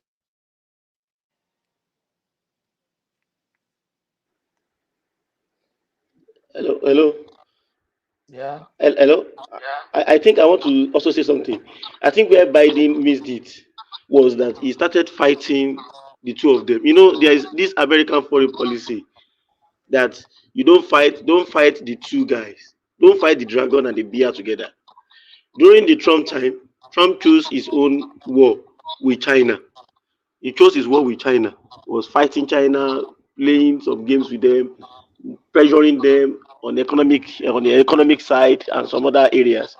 And he was managing Russia on the other side. But when Biden came in, Biden was like, "What? I don't know who his advisors were. They told him continue the war with Russia with economic war with China, pressure them, continue the pressure, because during the Obama time, they were tough on Russia. It was the Asian Pacific pivot. Go and read that. Just type it on your Google. Asian Pacific pivot. You will see the people that coined it. It was a Democrat thing. So and everything fit into the foreign policy of America actually. But in this case for Biden, he was not able to manage these guys separately. So he had to go and pick a fight with continue the fight of Trump with what is it called China, and start to release, just like President said, release the yearly military aid and package to what to Ukraine, and Ukraine had the economic power. They have the opportunity to now start fighting the ethnic Russians that are living in Ukraine, which was what really caused a lot of problems. Considering also the Crimea issue that Russia also did in a very funny manner. So those are the things. When you are coming in the East, you don't fight those two guys. You don't fight the dragon and the bear together. It's a principle in the what in the American foreign policy. But Biden messed that up for the very first time. He messed that up for the very first time. So he was fighting on two sides, and he cannot cope with the pressure. Yeah. And that's the problem. Sorry. Yeah. Oh, hello. Hello. Yes. Yeah. Yes. You are very, very right. Yeah. I don't know what's going on. Okay. Yes. Let me remove my earpiece. Yeah. Let me remove this. What about now? Yes, it's okay. Hello? It's okay now. Oh, okay. Yeah, thanks so much for everything, everybody. So this is the deal. Those days, America used to think they are the #1 country in the world. It's true when it comes to influence, but when it comes to power, I want to submit to you that for the past 10, 15 years, China is the strongest country in the world today. And I will give you some examples. Number one, I'm a pharmacist. 99% of the pharmaceutics we use in America today are from China. Either the raw material, the ingredients, or the finished product. They are from China. The glove, the lab coat, everything we use in the hospital are all made in China. All right? Now, when you look at electrical car, the BYD is #1 in the world. Even though they've not started selling in North America. They've not started selling in America and Canada, and they are #1 in the world. So that's why you see Biden doing everything. Oh, they're not coming to sell here, and we're not going to allow them to sell here. America is trying to manipulate the market. But guess what? China is smarter than them. So we have national election in America in November 5 this year. Trust me, China can single-handedly, without firing a shot, manipulate the outcome of the election in America. Why? If by October, the month before the election, if China say, hey, don't supply pharmaceutics to America, don't give them gloves, don't give them everything, you understand? That will influence the outcome of the November 5 election in America. Voters will not vote for the current president. Once the hospital cannot have the material they needed, patients cannot take their medications. That's the end of the president. So America doesn't have that influence on China, but China has that influence on America and the rest of the world. So America got to know that gone are the days the empire. America was the empire. I think is gone. China is secretive. People don't really know how powerful they are economically and militarily, and they don't make noise. So they will just allow America to be making the noise, and they are building their influence across the globe. So America got to know that they have to be careful with China. China is so influential today, and they're spending a lot on their military. Nobody knows how strong they are in terms of their military strength. And that's just what it is. Thank you.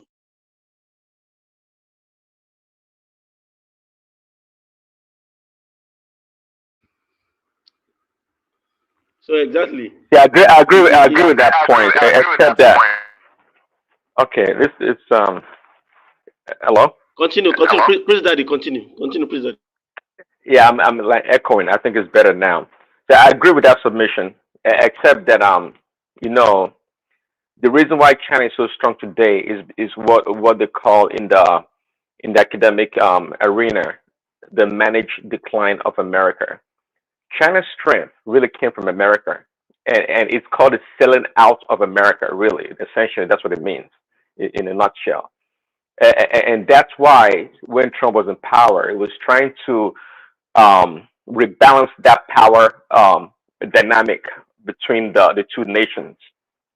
Okay, not because America, Trump hates China, not at all. it's all business at the end of the day. The Chinese, they buy a lot of products from us. They do actually. And when it comes to agriculture, actually, I think China is net negative because they import a lot of stuff, and America is a good market for them. That's part of the negotiation that Trump did, that they should buy a lot of products or produce from America, and China was willing to do that, because it actually favors them. They have a lot of people to feed, and they need to import. They import from everywhere. They have the appetite for import. So it is what it is. I'm not going to argue. I'm not going to argue against you that China is ahead of America. I'm not going to. I think you may be right. You may be right. It was estimated by 2025 that China would surpass America economically. That is a larger GDP than America. It kind of slowed down when Trump was in power, and then there came COVID, slowed a lot of things. But China is still on the right track. China is on the right track. And that's why we need a leader. That's why we need somebody to come over and put America back on the map. That we may ascend or regain that position as number one, not just to boast about it, but to show America's industriousness, its ability, its ingenuity. Because if you look at it, in the past 20, 30 years, the country that's had the most innovation in the world is America, not China. China is a good copycat. There's no doubt about that. They know how to copy. There's no great technology that came out of China. Maybe I'm mistaken. Anybody can tell me. Prince Daddy, let me quickly come in here, and I will tell you the truth. America is still the #1 economy in the world. I have lived in China, and I know what they always, most of the things that come out, sometimes they are padded. Right now, the growth rate of China has reduced significantly. The economy is not good. People are finding a way. They were successful in reducing the manufacturing power of China recently. So for the last 4 years, because of the backward, I don't know whether I call it integration of their present president, they have to go backward.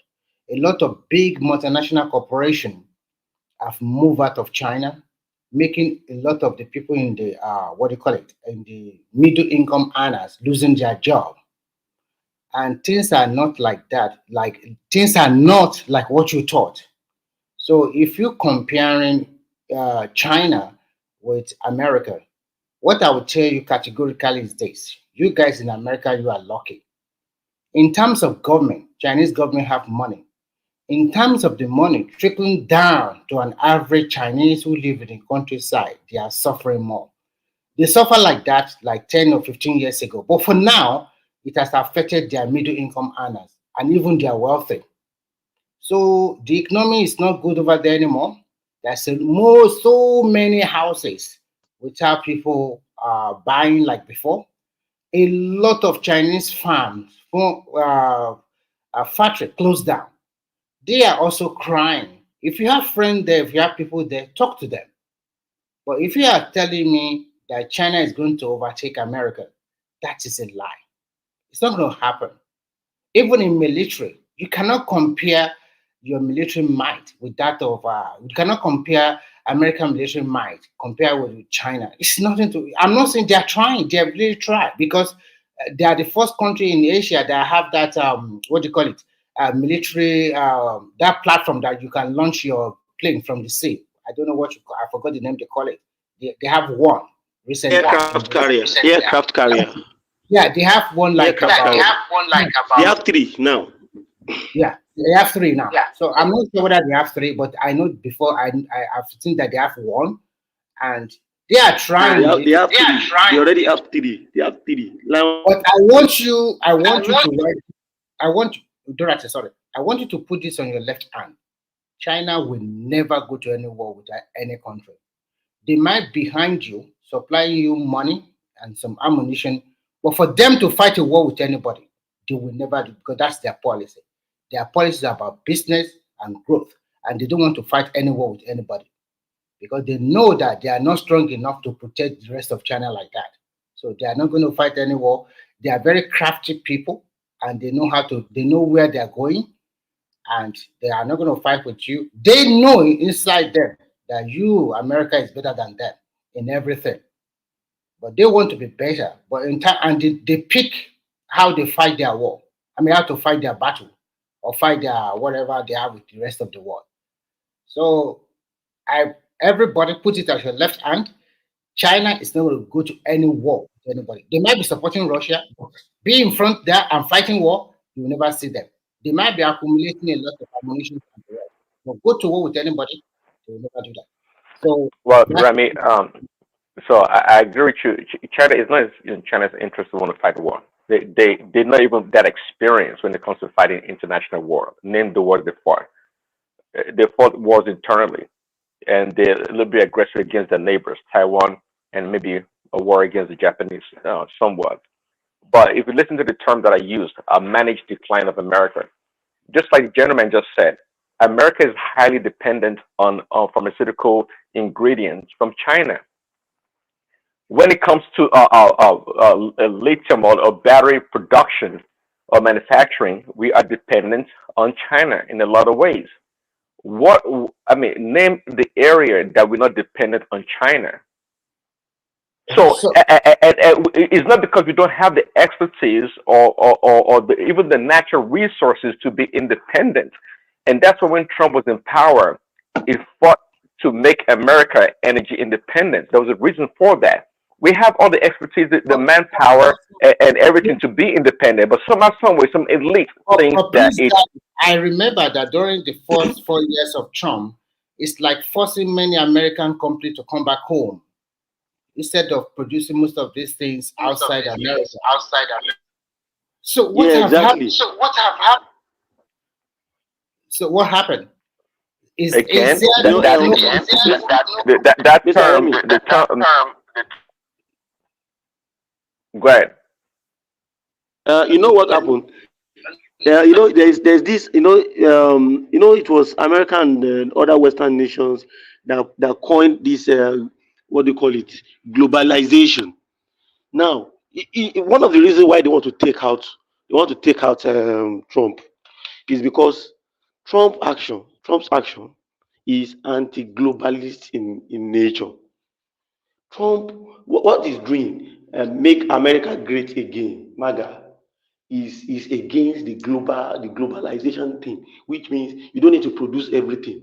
Okay, Nigeria can produce this. Okay, let's get it from them. Instead of us producing it, we can also save the environment. Can do this. Those are the things that is sold to the world. So they felt like, apart from the world thing that is not allowing them to fight, Trump is also saying that America can produce its own thing. Let America produce its own thing. And the globalist guys believe that if it happens that way, it will wane the influence of America on the global stage. It's part of the things by which America concede. America can do some certain things, but they can say, we can produce this, we'll get it from you. Like, for example, the Agora Act, the AGO Act, African Growth Opportunity Act that they do in Africa. You get it. So they can get products from you so that they can have some influence as well. So, Hello? Are you getting me? Hello? Yeah, thank you guys. Let me put in this one as well. It's true, when it comes to innovation, America is the leader in the world. But as of today, I don't know if Americans have forgotten how to do things. I'll give you instances. When I was still in New York City, New York City is under the sea level. About 10 years ago, we had this storm. Anybody who lives in East New York will know what I'm saying, in Canarsie, Brooklyn area. By the time we stepped out of the house, we have flood. Our cars were covered with water up to the door level, the handle for opening the door. So people park different kinds of cars. The Toyota, the Honda, the Ford, the Chrysler. Guess what?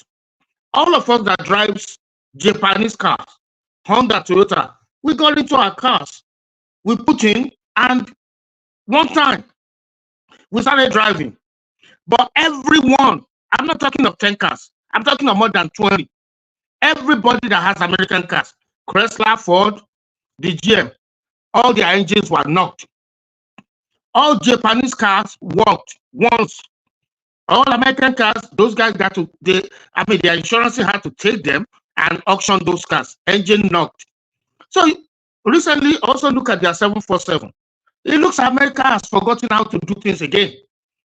How come Japan, Ford is the first manufacturer of automobiles in the world.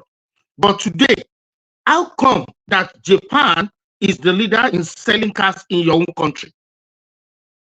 Toyota, Honda, and now South Korea, Hyundai, the Kia, they are selling more than American cars. Why do you think people do that? Buy them because they are durable, they are reliable. Everything America makes is always having electrical problem, engine problem. They don't last. You understand? Boeing 747, it's always catching fire everywhere in the world. So America got to look at those two. Have we forgotten how to manufacture things? Toyota is beating us in our country. Hey, where is it? When you look at what's it called? Phone, mobile phone. Huawei is beating what's it called?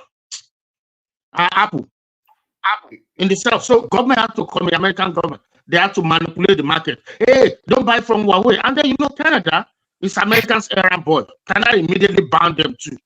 So what you call this thing free market, but why are you banning other people's product? Because your own product cannot compete with the rest of with them.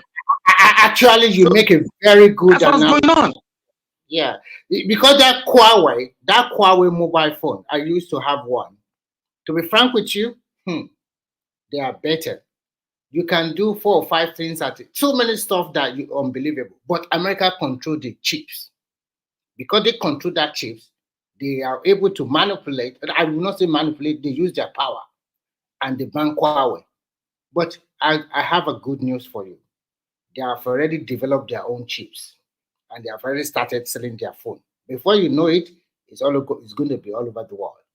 So that is why I'm trying to tell you, China will not go to war. They will look at their business growth. Their own thing is about growth. Trump is about, I want to deal with country individually, not globally. So in a nutshell, so he's pitching his tent against those ones that propel the WTO or Global Trade Organization. So when you see something that is coming that way, so you already see the turbulence that will come. So that is the way. If I'm dealing with Nigeria, I buy this and you must buy this from me.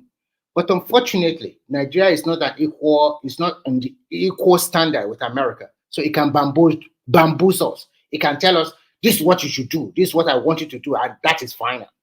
But for those rich countries, then he knows how to play his game with them. For those smaller ones that don't have nothing, so we are at his mercy. So if you look at it from in the long run, if you look at it in the long run, for people that are well established, countries that are well established and have the resources and everything, it's good for them. For people like countries like majority of Africa or third world country, I'm sorry, it's not going to be so good for us under him. But whatever we throw the country, but Mr. Remy, do you know what? Yeah. Do you know that the issue that happened because of I was saying something the other time. One of the reasons why they are looking for the head of Trump also is they feel that now the world is moving towards not even bipolar world. The world is almost going multipolar right now, where we now have multiple power centers. Now, let me give you an example. Before it used to be the West, America, Europe, okay, versus the East, probably China, Russia. Now, we have Turkey coming into the mix. Turkey is also trying to wiggle his way around the NATO, Russia, China axis, and also Africa. Yeah, Africa too, we too, like Nigeria will have also been in a better position, but because of our corrupt leaders and some other nonsense that we are doing, yeah. So it's not only about corrupt leaders. Can you make sure that I don't hear my voice? I'll give you a chance to come back soon. Yeah. So it's not only about corruption. It is we as Nigeria, we are not united. that country have a lot of potentials. But what you hear from Nigeria every time is that they want to go on strike. These people are not good with me. This tribe is bad. That tribe is bad. But when you look at all those countries that have developed, they also suffer. Not that everything was El Dorado for them. Even in America, it takes them more than 100 years to build their democracy. And people that are living in America in the 1940 or 1950 or 19, they are those ones that built that country. And we know that America started really, really developing in the 1970s. But when you talk about our country that have a lot of great potential, our people, which is our greatest strength, is also our downfall. So, Dorothy, you can continue. Yeah, you are right. You are right. Yeah, and that's why we're saying that it takes a leader that understands all these things. Now, just about last 2 weeks or so, I heard that Naseni is already producing laptops. I mean, it's an organization of the government. They call it National Agency for Science and Engineering Infrastructure. They already have a phone. If you can Google it, you can Google it. I can even send the stuff. No, I know that. So they are already doing some certain things, doing collaborative effort with some global players, also with some Nigerian companies. And in fact, I learned that Tinubu's government is trying to partner them also to supply their solar pump irrigators, so that they can give it to the farmers. They are already giving it to the farmers so that they can use it. You are right. Collective intelligence, we don't have it, and these small things are what actually propel many of those countries that everybody wants to run to. That's what they do. The Americans, you are right. They came up. The Americans were the one that actually built America, but many Africans will not agree with you. I know somebody that's like he's a billionaire, he's a Nigerian guy and a billionaire like that. He was saying it one time like that. And if you have read the Rich Dad Poor Dad, Robert Kiyosaki, and some other books like that, Think and Grow Rich by Napoleon Hills, you see those guys talking about they building America. It was when they actually built it that the government now put their eyes into it and say, okay, let's tax you, let's regulate your actions, let's do this. Now there was a guy that I said the other time. They call his name Jerry Malo. This guy was in the UK. He left UK, came back to Nigeria when he could not cope with the theoretical aspect of engineering, but the practical aspect it was down to heart. You know that right now, that guy is a CEO right now. He's producing fabricating tractors by himself. Probably get some few components from probably Germany and some places, very few components from there. But the majority of the components are from Nigeria. We knew this guy, I watched this guy rise up from nobody, from a child of a farmer, a civil servant and a farmer, to become something today. If you see what this guy already, you can get his stuff on Facebook or anything. So assuming we are doing that in other areas too, we are looking at other areas, because right now there's what we call, like I told you, it's not bipolar again, it's multipolar right now. Yes. Everybody, there are so many power centers. So Africa right now, we don't really have, there's nobody in Africa. South Africa, they might be ranting and be saying they have this, they have that. It's a lie. Many of the things that they have, they are not black owned. They are owned by the British, the Dutch that were settled in that country long time ago. Nigeria is the only one that actually has probably black wealth. I mean, real African wealth in the hands of some Dorothy, what causes this problem? You know there is a COVID pandemic. Maybe you can mute so that I don't hear my voice. There's a COVID pandemic in China. And when that COVID happened, it obstructed the supply chain system of the world. You cannot shut the world down for nearly more than 6 months. And after that, all those supply chain was distorted. And then before we can say, let's get out of this COVID, another war started. Again, the food chain in terms of cereals and wheat and beans and cereal from Ukraine, it started again. And we in Nigeria were having our own problem before. There is insecurity from Boko Haram that has almost 10 years, and then so many volatility here and there. So it affects the whole world, not only, even as we are speaking to today, like almost like 1 year ago, somebody already told me that the price of food will continue to increase. Even I live in Europe, and I know how much we are buying, what we are buying before. Here I live, they don't produce any food. Most of the food are imported. They are so expensive than the rest of Europe. So the problem is that distortion affects the rest of the world, whether in America or Europe or even in Africa. And you know the African economy, like Nigeria, is not well planned. So let's go back to the Nigerian setting. When what you hear from Nigeria is that let's burn it down, let's change the leaders, let's do this. Sometimes I wonder whether our people are really thinking. Anything you are doing, the elite will come back again. You are preparing a ground for other elites to come and take it over. Nigeria never had. Remy, you notice when Nigerians or Africans, when they are saying let's go do something, they usually don't have a hand plan saying, okay, after we do this, this is what we now put in place, or what this is what we are trying to achieve. You understand? There's really no achievement. It's just, oh, we don't like this. Let's go and do this. Like, for example, these guys will say, let's go and bond this, that, whatever, or let's go and overthrow this. Okay, who are you going to put in charge? What do you have as a replacement? You know, There's no plan. There's no plan. It's no. like they don't even know the reason why. They haven't even studied the root of the cause of what they are even fighting against. I see maybe some things you are even trying to fight government against. Maybe there's actually no solution. For example, we're talking about this global inflation, something that affects this inflation, global inflation, right? Maybe the solution to that, to fix the problem, maybe let's say, for example, is to end the war in Ukraine. Because the Nigerian government have power to end the war in Ukraine. We don't ask question of maybe why, what led to what, get the root of why we have a problem, and then the actual solution. If the solution is tied to overthrowing the government, then that will be it. But you don't even know the solution. You just want to go burn everything down, and then we're back to, square one. Mike, I went to Nigeria in 2019 December, and I went back to China in January 5.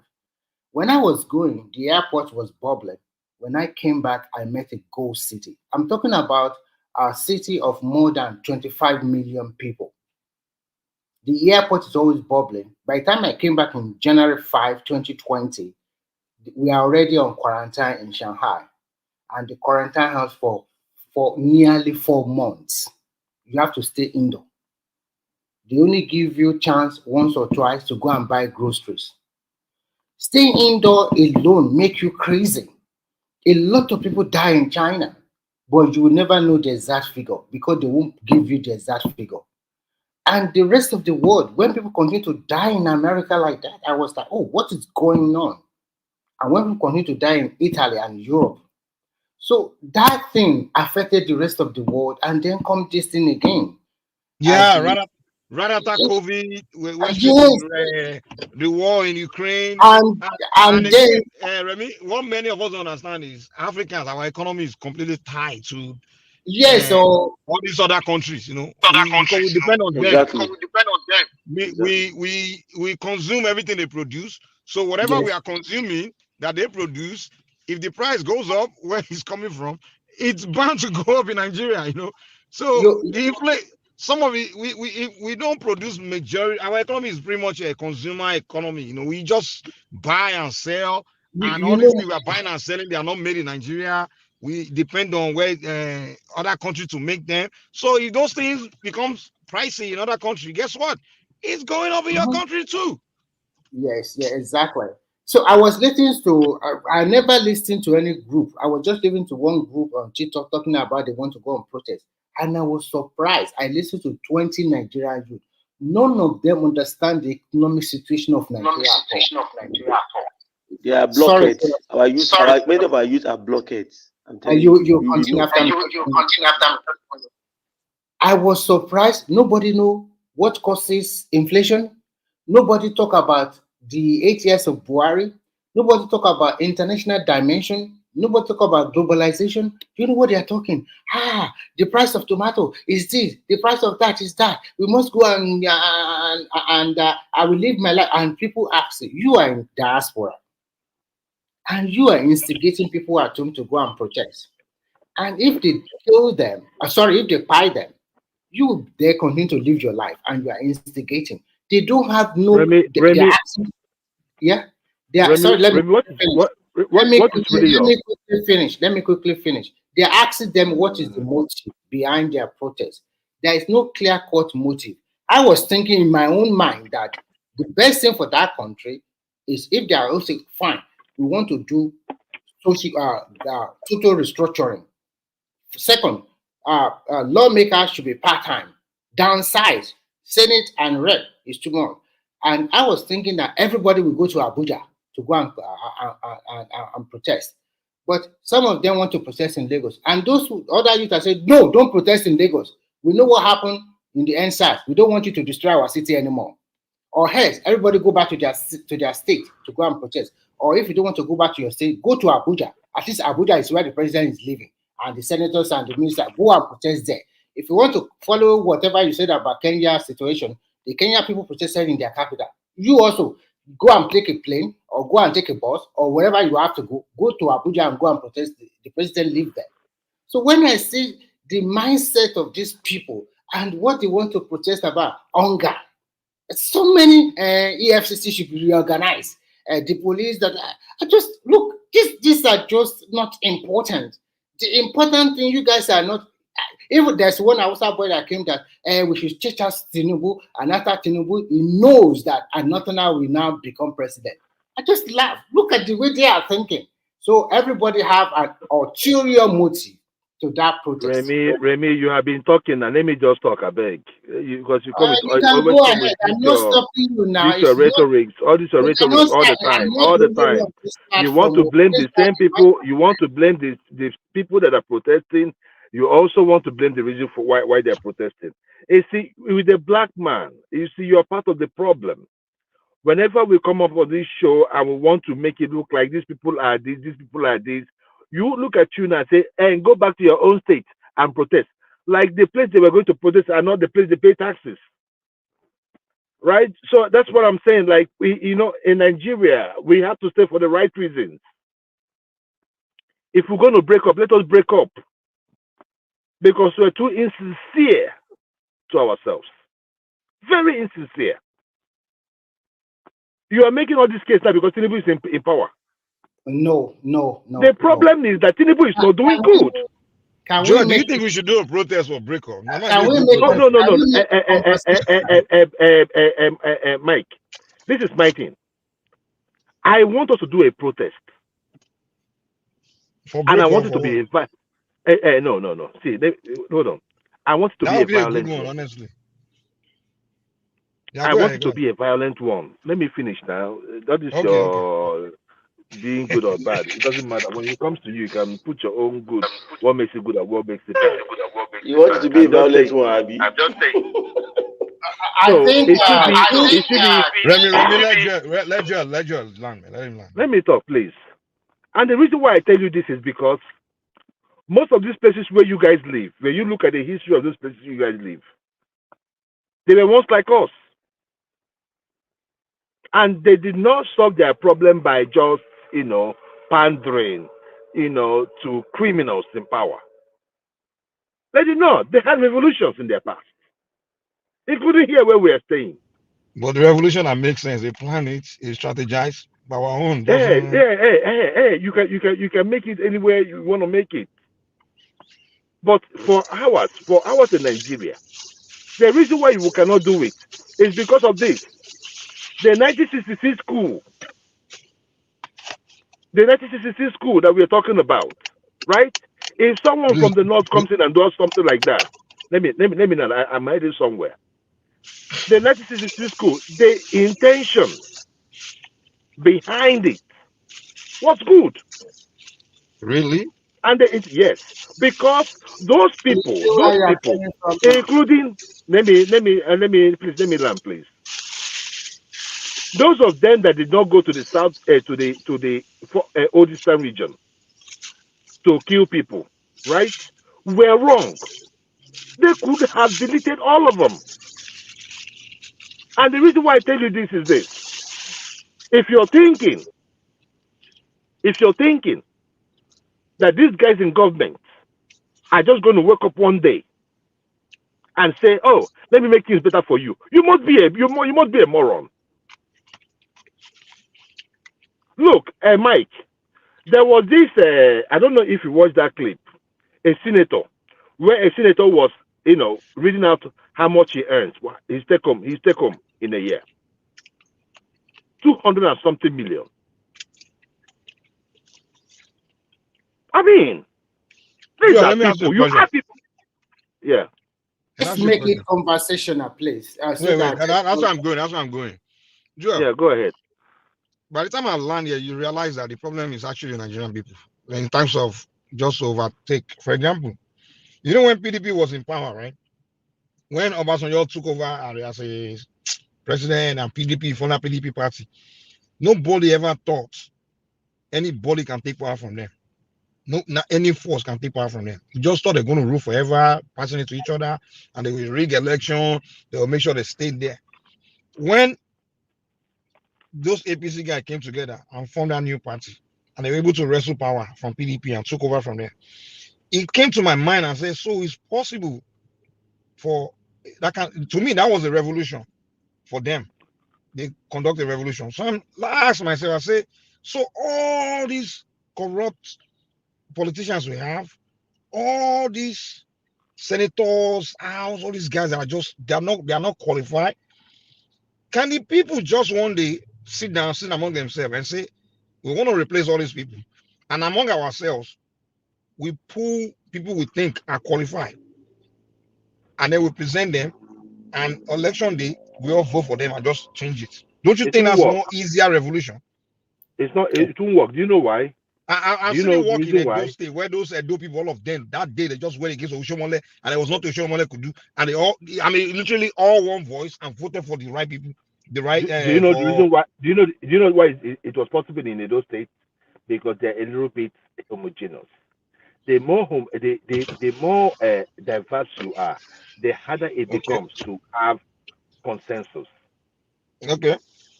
So don't you think that's our problem? So now you actually agree with me that that's our problem? No. I have never said it's not our problem. I've always told you that the problem we're having is this. Today we know that Tinubu is not doing well. Wait, before we divert, I'm trying to land you somewhere. I'm sorry. Before you divert, because you said to do a revolution, to overthrow all of them, is by us going out violently doing it. Now, for that to happen, that means we all have to be on the same page. We have to be in consensus, right? Because it's not going to be Igbo people that are going to do it, because without the Yorubas on board, the Hausa, everybody, right? And everybody on board, right? It's got to be everybody on board, right? Yeah. So we have to first get to that point where everybody's on board, right? To do it. So now I'm telling you that if we get to the point where we get everybody on board, don't you think it's not easier, since we are not now we are all now on board? We can now do it two ways. Since we all agree on one voice, we vote all of them out, or we burn everything down. So which one is better? After we all get on one voice. Whichever one comes first. Okay, can I quickly come in here? We are already on one voice. Joel. He said what now? Let me put this so that you can now get to that point first. Give me a second. You agree with me that? Can you mute yourself, Dorothy? Sorry. You agree with me that before we can do any violent revolution where successful, we all have to be all on one accord, every tribe and things like that. Because one tribe, one group cannot do it. We all have to be, right? And also, in order for us to vote them all out at the same time, we also have to be on one accord, right? So either way, the first step is supposed to be on one accord. So if we successfully achieve that first step, that we all got on one accord, one voice, like, okay, they all got to go. Yeah. Don't you think either way we do it, we'll be successful? Just election. Okay, Mike, you are off. Mike. Okay, Mike. Joel, let me put this to you. Let me put this position to you. I think you are technically right. You see, that protest of a thing, actually we need it in Nigeria. Honestly speaking, let's be frank with ourselves. There's a friend of mine. during those days when we were in the university, you normally say something. He said the reason why Nigeria is still the way it is because we did not really fight to gain our independence. So anytime we want to talk about our independence, we do not really have anything that is binding us like the Rwandese now. They will tell you, no, let me land, please. Let me land. They will say that oh, we lost so people. Let our head be correct. The number of people that we lost that time. Let our head be correct. The Americans did the Boston Tea Party in those days to fight against the British.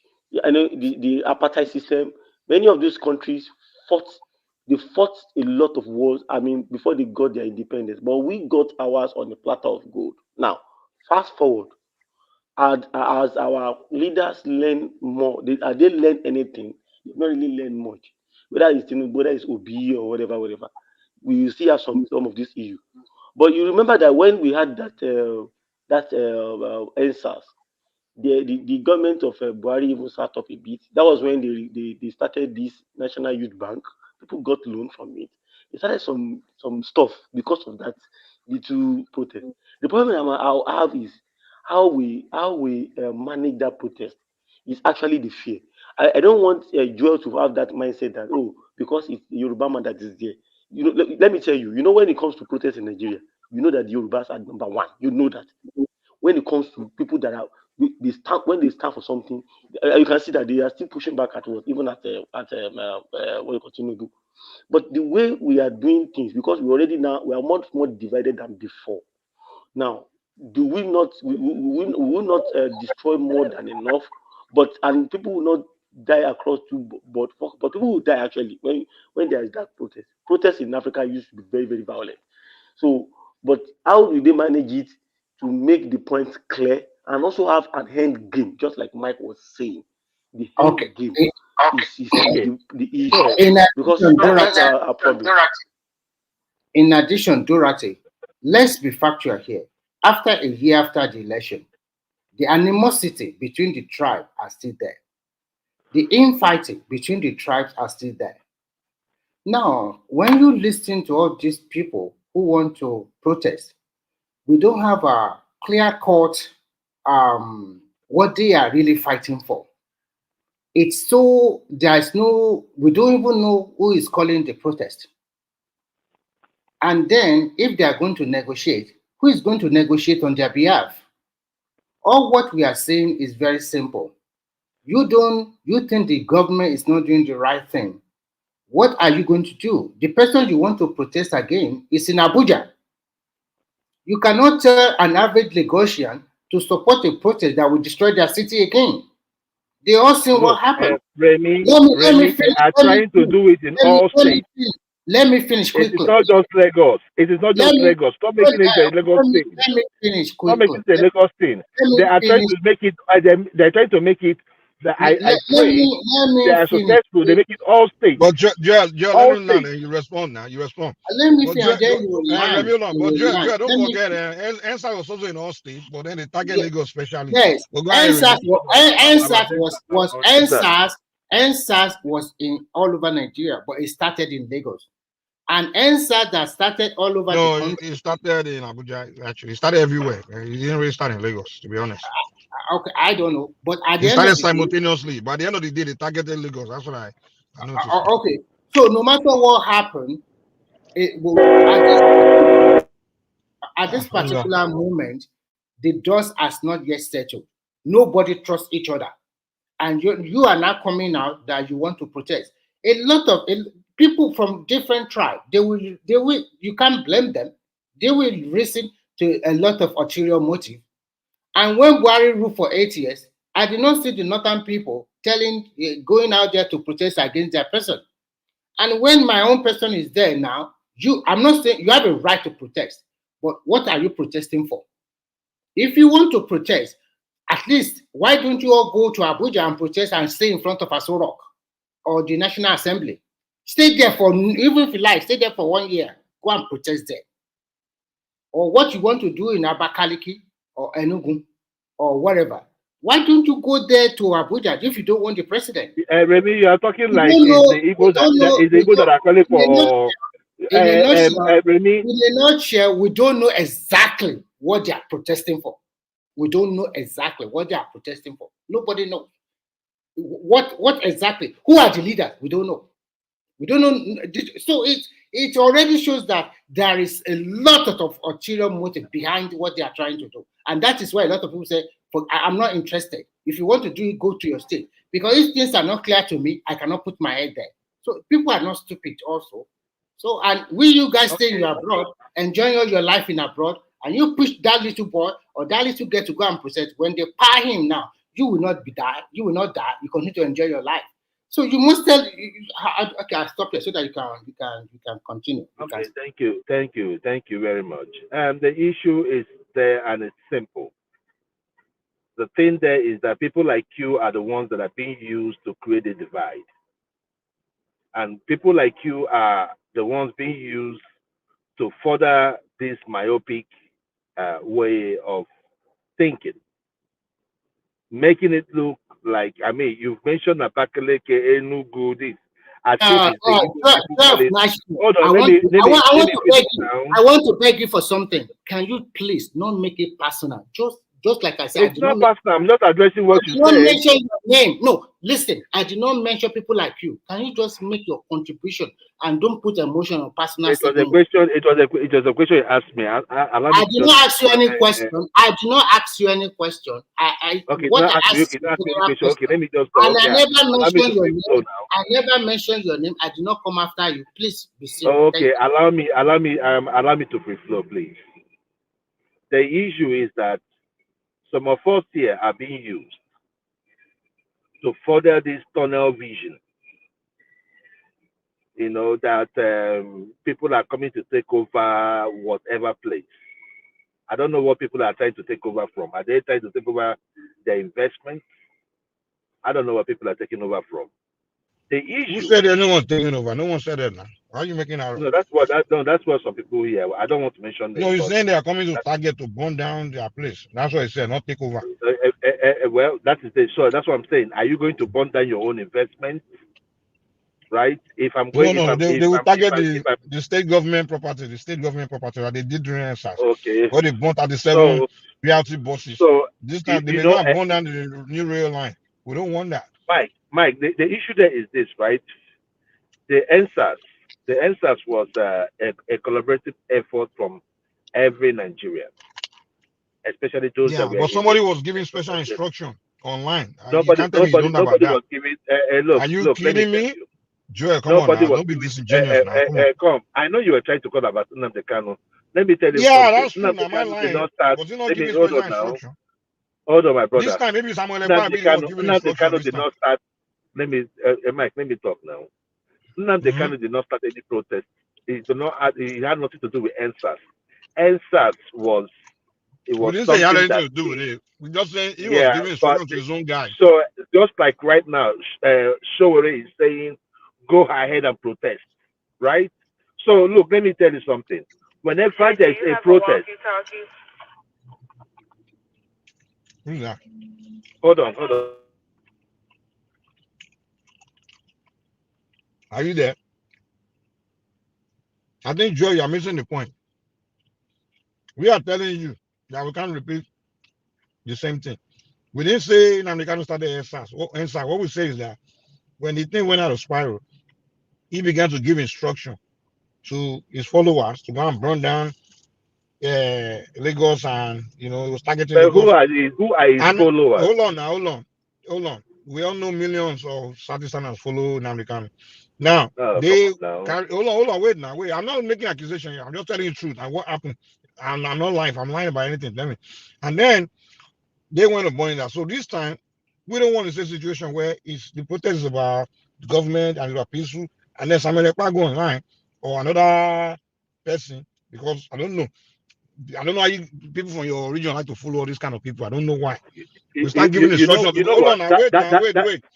Let me learn now. They might give instruction to go and burn down a new rail line, which has nothing to do with the protest. So we don't want it happened before. So we have to take caution, because we have to precaution, because it happened before. So we have reason to think like this. Sure, come on, it's not difficult now. So if you're going to blame somebody for why we are thinking like this, you need to blame those that did it in the past that created this mistrust. But they shouldn't have done it back then. There's no reason why an American should have been telling his boys to go and be attacking Lagos. Why are you doing that? Why?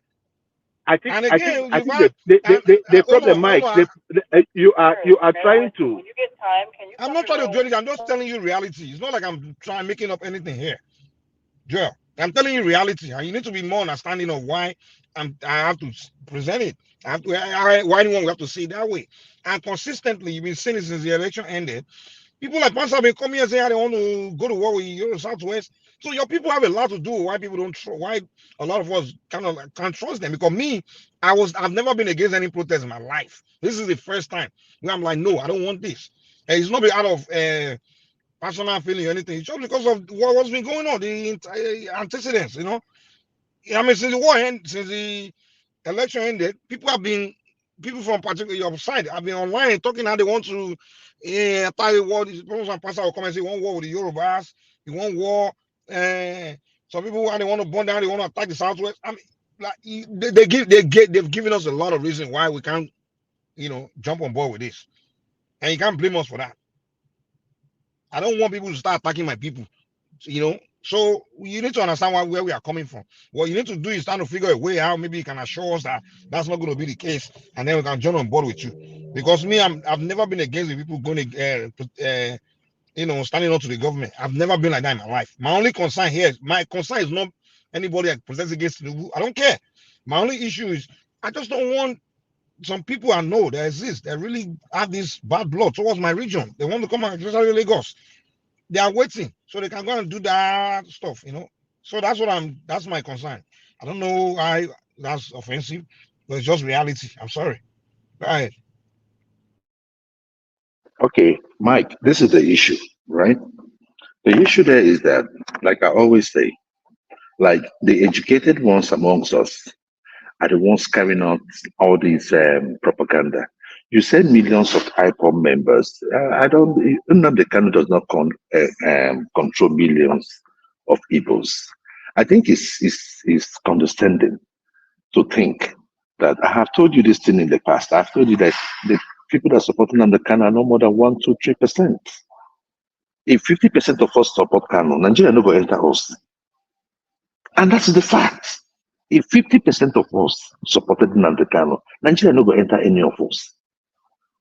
So the issue is this: we should tone down this thing. Besides, this protesting that has been going on, or people say want to do protest, the Southeast have not been visible within all these protest organization. The Southeast was not part of it, and it's not part of it. In fact, they are begging people of the Southeast to come because we know what happens. When people go on protest, at the end of the day, you say it is Southeast. Whatever destruction is about the Southeast. So the people of the Southeast, you can see they've not been in any protest since Tinubu came in. You see people protesting, doing the little protest, they'll go and be drinking beer. That is the way they're protesting. So this one coming up is not has nothing to do with the Southeast. For those of us who are afraid, the How can you say people of the Southeast are not calling for protest when you are here calling for protest? Are you not from the Southeast? No. I said if it was me, that is my own personal opinion. I'm not talking about the protest. I don't know who are those organizing it. You understand what I'm saying? But the only people that have been coming on this show to cover protest are people from Southeast. I haven't seen anybody from anywhere else. So I don't know why you're telling me. It's who's calling for the only people that have been calling for protest on this show is you, Uptown, and I think I'm not sure Man Prestige too was calling.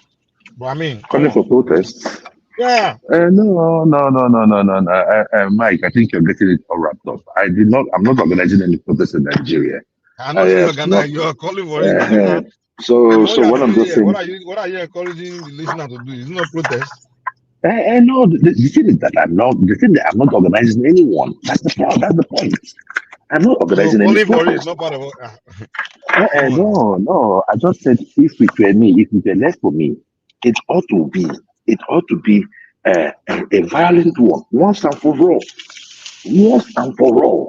All this violent. You say? And describe his violence and describe how it's gonna. So what I mean by violence is that we should change them all out of Nigeria, out of power. Who's them? Who's them? I mean those in power today, those elites, all of them from all regions. If we say Obi is not Obi in should go government too, now, so why should they chase him out? It's not in Obi government. should go too. Obi should go. No. That is where the problem lies. This is I said the elite. You remember I Obidien will said not the agree elite. with you. Obidien will not agree with You Obi see, should go. the others are not stupid too, because at the end of This the is day, what I'm. let me tell you. I will tell you at the end of the day, people think it has a lot of ulterior motive. And I listened to some youth on TikTok the other time. Most of them were saying that at least they pushed Tinubu out and Northern will take over.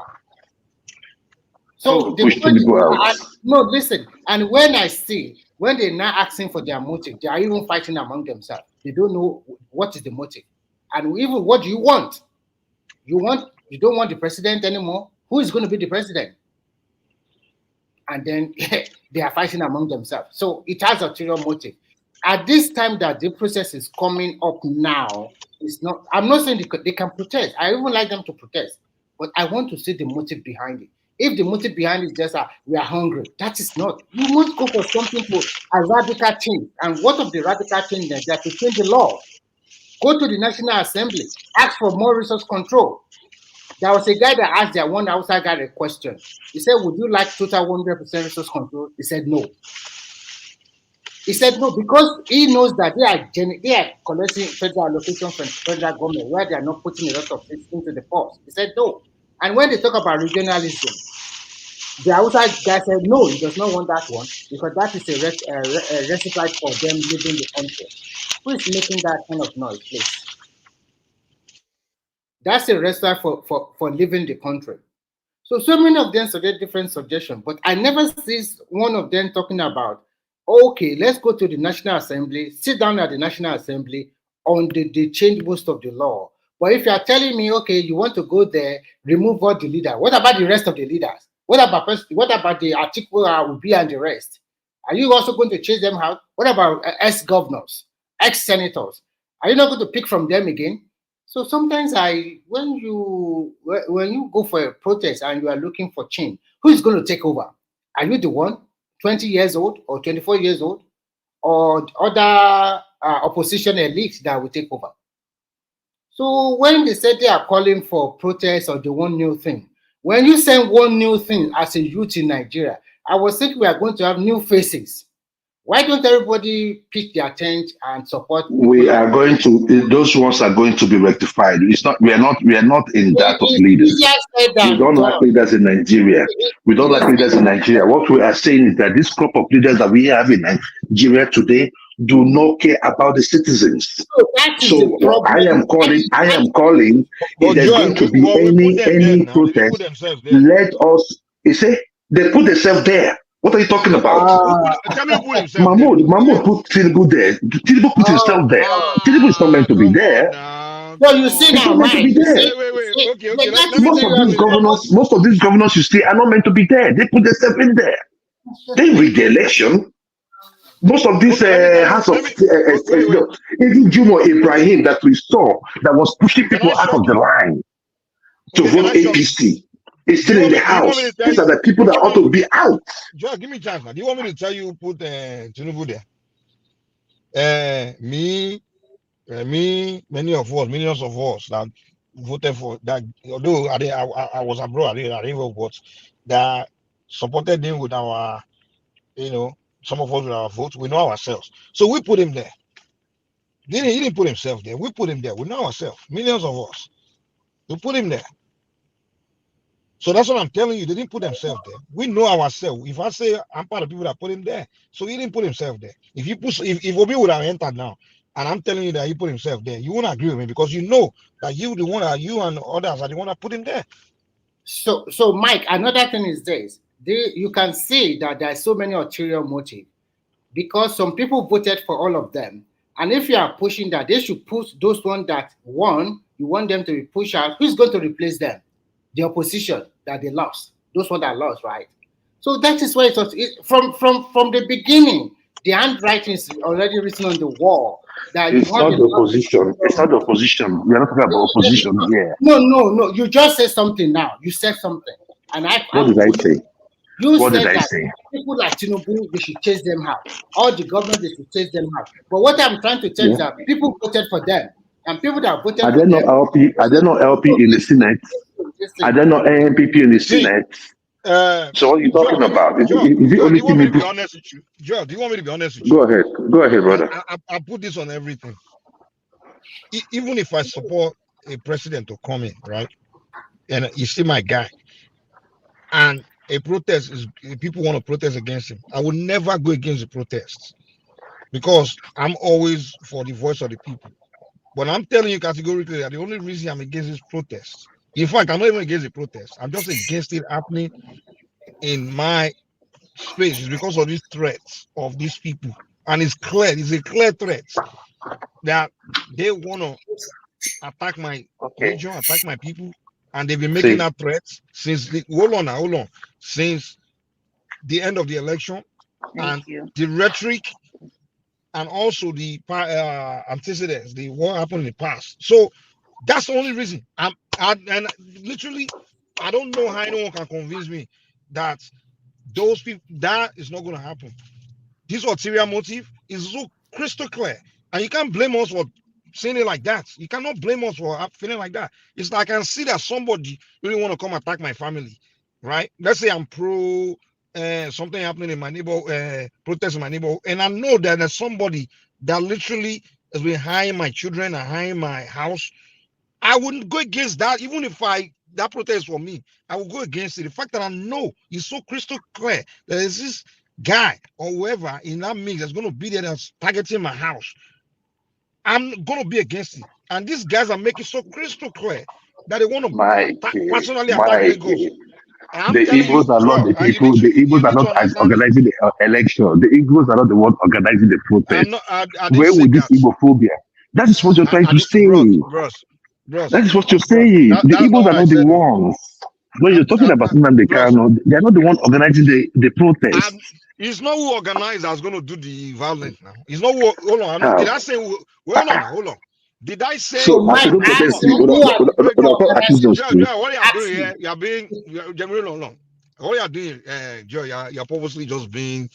I don't know how to describe it. But it's not calling for the protest now. It's not for the protest. Wait. I know that Shore is calling for protest. I know that. So for a fact, I never say here that Igbos are organizing protest. I didn't say that. I know that, yeah, there are non-Igbos are also organizing. But I'm telling you that even if it's my mom that's organizing protest right now in Lagos, I'll say, no, you can't do that. Because unless you show me the only people you are coming with, but if you say you organize protest, calling everybody to involve, including these people, they have already been threatening to burn down my city and attack my tribe. No, I'll be against. I'll tell my mom. Which people are trying to attack your tribe? You think go back. Pansat and his likes. There are plenty of them now. There are millions. They've been threatening my region with war now. Say they want war. And you tell me those kind of people I shall let them come and protest in my city? You need to understand me, John. I can't be. Come on, stop being like this. You put yourself in my shoes. Come on, man. Mike, please stop it. They want to attack my tribe. They want to destroy Lagos. So Pastor will come from California to come attack your village. Come on now. The likes of Tanzania and the millions. Mike, why is it difficult if truly you really want change in Nigeria? Why can all of them not file into Abuja, the seat of power, like the Kenyans did? Go to Abuja and go and do your protest there. Everybody that you have the interest of the country. And those of you in the diaspora that you are instigating, promoting it, you also buy your ticket. Go to Nigeria, go to Abuja, it's easy way flight. Remember the weapon they just stay outside and when the trouble now started, you now blame people. When Lagos State lost a lot of money like that, and some of these they lost their property, who gave them that? How many tax are Nigerian paying? How many Nigerians are paying direct tax? What are we talking about here? So if you want you want your country to be better, and you so much love your country, buy a ticket, go to Abuja. Everybody in Nigeria, you love Nigeria. by bus, even if you can by bicycle, go there. Why should you protest in my Ibadan? And Joe, Joe, I don't know what's up with you tonight. Why would you say the 1960 school was a good intention? Are No, you telling me no. Ironsi Look, had a good intention? Are you it's not saying a what he did? Ironsi did not do the coup. How did he become president? No, Ironsi took over because he was, I think, the If it's highest takeover, is that not a in coup? command. No, Huh? that's not the coup. That's not the coup I'm talking. I'm talking Taking about the over a country is Nzogu not a coup. coup. I'm talking about Nzogu coup. Let's not. No, that If is it was he. okay, so No. I'm talking about the so Nzogu. by okay, wait. If you call it okay, so we're saying it was two coup that happened. Zogu did his own, and then Ironsina did his own too. Is that what you're saying? So there Ironsi was did not double do coup. any coup. So how did he Ironsi did become head not of do any state? coup. Ironsi became. Hold on now. Ironsi became head of state. If my memory serves me right. No, there was no election. Okay, He took over because he was the highest in command at that time. Why? That's a coup. You know, he is the highest in command. Just like you saying that Abubakar,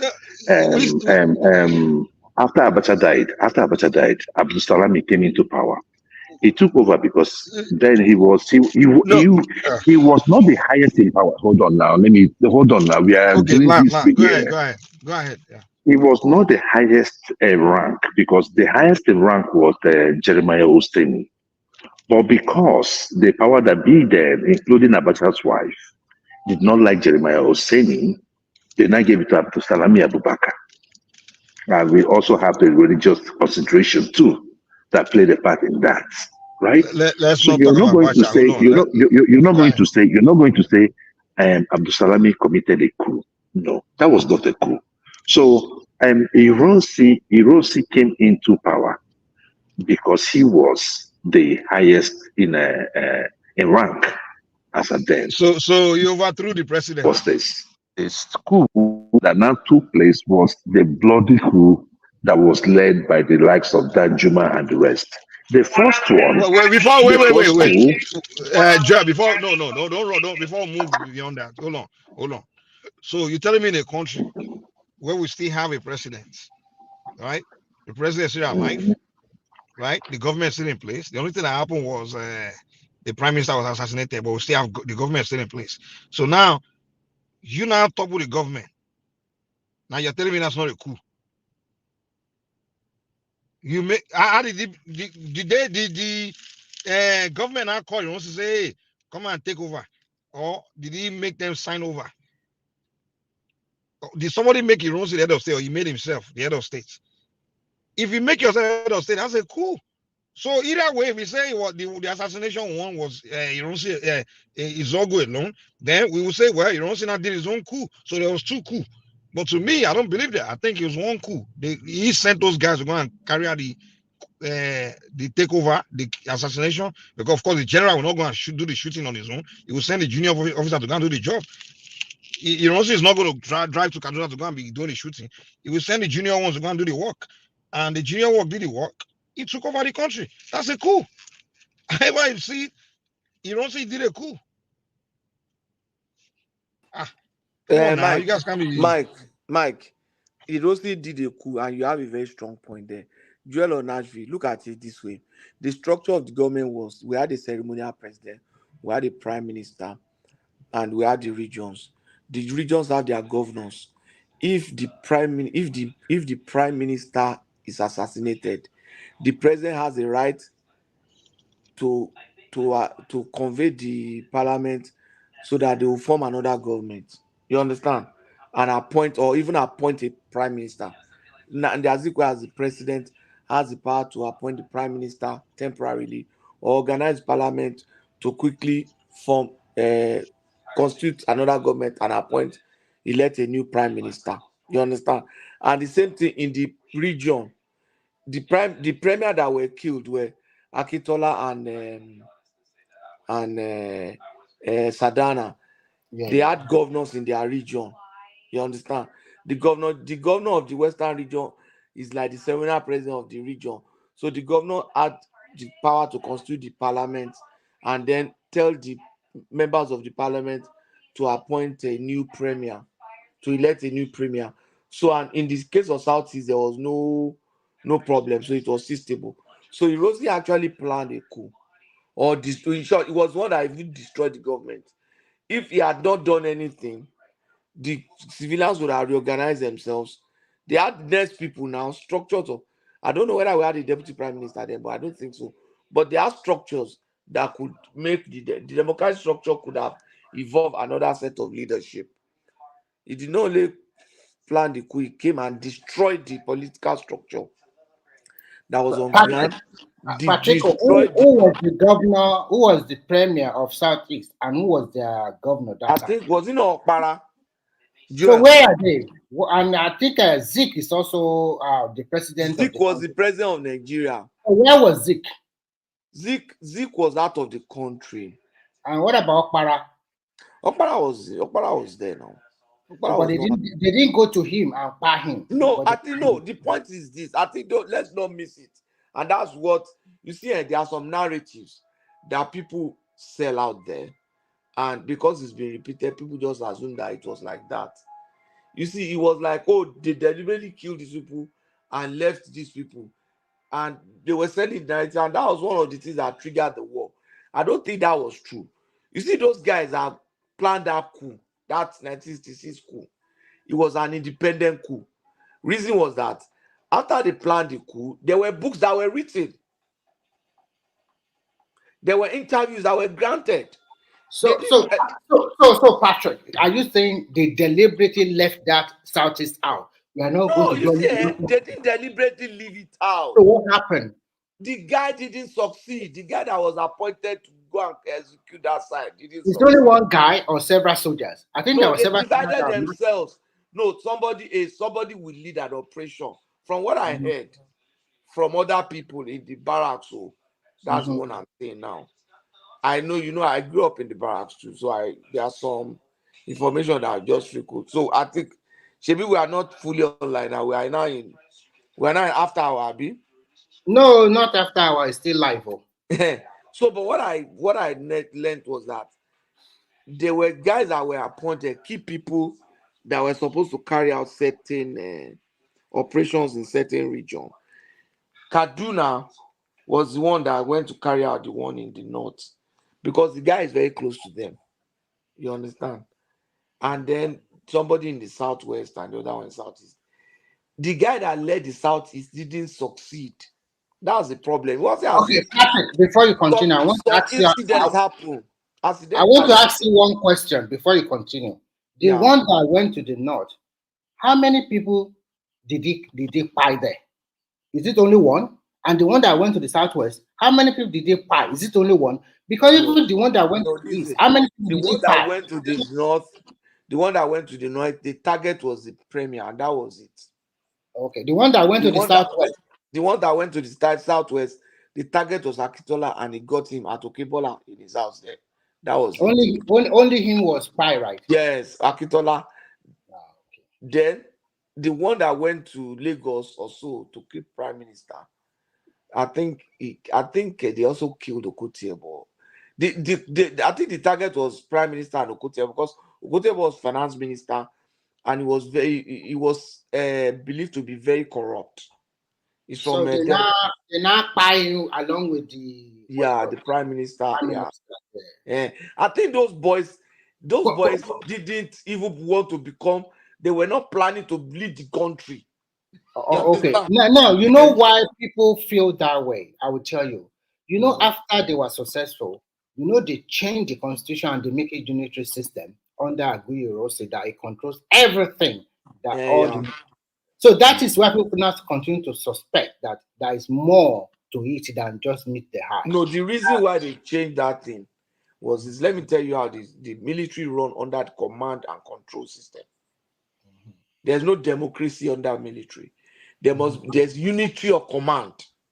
Unity of command is at any point there's always one person at the top that calls the shots, and everybody look forward to that. You understand? Finally, to that person. You can't have two people. at the top. They're unlike democracy where you have check and balance. So let me tell you, because I also read a lot of books about it. So after that one, most of the key positions were also given to the people from the southeast, because at that that's not true. Okay, that's what I'll tell you why now. Look at it. Under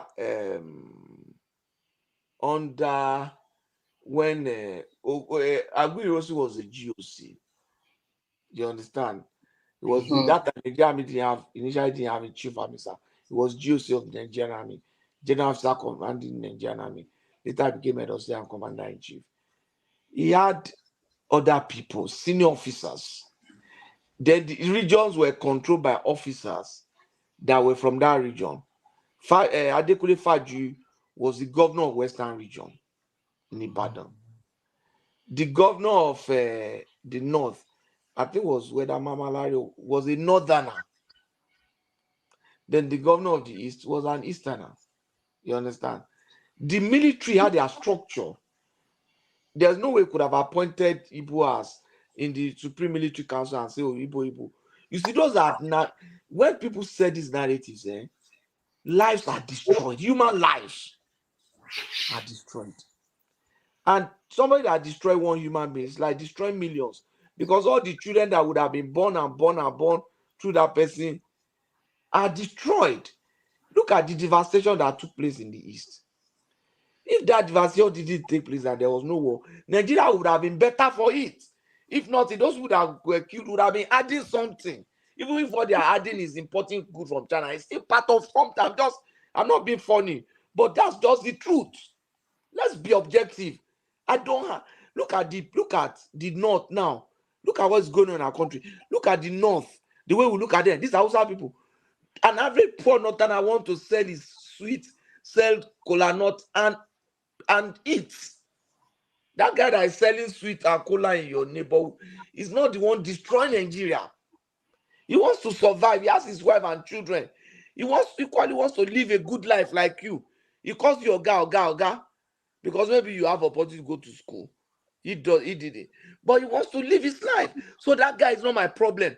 And a Kene boy, maybe a boy that Kene brought from a boy that is learning to trade in Lagos, that eventually gathers more coins, and maybe a Kene bless him and put some money in his hand, go and start, share some goods for him.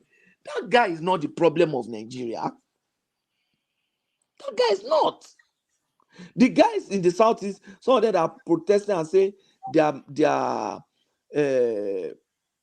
being marginalized. They are not the problem of Nigeria. The issue is that we need to ask ourselves, what they are saying, is it so? If they are being marginalized, you are not the one that marginalized them. They are not talking to you. They are not saying you are the Remy marginalized or Patrick did. No. They are saying this elite. And if we have brain, if we look at what they are saying, you will discover that all of us are being marginalized by these people elite. You don't have the same voice like Sheyi Tinubu. And that boy does not have more stake in Nigeria than you. And that's Sheyi is even at the top. But ordinary guys, when they are advertising for NNPC, that they are employment of NNPC, Opus Odima, all of them, the children are the one working in NNPC. Do you know what it means to work in NNPC? At times they are in positions where they do cruise swap, where they get the contract, they make millions of money. Dollars. Why is it you? Let me tell you, one of my friends, I will not want to mention, they are thinking of minister. My friend brought her daughter. Her daughter is a minister now. What did the girl don't do learn? Nothing. The guy just finished medical school, did some work for some short time. The guy is a minister now, whether I would like it or not. But you are being marginalized. I am being marginalized. And the painful thing is that when we are now among ourselves, not before them, we are now arguing and fighting ourselves. That's what they won't even spend time to fight themselves. They are making money, whether they are in power or they are in opposition. They are milking the system, whether they are in power or in opposition. For a long time, Atiku was in opposition for a long time, and he was still holding his contract with Port Authority until Buhari stepped in opposition. Jonathan didn't terminate it for years. Yar'Adua didn't. It was later, second time that Buhari said, look at it. If the contract was not Wuru kind of, Buhari would still have left it. So why will I fight maybe a jewel of Nashville or get a negative narrative about my brother in the East or say, oh, this Fulani man is the problem? That Fulani man wants to sell. If you have a better way of making him to do his cow, he will do it. That Igbo man who is going to China, if you create a structure for him to do his business, he will go and learn from Chinese. That's one thing I know about them. Igbo man will go and look at Chinese the way he's doing it. If it's cheaper for him, he will come and do it in Aba and sell to us. And we will buy it if it's as good as that. So I think we all Nigerians, we need to now, first of all, sit back and ask ourselves, what do we really want? What we want is, I want good life for my people in Nigeria. I mean, this place, I'm having an average day. It's not as if I'm having a good life here. No, it's when we look at it. In foreign land, it's not easy also. Okay. Exactly. So Patrick, all what you have been saying. Let me just land first. You see, I want a good life. What do I want? I want a good life for my brothers in Nigeria. My brothers in the East, in the West, in the North. I want peace. I don't want Nigeria should stop killing themselves. We should stop hating ourselves. It's not good. It's not good to hate somebody now. If you hate other people, your prayers will not be answered. Why would I hate somebody because he's Igbo or because he's outside, because he's Yoruba? No. You understand what I'm saying? So that is what we want. And that's what we all should fight to get from these people. My friend, why I'm saying this, that my friend called me today. That my friend, he was a very big man in the bank and stuff like that. He was now telling me the problem that things are very tough now. Now he's left the bank. He is sick to buy medication. He said the drug he was buying for 4,000 before. Now he buys a sachet for 10,000 and he uses 4 sachets in a month. That's 40,000 for his drug, for a particular drug that he uses. And he must use it every month. He must use 10 sachets of that drug every month. He said to even eat is wahala. He was narrating. He was not saying it to beg me for money. You understand? But he was just letting me know. He said, for example, he said, Oga, because he was my subordinate. He said, Oga, he said, do you know that a day old chick in Nigeria is now 2,500? A day old chick in Nigeria is now 2,500. I said, how is poultry? He said, which poultry? He said, if you buy 100 of that, I said, you might lose 45 or you might lose 25. Patrico, I'm sorry, because I'm also into poultry. In Nigeria now. Yes, I bought some layers and something, and it's about 3,000 naira each, which is about 6 weeks old. So if it's now telling you bought I bought layers 6 weeks. It's about 3,000 naira. 3,000 for layers. That's a good one, though. 6 weeks. I'm telling, because the guy said no. Those are the point of lay now. Calm down. He said a day That's old. Good now. It said so. Sometimes you know what, all what you have been saying for a long time now, I do understand you. Some of the history has been distorted, but you make a very good narration about how Nigerians can come together and solve their problem. Now, what I'm trying to say is that if you are not careful, when you are saying you are going for this or the blah, the other elite will also hijack it from your hand. I think the problem of Nigeria is the problem of institution. If you have good institution, for example, I like this protest they want to do, but what is the motive behind it? It's not yet clear. If they say, okay, we are going to the National Assembly, this is your House of Rep and Senate is too big, let's merge it into one and reduce each state only have 2 representatives. Do you know how much we are going to save? And so that is presidency, your power is too much. We are protesting. Let's give power to the state. And state, no more federal allocation from the federal government. You will see that country. You will know people that really love that country. That means state control their resources. Those states that are viable enough that they want to do it, they will do it. But most of the states will say no. So that is so when we are not talking together as a unit, everybody is protecting, and you can't blame people. From examples, look at the 1966 coup you are talking about. They killed some of their leaders in some regions, and the other one you said the guy did not perform. What narrative you want to sell here, the other region will not believe it. So, and that is what is distrust that has been there since that time to today. The Yoruba people never have anything against the Southern Easterners. We cohabit very well. Their major problem is people from the north, and the people from the north, they never let go also. Yoruba people lost people too, and we move on. So when this election came, I don't know where the they war, but we all know that Igbo lost more people during the war. I understand they lost people in the Civil War, but that Civil War, they didn't only lose people. You need to see that environment was destroyed. Look at the geography of Southeast now. Look at the top. I'm not saying that to you understand, but let's face reality. Look at the let's face topography reality. of Southeast. Give me a second, Look at Patosi. Bombay and everything. But they also need to sit down and move on. But they are not moving on. So no, but they should not be seen as going offline when they say we are marginalized. What we need to ask ourselves is, are they marginalized? Some people, let's even look at individual level. Some people go through a lot of things and eventually maybe they die. They'll say, as long as so person, and they say, he was sick, but he didn't tell us he was sick now, or he couldn't buy drugs. Yeah, but he didn't call anybody. He had a problem. He didn't speak out. But this is a group that have been speaking out. But those people, you people, don't you look at us? We are marginalized. We are marginalized. We are now saying, which marginalized? Which marginalized? No. Hold on, Patosi, Remy. Hold on, guys.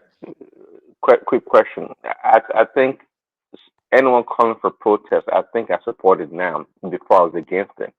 I think we should protest violently or whichever way against each governor in Nigeria. I think we should do that. That's how the protest should go. We should protest every government. So that is all of governors. So that is where the issue now lies, Prince Daddy. Some of them, they don't want to go to their state to protest. They say no. Some of them are telling us that we only want the president to go. It's a bad leader. Some of them are saying nobody is saying only the government, only the president should go. Stop putting your narrative. Stop putting your narrative into it. Stop infusing your narrative. Stop infusing your narrative.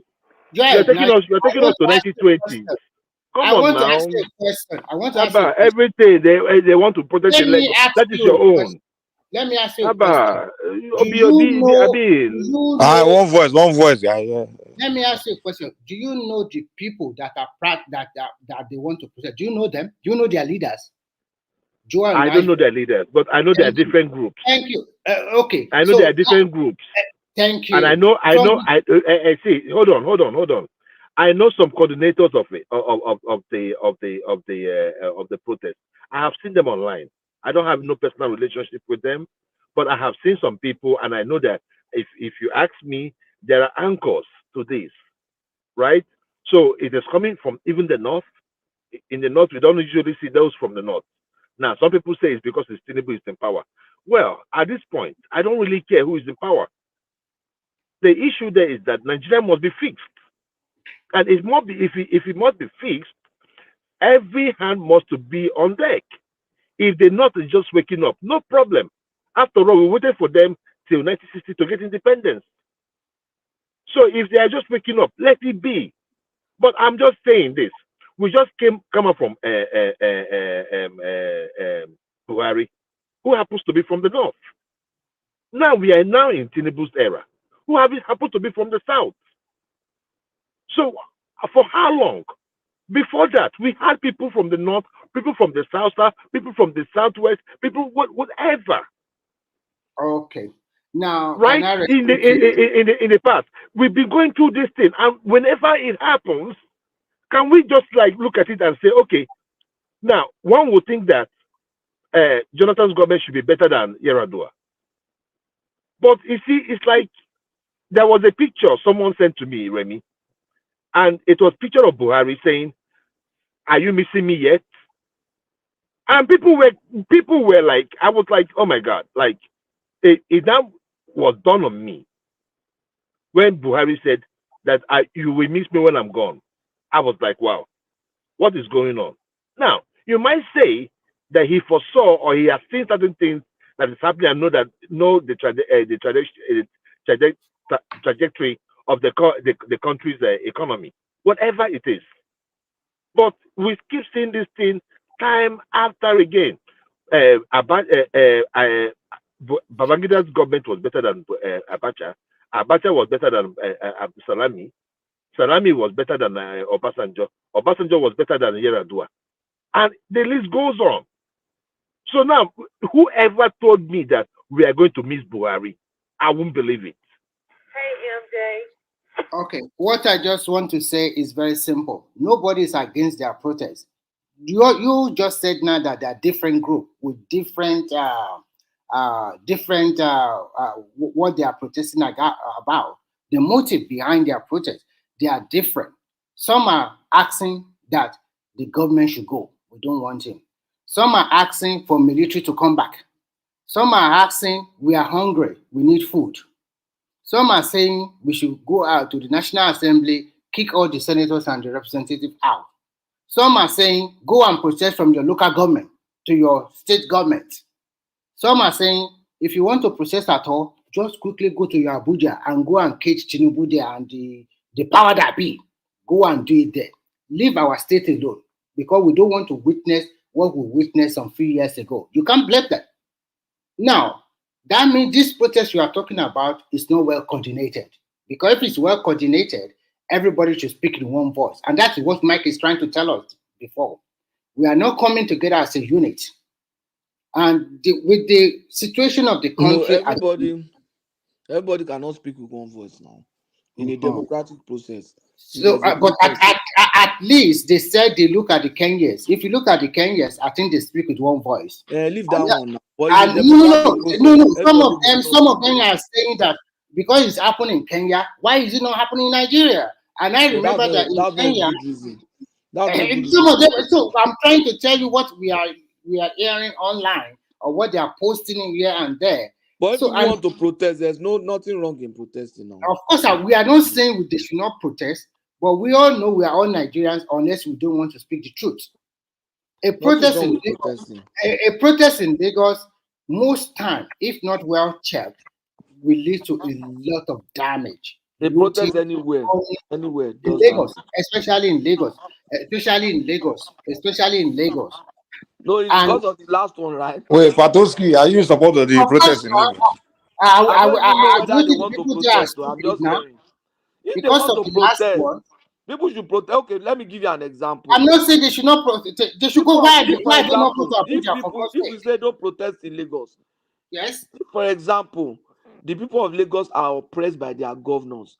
Thank you, but they are not protesting. They are not interested. Now I'm saying if we start saying let us not have protests in Lagos, and we have that culture, what if in the future the governor of Lagos State, the government of Lagos State changes from the people that are holding it now that's maintained? Then we'll handle it at that time. Wait now, but you have created a culture where people in Lagos should not protest. What you have done is that you have creating a culture. Don't use that kind of word. That's what you are trying to say now. That no listen to me carefully. You not listen to me carefully. I am telling you, Nigeria as a unit, they want to protest against the government. They don't want the president anymore. Some of them are saying we are not protesting against the president, but we are protesting against institution or whatever. So and the seat of listen, Platoski. The seat of power. Where is the seat of power in Nigeria? Where is the capital city of Nigeria? It's in Abuja. If it's Abuja, and then you want the president to go away, are you going to protest in Lagos? Is the president living in Lagos?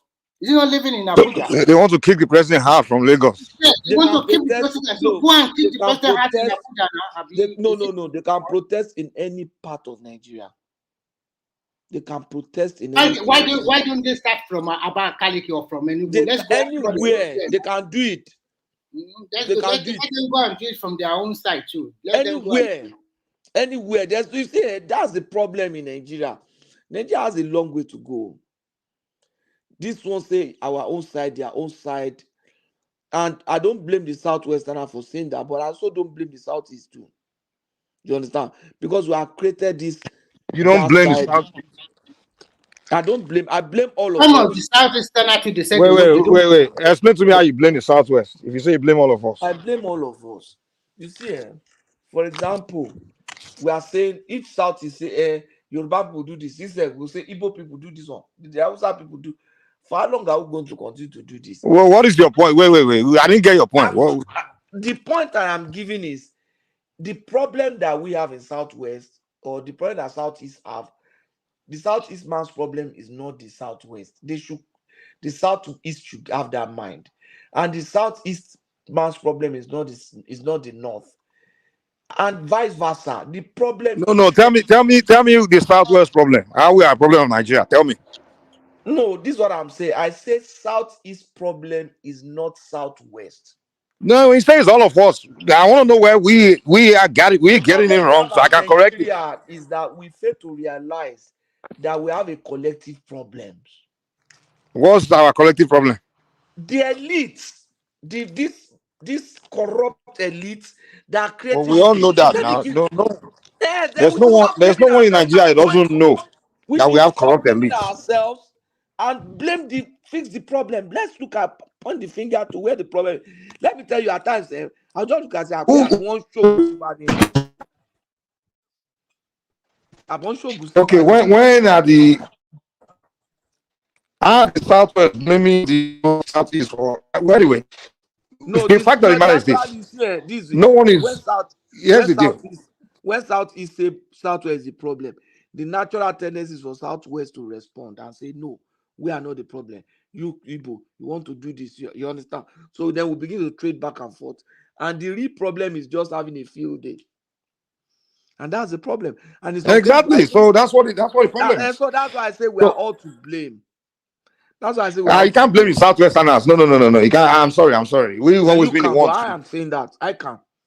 We here's the deal. Right from even the 90s, people that were out there trying to get things right, get the government out, the military out. It was the Southwesterners. You understand? It was the Southwesterners. The Southeast, they only this vendetta about the Civil War thing.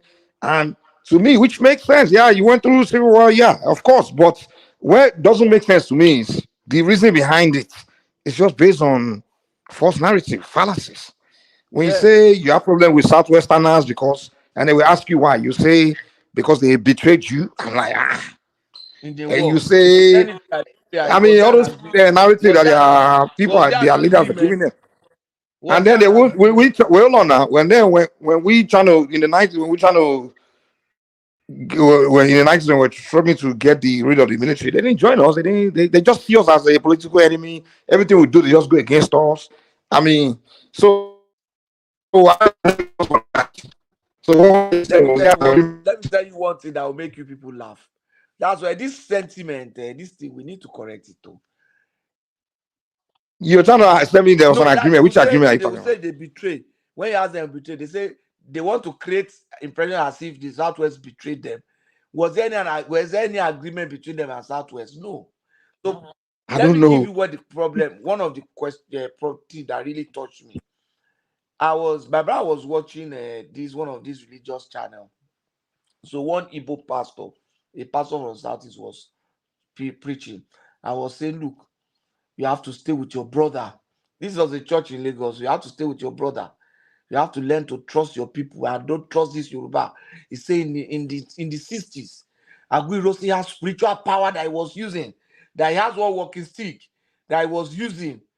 And if that walking stick was his power, but when he brought the Yoruba close to himself, when he went to Ibadan, Adekunle Fajui just switched that walking stick and they just gave him the fake one. That was why they were able to arrest Akinwunmi, and that they beat him, they tie him to a truck and drag him all over the place before they shot him.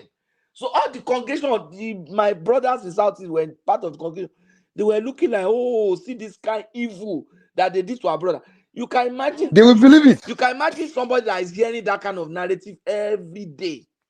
You would think that. That's what I'm saying. And that's the root of the problem. Like the root of and that's why that's where my frustration comes from. Every religion has that kind of narratives. I'm sure the North. I'm sorry. I'm sorry. We don't do that in Southwest. I'm sorry. Feeding their children with that. And no one else does it. I'm sorry. You know another one I will hear. Like Joe, I think you guys got to do something about that stuff, man. I'm sorry. If we want to, because I don't know what people are trying to achieve. Nobody accused. Hold on. Nobody accused the Yorubas of killing Aguiyi-Ironsi. We knew who killed Aguiyi-Ironsi. In fact, the guy that Aguiyi-Ironsi was in his house today is still being used as a beacon of unity between the Yorubas and the Igbos. In fact, I think it was 2-3 years ago. No. The only people that do that are maybe these Yorubas are the one that are always trying to tell Igbos, like, look at this. But they don't do that. No, Joe. Let's be honest here. Let's be honest. Did you tell me about this story before I started thinking about it? Go ahead, finish. Yeah. Okay, so nobody told me about this story before I started telling it. I am telling you, in fact, we use it in singing. We use it in singing. There's this all these nursery or primary school, all this. Yeah, we use it in singing to remind us, because we knew that what's his name again? It's not Faji. Faji. You understand me? It's a track for it. So you cannot say that we do not know who killed Aguiyi-Ironsi. Even the community, I think it was 2-3 years ago, the community where they were killed, they were trying to go the spot where he was killed. They wanted to build like a monument to serve as a tourist attraction. In Mokola. You understand what I'm saying? Yes. Do you understand what I'm saying? Monument for Aguiyi-Ironsi? Yeah. No, money for the both of them. For both of them. Well, and that I don't think it's for the fact for Faji, because Faji. That road where Faji was killed, where they were killed, has been named Faji Road since I was. Faji Road, you see. I grew up to know it because it's close to my house in Mokola. That's the place I take to school like that. It's just like 4 minutes to my house. 3 years ago, Pato. Yeah, 3 years ago they were talking about it, building a monument, right? Possible, yeah. Because they were talking about, like, there was no way if Fajri did not want to die that day, he would not have died. He would have just stepped out. Yeah. They didn't want to kill him. They asked him to get out of the way. So why was that pastor saying what he said then? What Patoski just told us? Narratives now. Yeah, that's what we're trying to explain to Joel. Like, Joel, here's the deal. This is what we're trying to do. But give me 1 second. Just give me 1 second. When I was talking, they make praise. We listen to one guy. Do you want to talk, or do you want me to talk? Go ahead. Go ahead. Okay. This is my beef. This is my beef with your original. I'm sorry. And it like so long, like I'm like, okay, even I will talk my own, and it dismiss me. Okay, there are some characters. They're usually educated people, usually someone on the top, like within your region, where their goal is to just create narratives, and the higher they can achieve is to just make their people just see Europe. We see, and when these people do these things, I will see other Igbos, they claim to be decent people, they just come blind on it. And so many times I will even tell an Igbo person, like, come look at this, what this guy's trying to do here. Like, for the pastor one he just mentioned right now, like, he come there, we all know the agenda. The main reason he did that is to just convince those Igbo in the congregation to dislike Yorubas by making up fallacies. I see a situation where Igbo person create a story. He say, Victor Banjo was the one that called Gowon in Lagos and backstab the Igbos. And this, I'm like, okay, there's no proof to this. When there's the evidence where a video later came out where the governor of David Ejo, the governor of the Midwest, come say he was the one that called Lagos. So this narrative keep going, and people in the South nobody's debunking it. You have characters that will just come and make up story. Even when Amnekano was doing it, he would just be on Radio Biafra. He would just make up things. Oh, the Yorubas, the backstab us. He would put story and just the entire agenda purpose of it creating that story is just to tell his people that Yorubas backstab the Igbos. They are not, and we all know this is a fallacy, and no one in the Southeast is standing against that. Come again, please. Mike, Mike, you are cracking something. Mike. Copy. It's not coming from me. It's coming from someone else. I think. Sorry. I think we all need to correct it. I think at the end. Patoski and Remy, let me say this. Do you know how many Southeasterners I've run into where the guy literally was saying how bad he Yorubas, and now when I sit down with him trying to get have conversation to get in his mind for him to give me the reasons, and this guy literally listed reasons that really were all fallacies. I'm like, do you know everything is just the reason he just gave me now? None of this thing is true. And I had to go and present the fact to him and show him that he couldn't believe it because all his life, that's what he was told. Like literally, the main reason why the guy had so much bitterness towards Yoruba were based on stories that were not true. I'm like, what is going on here? Like, if you hate the people for a actual fact based on factuals, something that's based on reality, I can understand that. But if you hate an entire people based on something that didn't even happen or didn't even exist, that's scary, man. That's why I'm like, dude, I fear these people, man. I think at the end of the day, they just have to move on. If they don't move on, that Nigeria will never know peace because they will still continue. Which region is not marginalized in Nigeria? And if you want to play and if they still continue to play the card of what happened in the 19 Civil War, the Hausa people will also be telling you kill our leaders. It is only the Yoruba that have moved on, because we did not talk about Akinwunmi today. We've moved on. Even Abiola will never talk about him like before. We have moved on, but the rest never moved on. Now, election just between all the tribe. Why are the Northern people are not accusing the Yoruba and say we hate one another? Why are they not fighting us? Atiku is their son. Why is it only from their side? They still have to fight us unnecessarily. We help all you. Your people live in our midst.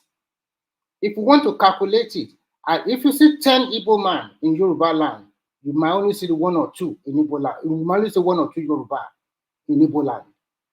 We welcome you with open hearts. We can never go to your region and play local politics with your people.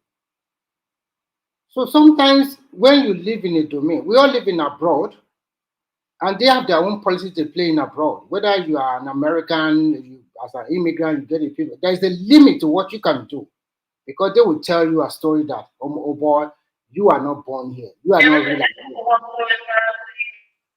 So sometimes we just have to step back and see our action. There is no way that a lot of people will not read me. Remy, please. Remy, stop lying, please. Stop lying on a platform like this. I told you not to make it personal. You can give on your own narrative. Don't call my name. Which country do you go to? Which country do you stay in? And you say there are limitations to any public office. Which one? Okay, I will give you a lot of limitations. You are an American, right? I'm talking about me waiting for America now. And can you become American president?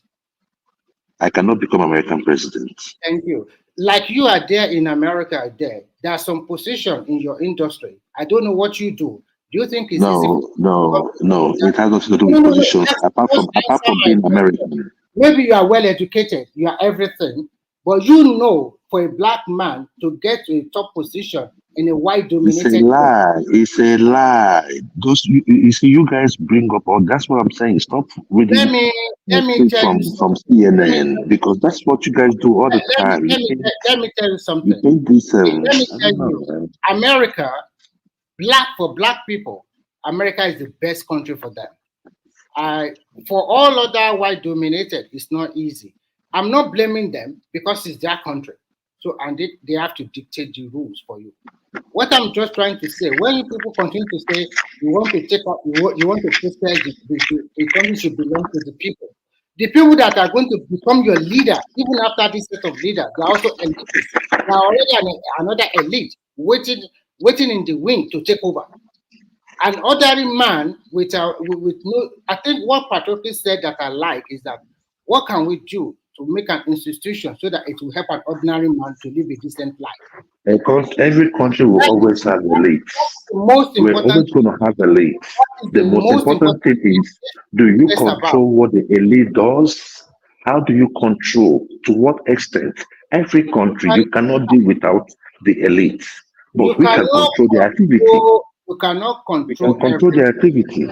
You cannot control everything because we can control their activities. We can control their activities. The only some selected few will be in governance, and those one will govern you. If you are lucky, you might be a member directly or indirectly. Indirectly means every one of us here, if we start to check it, we have one person, a leader in Nigeria, indirectly, maybe through family, through friendship, and the rest. Today we are here. Some of the governors in Nigeria, they were pulled from America to become governor in Nigeria. And they still have people all around the world. And there's no country in isolation. You have to deal with the rest of the world. What I'm trying to support here is that the protest should go along if it's on basis of changing some of our constitution. That, for example, just look at the Senate and the Rep. And look at what about resource control for the state, so that we don't go to Abuja to collect money anymore. Then we are the same, every state is at the same path. But the way we are today, sharing money, some are contributing to the pool, some are contributing zero.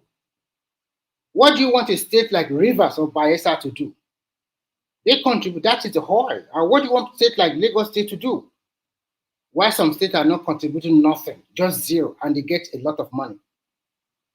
So if we want to talk about equity, then let every state be on their own. Don't collect money. That is what they should fight for. Not what the fight are you going to go there? We are hungry. Are they not importing food? Are people not farming? Are there not food in the land? Why not protest for the minimum wage? Maybe for you cannot talk out of bad governance. I'm not talking you out. I'm not talking anybody out. We are preaching against a competence in governance. So no matter how you want to pancake it, no matter how you want to divide us, all I'm saying is that whoever that is planning for that protest, more oil to your elbow. Rhetorics like yours belong to the past. We are done with people like you in Nigeria. God, you are making it too personal. I am making it personal because it's people like you that making that country not work. People like me. Because of based on sentiments. You know what? Everybody see from different rhymes or parameters. You want the protest. I'm not stopping you. I am not stopping you. I have my own opinion. I am not stopping the protest. But this is what I want. If my people said, okay, then don't gaslight people that are going for it. Don't gaslight people that are going for it. Just can you just sit down in your state in Finland and do your thing? You said you see what you are doing. You are being clever by half. You are trying me not to gaslight, but you are instigating them to go ahead. So which one is better? So you think you are better than me, instigating them? You think Nigeria, you are more Nigerian? I am better than you because I have seen what is seen that is saying that we're not doing good. Only you is trying to divide us and trying to stay Lagos. What is the economy of this Lagos you're trying to protect? Is Lagos living up to its full billings? No. Because probably you're from Ekiti, so you see Lagos as your London. No. Lagos also has bad governance. It also has bad planning. So we are talking that if the protest starts in Lagos, let it start in Lagos. Protest can be infectious. It might start in Lagos. It can start. Don't worry. Don't ask me that kind of question. You cannot stop.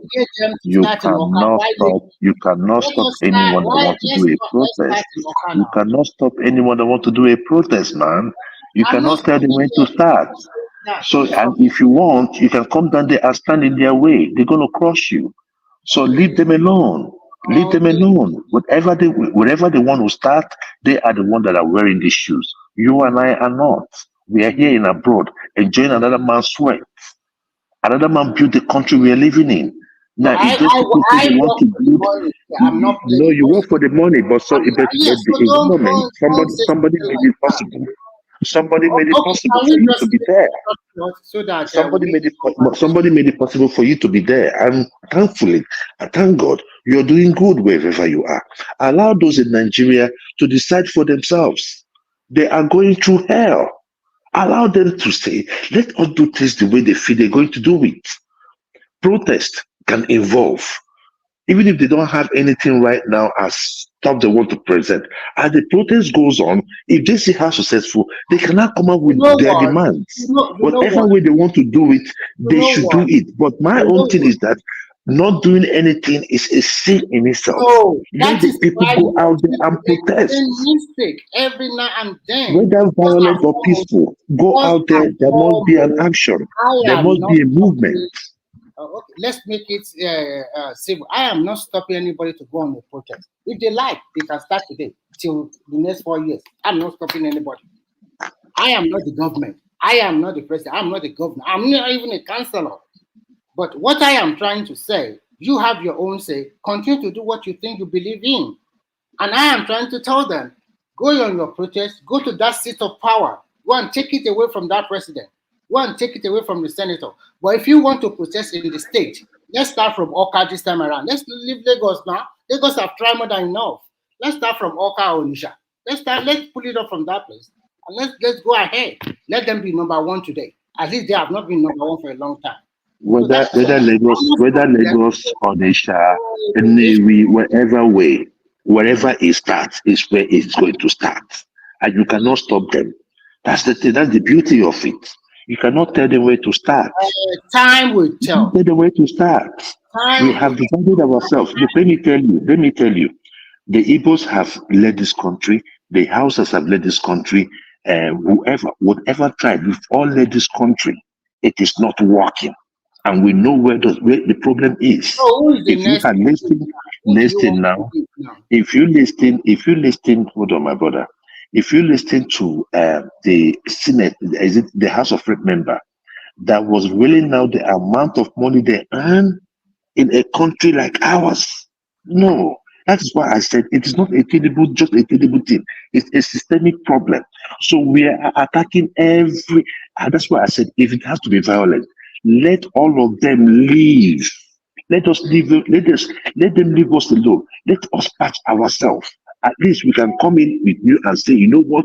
No person in government can earn more than 200 or 300,000. We can put in death penalty. Hold on. We can put in death penalty, right, as a measure to check corruption. So we can do things like that. But these people in governance, they cannot do it because they cannot put other death penalty against themselves because they know they are thieves. They are thieves.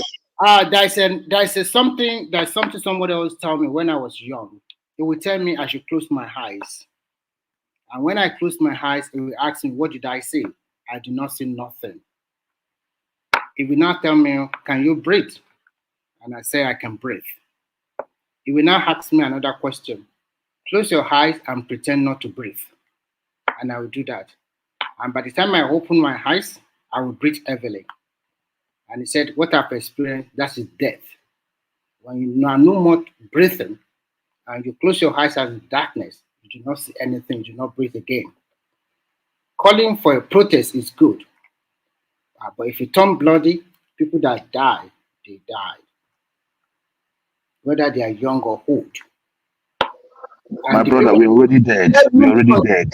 Let me continue. Let me finish. Let me continue. And those people that stay alive, it does not mean that what they are fighting for, it will turn around in under 1 second or 1 year or 2 years. All those things that are happening in Africa and the rest of the world. South Sudan, they have a history. Egypt have a history. They overthrow, they kick out their old leader. They elected a democratically elected government. Another person kick him out. Since that time, the president has been there, has been a dictator. They are worse off today. In Nigeria, we are not saying they should not go on their protest. But as you are going on your protest, some people who does not believe in the protest, they can also have their own protest. Nobody have a monopoly of protest. And nobody have a monopoly of violence. So experience will always guide people throughout their lifetime. If something terrible happened to you in the past, I don't think we open your eyes and let it happen once again. So that's just my own take. I'm not stopping any protest. They should go ahead, but I would prefer, if we are going to protest, if it's going to be all the state of the federation, let's start it from Oka first now. At least it's also in Nigeria. Or if not in all the state of the federation, everybody should go to Abuja. They know where their president lives, their rep and senator. Go there and protest against them. And those of you, or those people that are calling for protest all in diaspora, I have money, throw it to them. They should also buy a ticket. Maybe a one-way ticket, not even a return. At least they are also Nigerian. Let's join them, go and protest, and let's see the result will come out. If you notice the people calling for, most of the people calling for this protest and all these things are people in the diaspora. Yes, they are the one now. The Nigerian people. I always find very funny. The Nigerian that cry the most. Nigerian in diaspora. They are the one that cry the most of our Nigeria. They do because they care. They care. Some of them never been back in 40 years, you know. It doesn't matter, but they have interest in their country. It's not like Joe Valley hasn't been back in 10 years at least. Some of them already. See, you are there with your family, your wife, your children, everything. And some Nigerian youth, they are just making a living for themselves out of nothing. And then you want to throw them. And you know what's funny, Remy? I just came out from. I went to Nigeria 2 weeks ago, I think. Yeah. And when I was there, it was normal. We even did some who and they say, I can wish you a video. Oh man,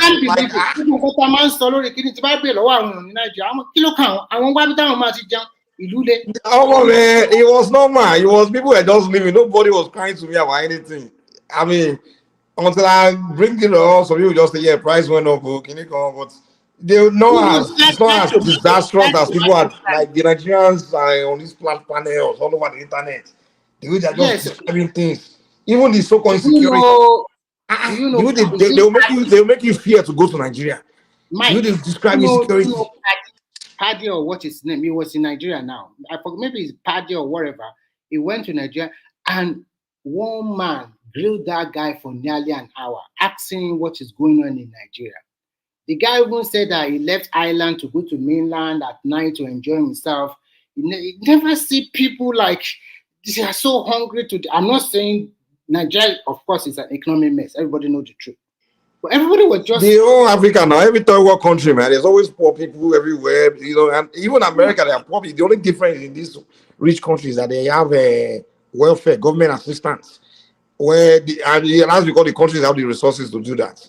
They tax everybody and use that money to assist those that don't have jobs, and that's why you don't see that level of poverty in those countries, in those rich countries. But every third world country, they are poor people. There's no way you can eradicate poverty in any country. It's not possible, especially in African countries. I watched a video recently of richest people in Nigeria, state by state, and I can categorically tell you that most of these guys are in oil and gas, and most of them have oil well.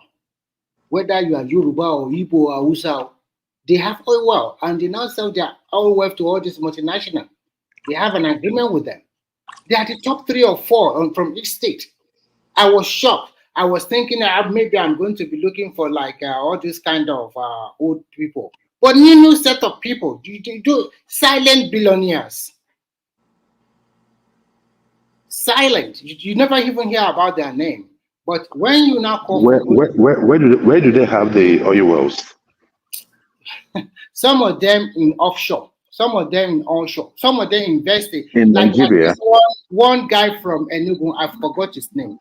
That guy have a big tank in Lagos, in Lekki area at that time.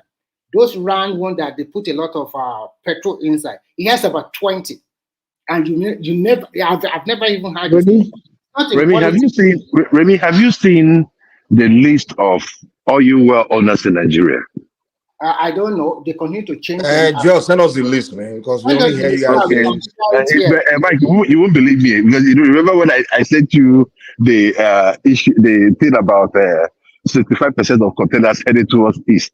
You say it's a lie. It's a lie. No, what you send me, hold on, it's still a lie because hold on. Maybe if you listen to me that day, you still a lie because the link you sent me was an Southeastern guy saying it. He didn't present anything. And that's where you all talk. No. So no disrespect, but that you need.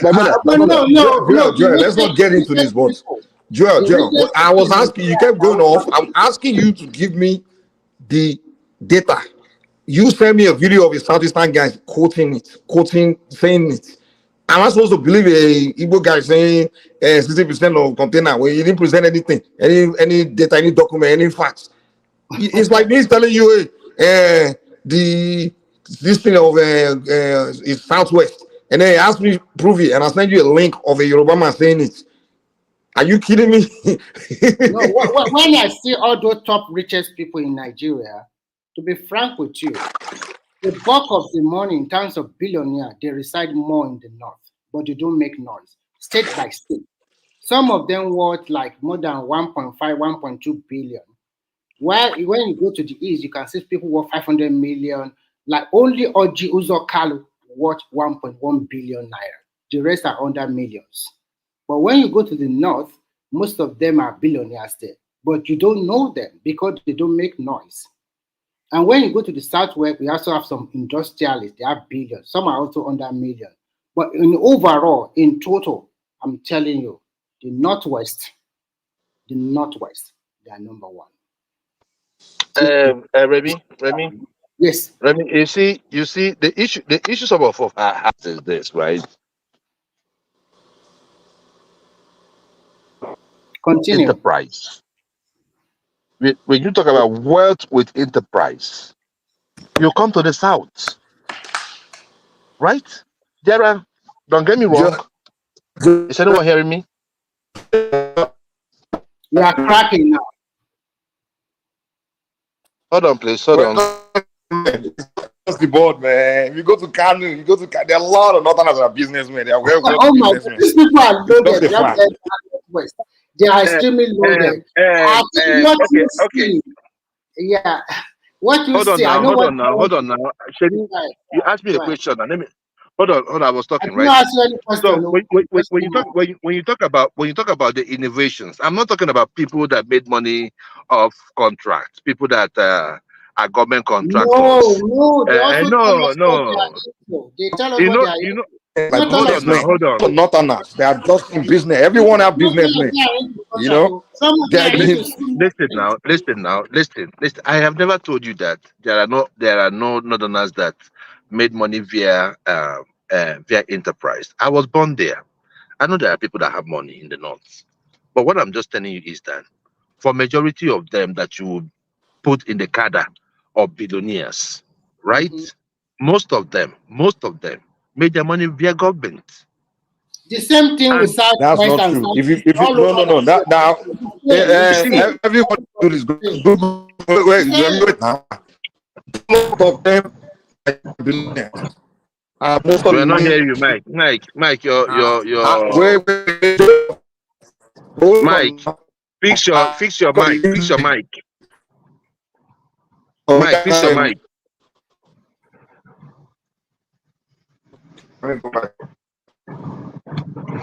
Mike. I think he's trying to fix it, but what I'm trying to say, when from that list, majority of them, whether from south, southwest, or southeast, or northeast, or wherever, all of them are into oil and gas, manufacturing, aviation, something like that. That's what they are into. So, and when all of them, I'm telling you the truth, you don't single out anybody. Everybody money. It's that cake. Yeah, we are all sharing it together. Unless they are just lying. No. See, this is my thing, right? This is my thing. We don't need to share money at government level, right? The government should be able to push that money to develop the people. Then the people should be the billionaires. Not you. You see. If you get to the point where you have to be a billionaire via working for government, you have gone to the extent of exploitation.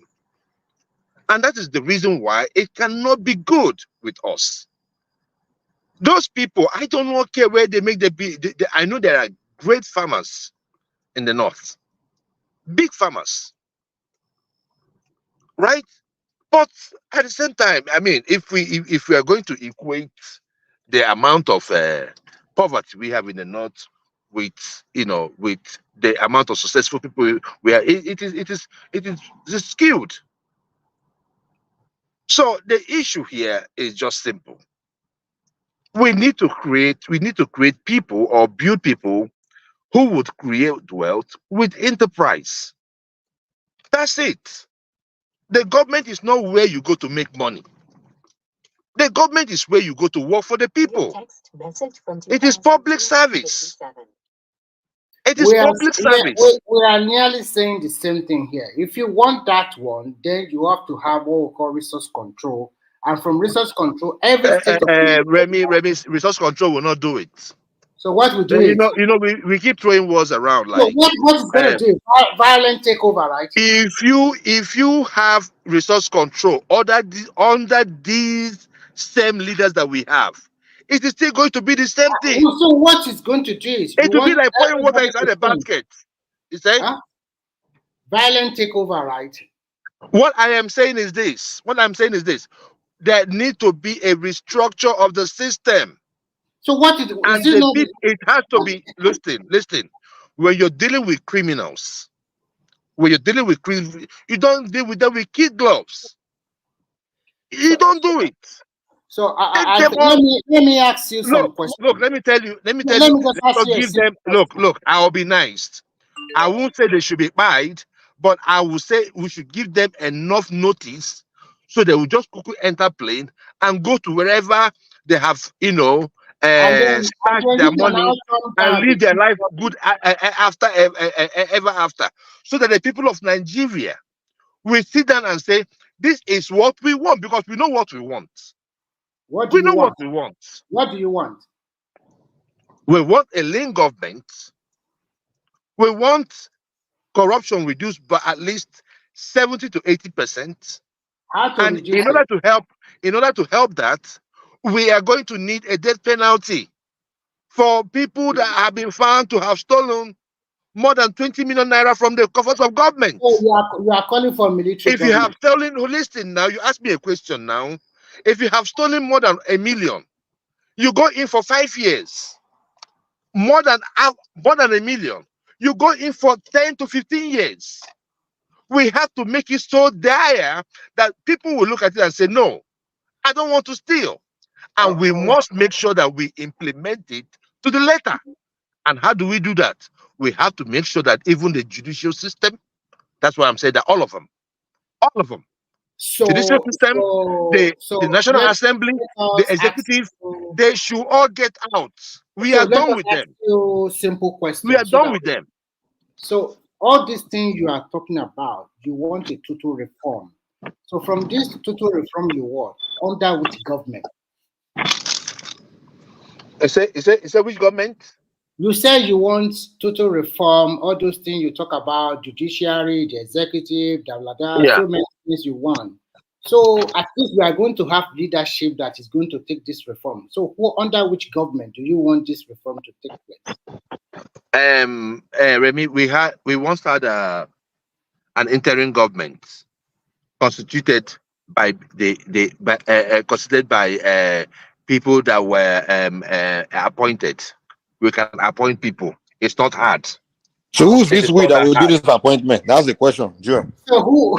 It was who's the interim leader? Where is it going to come from?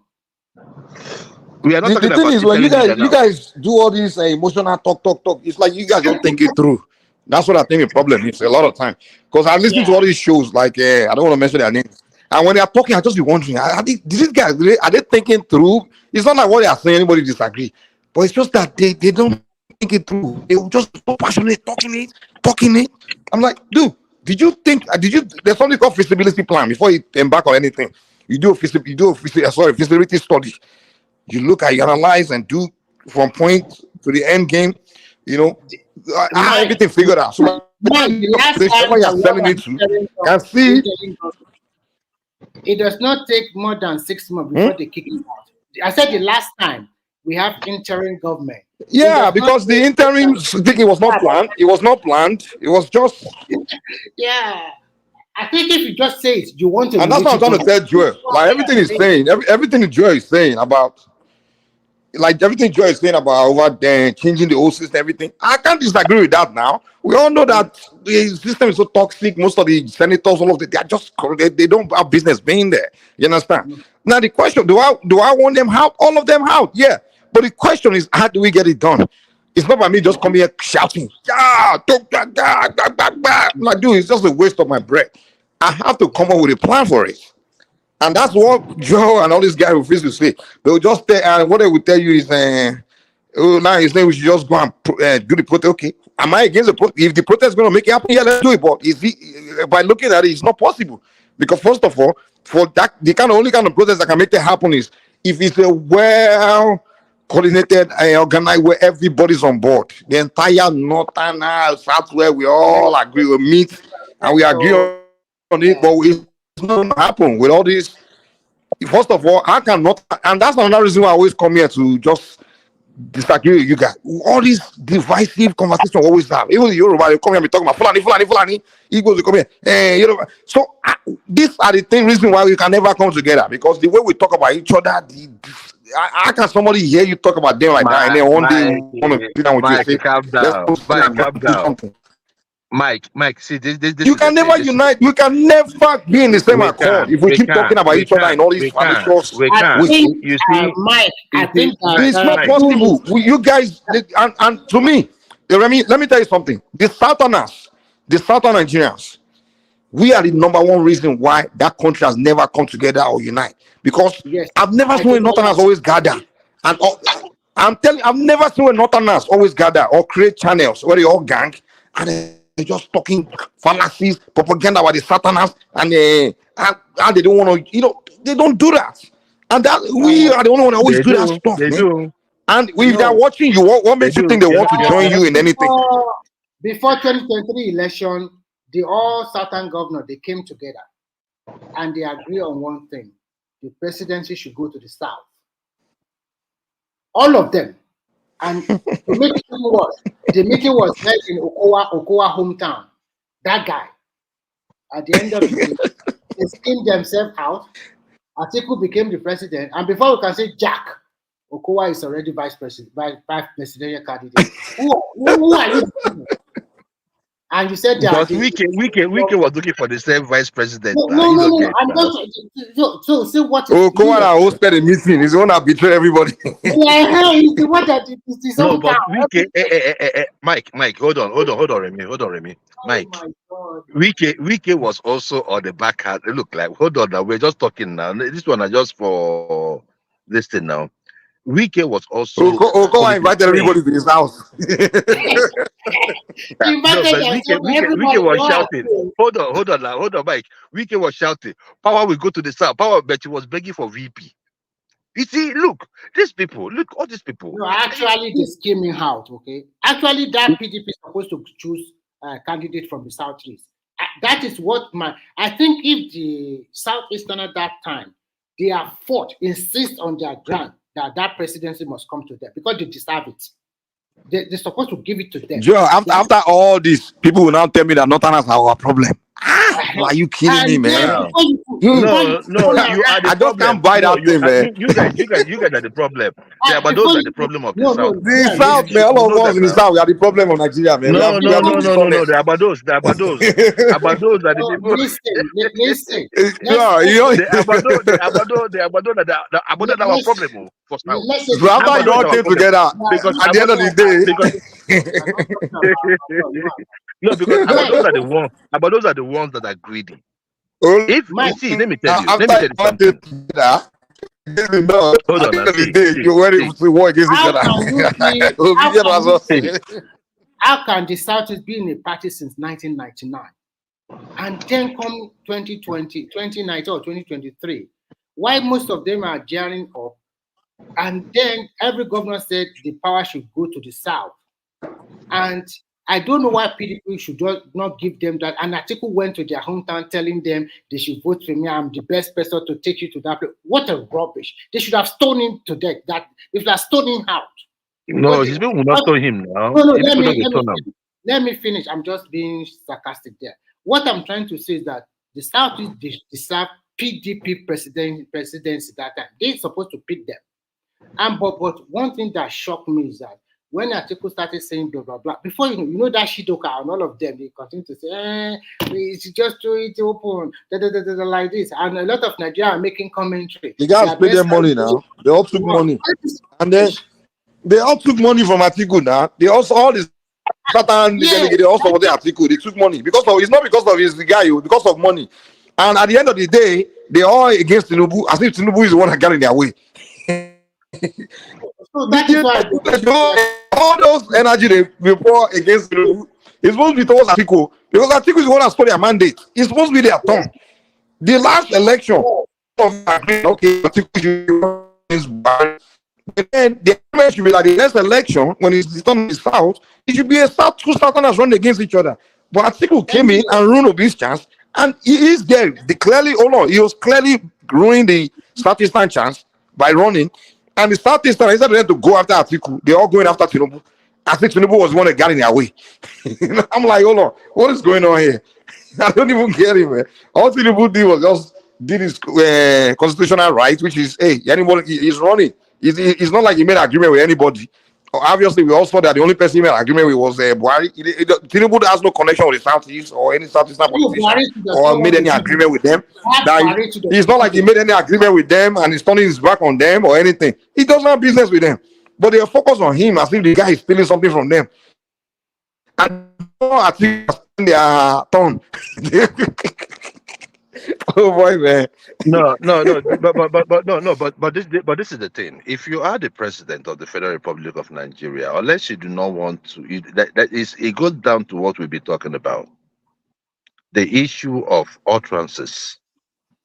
You cannot, in all sincerity, come out to refer to the Southeast as a dot. Who we see? And look, one thing is this: Buhari has come and left. The Igbos are still there.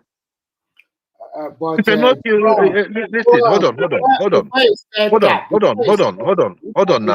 on, please. Let me land. Look, you see, Mike. You see, when we talk about marginalization, right? All these things were orchestrated since after the war. We know what they did. In fact, for Buhari to even say that was the original design. Because why do I say that? If you go to Delta today, right, you have 9 Igbo-speaking local governments. If you go to River State, it's many, right? You go to Akwa Ibom, it's the same thing. In fact, it goes up to even Kogi. You mean the border villages? They are split from southeast to yes. You understand what I'm saying? Even if you had them together, it's still pretty much a dot in the circle now. If you had them, it's not like no. But you guys always present the argument about if you go to this state, you find if you go to Kogi, you find Yoruba state. Even if you go to Edo, but I'm not going to say because of that. All those south area belong to Yoruba. Listen, see, my brother. Yeah, part of Edo, you see Yoruba. Even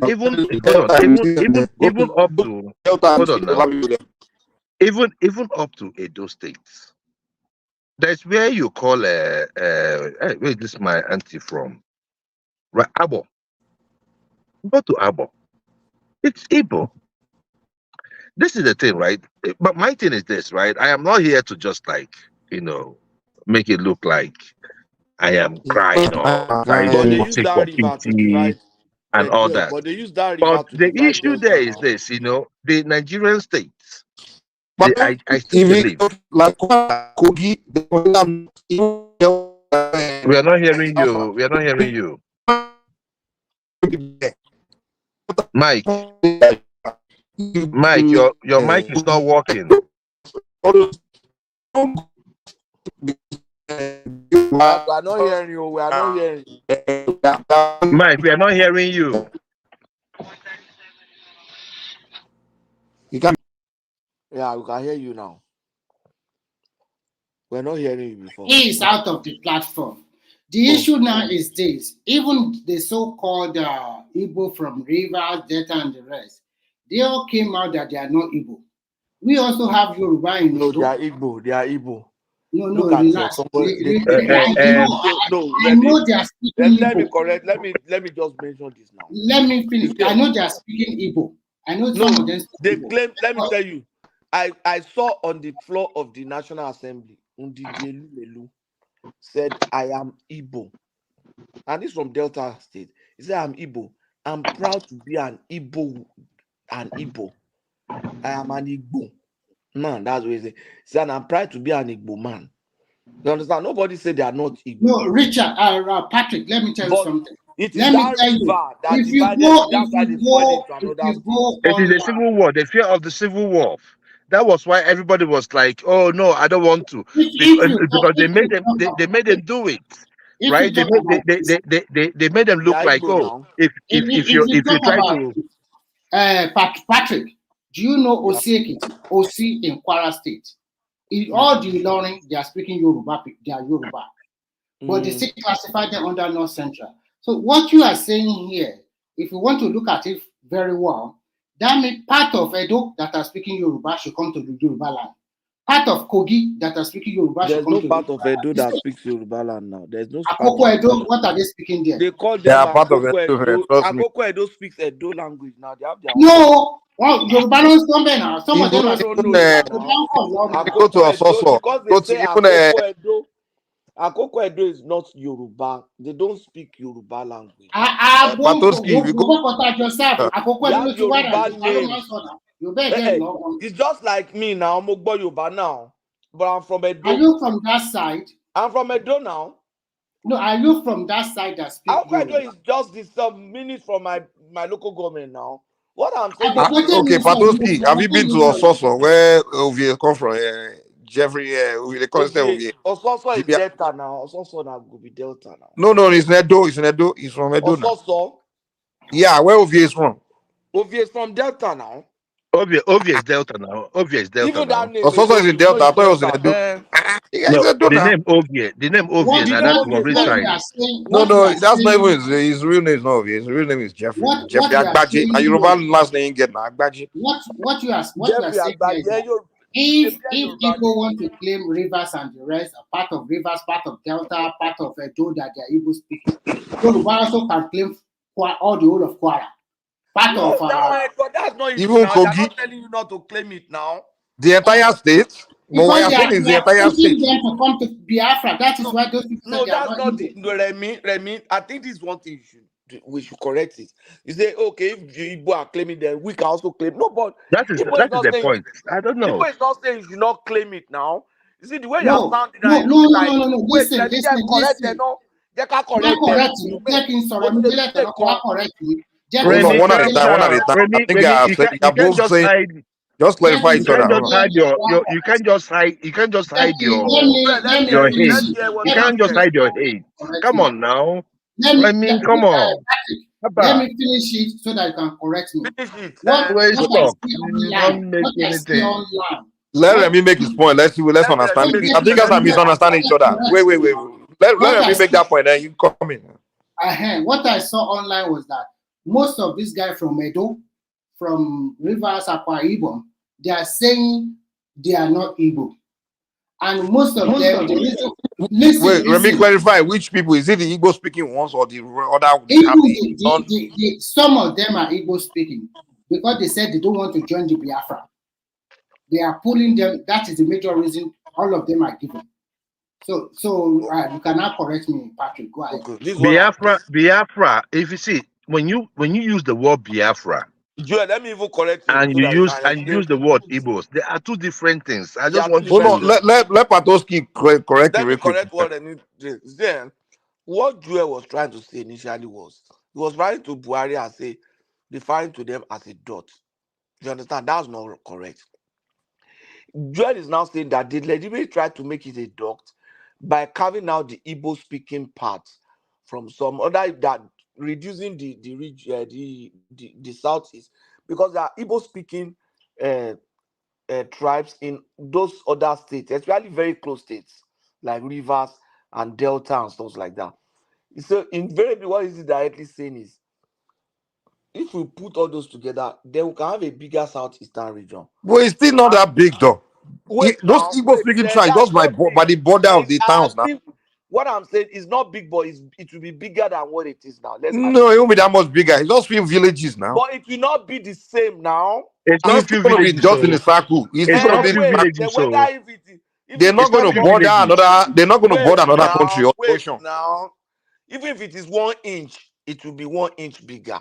It's still, but it's still going to be a dot in a circle. That's just argument, and that is fact.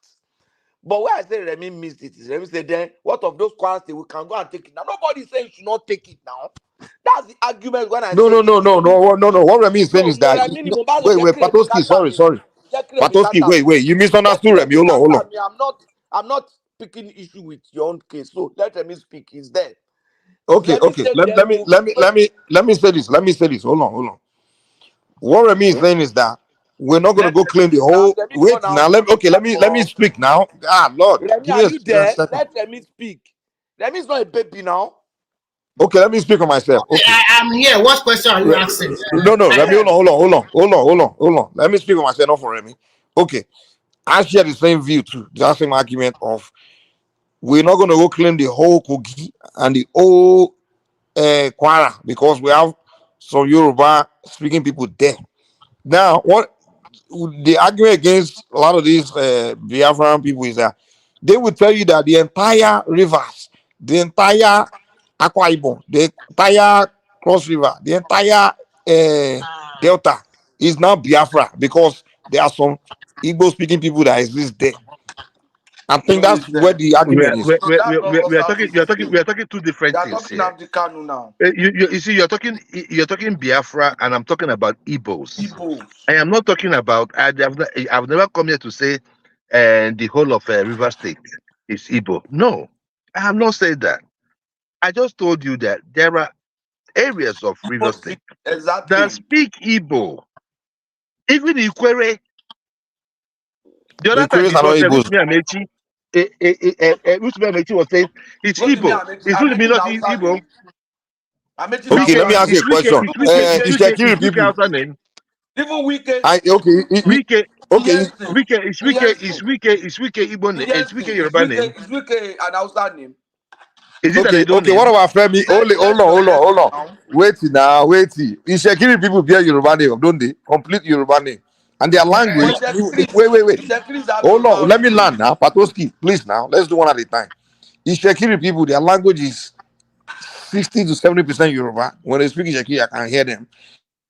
Their names are pretty much Yoruba name. And they count 1 to 1,000 Yoruba. Any age, any, I don't know if the same way. So now, because they bear Yoruba name and their language is almost Yoruba. Now, should I now say Ishekiris are Yorubas? And in fact, she would not say Ishekiri are Udua. Ishekiri are in Delta State. Hold on. Now, in fact, Biafra even claim Ishekiri as part of Biafra. That's the funny thing. Because they can't Ishekiri as part of Biafra. And these people are Yoruba speaking people. Mike. So what do you think about that, Joe? You're still making the same mistake. The issue there is that Ishekiri you're talking about, right? Ishekiri you're talking about still thinks that they're Yorubas. They have their lineage from Yoruba. So that one is no. In fact, that even when they were talking about regional, let's go back to regions. The Ishekiri was saying they were going to join the Southwest. So what you were just saying when is did they say that? What I'm say? When did Shakiri say they are joining the Southwest? No, it's a known thing now. I mean, these are people that we know. But do you know Nnamdi Kanu include them as Biafrans? You know Samuel Ekpa include do you know this? I'm talking about Igbo. I'm not talking about Biafra. Look, Biafra. If you want to talk about Biafra, Biafra was the old Eastern region. So if they're making those claims, so that's why I was saying that Biafra is different from Igbo. I'm talking about Igbo. I'm not talking about Biafra. It's a whole lot of. Okay, what are you saying about Igbo? What is your point? Biafra is not only made up of Igbos only. Let's make that clear. Biafra is not only made up of Who decided Biafra? Who created Biafra? According to who? Biafra is not even an Igbo name. Biafra is even is what we call today is a South name, right? So what I'm just saying is this, right? What does it mean? Is it your name? The bite of Biafra, right? You find it around the coast of Bayelsa Rivers, other Africa area. That's not what I want to go. I want to go into. My thing is just this, right? My thing is just this. I'm talking about the Igbo-speaking areas in the old Eastern region that was purposely carved out from the South Igbo-speaking areas and give it to other states to make it look like the South is small. But I mean, we still communicate. We still have the same dishes. We still have everything, right? So, but the thing there is that the idea is that for people like you or people like Remy that want to gloat over, oh, it's a small area. Sometimes we look at those issues and we laugh. We know who you are. It's a small area. Well, let me say I want to ask Patrick. You're still landlocked, my brother. Patrick, are you still there, Patrick? The South is not landlocked. Patrick, and that is another fallacy. The South is not landlocked. Border Cameroon or the border? Listen now. Let me tell you. Do you know that from Abia State, right? From Abia State, it is only how many miles to the ocean. So you can't say they are landlocked. But you have to cross into the river. From Muguta Lake. Mike, you have to cross through Ijo land before you get to the ocean. Mike, I want to ask you a question. Yeah. Even with you see, you know that you have like international laws that guys, and the water channel. So if you have an access, you see, you guys say we are landlocked, right? We have access. We have access. We have water access to the ocean. That is not there. It's not, and I do not think, right? Even if we divide as a nation, that we're going to have that kind of animosity with our neighbors. No, it's not going to happen. So all these things are just no, it's not going to happen. I'm just being honest. Because I'm not getting along with your neighbors right now. You think we do. We marry more. We marry more from each other than any other place. Even the Ukraine and Russia are married to each other. They still are war. Because people marry people. No. Ukraine and Russia are different issues. You're talking about a different ballgame. These have been married each other for how long? For how many centuries? If you're talking about the South, how long have you guys been married? Hold on. If you're talking about the South and the Southeast, they are very well meshed together. Very, very well. That's not true. Even in Ikwere land, in Ikwere where you're talking about, right? In Ikwere, most of them marry Igbo women. But it doesn't mean anything. And hold on now, it does. It does, right? They marry Igbo women. Who doesn't marry who in Nigeria? The same. Hold on now. The same for Igbo men too. That married all those Calabar. We are very, very intertwined. Yeah, my uncle is married to Calabar. Most times, you say? I think Peter Obi's wife is from that side too. It's from Akwa Ibom. So Patrick, you know what I'm saying? So it's not like we are not as divided. At the end of the day, whether they marry or they don't marry, they are still their own people. So Mike, please, can I ask Patrick this question? All your candidates, like in Edo State now, some of them are bearing Yoruba name as their middle name. So these people, do they get that Yoruba name from their Yoruba mother, or some of the people are just bearing Yoruba name? So can you explain? I don't understand. You see, they have a tradition of that. My middle name is Ojo. My middle, I have Yoruba. My So Yoruba. why do you bear that name? That's My just brother Oluwole Shegun. My only sister is Oluwakemi. You understand? Femi. Those are I my mean, two. why are they giving you that name? It's If just the it's just the huh? practice. It's just, I don't know, because maybe because we are close to Yoruba land, and it's the practice. But my language is different. We speak a different language. My language is not Yoruba. In short, there's no in short, from the if I learn more. If I speak my language, there's no borrowed Yoruba words there. You know, you could just like in Ichekiri where you have Orisheje, Orishe, and Orisha, you know, those kind of stuff. We don't have it in my language. So and from we your share borders, explanation, and my tribe, no, I'm from Ora, and my tribe shares a border with Ondo State. In short, there's a tribe, there's a local government in Ondo State that is my tribe that speaks my language. It's Obed. so They are in do you know Ondo why I State. asked you that question? Do you know In the why? Ondo State, and they speak my language. So you just said now that you have Yoruba name in your name, but you are not Yoruba. And you also mentioned that your language similar to another language in Ondo State. No. I say my language. There's a tribe. There's a local government in my Osel local government. There's a town in Osel local government that speaks my language. It's the same way that you have Igbo. Hold on. And that people are from that local government you're talking about is Ondo State, right? Just that you have Igbo people in so now see where the problem lies. That also people speak naturally that tribe see the same language with you guys, and you are in Edo. Now, let's say you want to lay a claim now. Can you now lay a claim to that people that they are from the state? No, they are not from my state, but they are Afema tribe. So if those people now say that they are not your tribe anymore, what can you do? Nothing. That's what they are. So it's the same people for all those people. That's what Joel is saying. Joel is saying those people are Igbo. He's not saying that they are Biafra. He's not saying they are from that place. Do you know that you see how those people, Remy, you see how those people were carved into those states. So we now say the government purposely did that.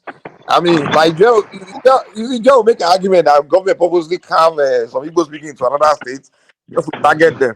But they did it to other people too now. They carve Yoruba people. They carve Europe. They even carve Patoski people. They carve his Tondo. It happened to everybody. So Joe will say they are being marginalized because of that. You know, there is one Anuma state you need to cover from part of Delta. And Patoski, Remy, can I quickly say something, please? Right. Yeah. So, you see this language and naming of a thing, you cannot say because there are people in certain area that speak language, then that automatically means that these people are Igbo.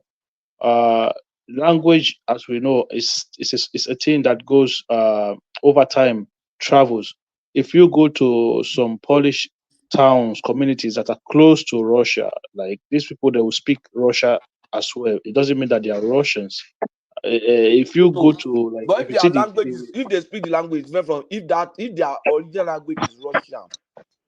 Because it's not look, even if the original language is even if the original language is Russian, as long as geographically they are not a part of Russia, you cannot claim for them to be Russian. If it's just like you're using yourself as an example now, right? Okay, when you say Yoruba, it's a central language, right? So there are people in Akoko in Ondo that don't speak Central Yoruba. They speak Akoko language. They speak the Akoko language. And if you even look at the current deputy governor in Edo State, what is his name? Omobola, that's his name. So these are Yoruba name. It doesn't mean that these guys are Yoruba people. No, they are still geographically Edo people.